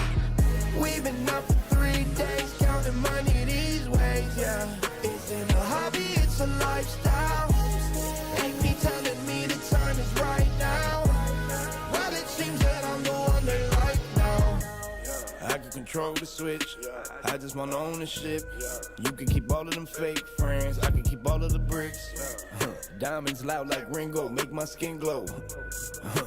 I'm a dog, dingo, line them up, bingo. But you know how it go when you chase thrills. My little boy just died from a fake pill. Couldn't bury the boy, so they had to burn. Had to give mama bread just to pay to earn. Y'all ain't getting no sleep cause you too busy feeding the ego. I ain't getting no sleep cause I'm counting this money with all my amigos. We've been up for 3 days, counting money these ways, yeah. Isn't a hobby, it's a lifestyle.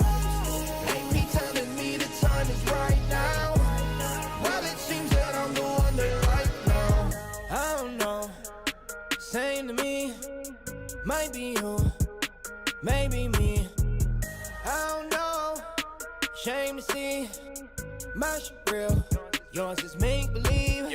Man, it's kind of offensive the way I'm cooking. Her neck hurting, I'm shining, I'm real good looking. I don't need to talk much, you can see the story. Man, he talking too much, he could be the story. I remember the day that they had us in cages. I thought it was outrageous. Now we get paid for jumping off stages. Look at me, mama, I made it like. We've been up for 3 days, counting money these ways, yeah. Is it a hobby, it's a lifestyle. Ain't me telling me the time is right now. Well, it seems that I'm the one they like now. I can control the switch, I just want ownership. You can keep all of the fake friends. They don't know what to do with themselves right now. We running this thing, you heard?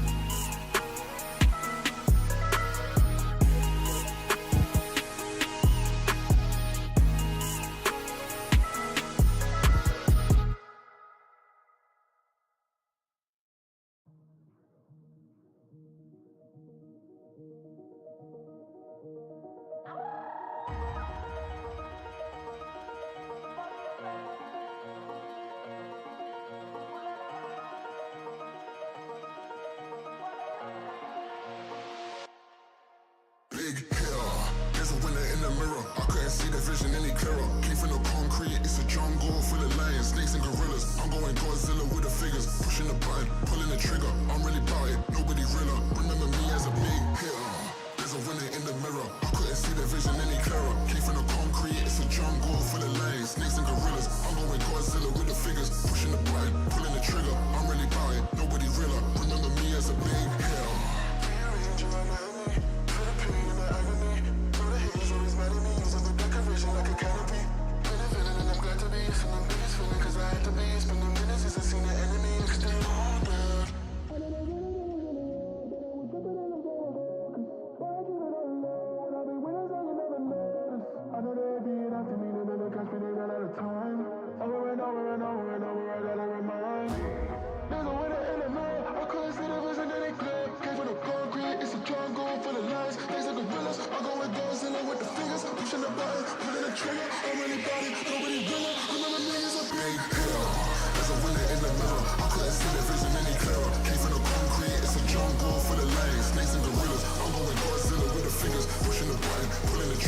I'm really about it, nobody realer. Remember me as a big hitter, as a winner in the mirror. I couldn't see the vision any clearer. Came from the concrete, it's a jungle full of lions, snakes and gorillas. I'm going Godzilla with the fingers, pushing the button, pulling the trigger. I'm really about it, nobody realer. Remember me as a big hitter.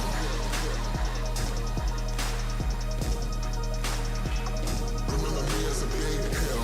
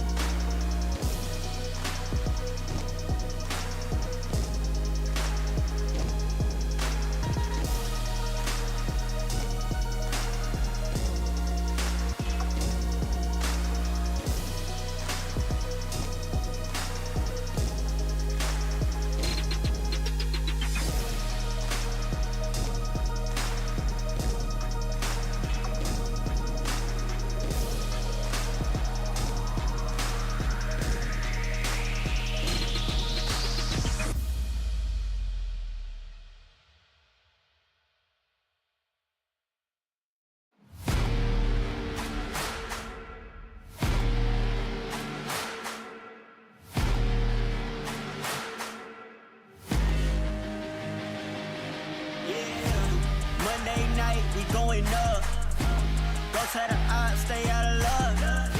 Too much on the line to give it up.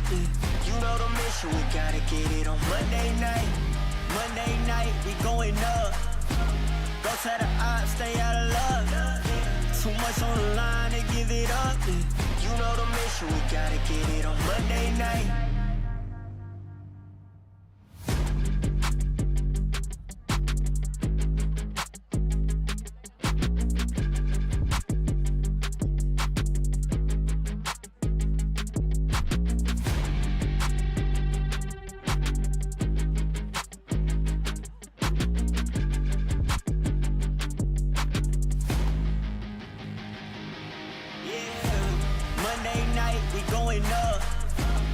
Tell the odds, stay out of luck. Too much on the line to give it up. You know the mission, we gotta get it on Monday night. Monday night, we going up. Go tell the odds, stay out of luck. Too much on the line to give it up. You know the mission, we gotta get it on Monday night.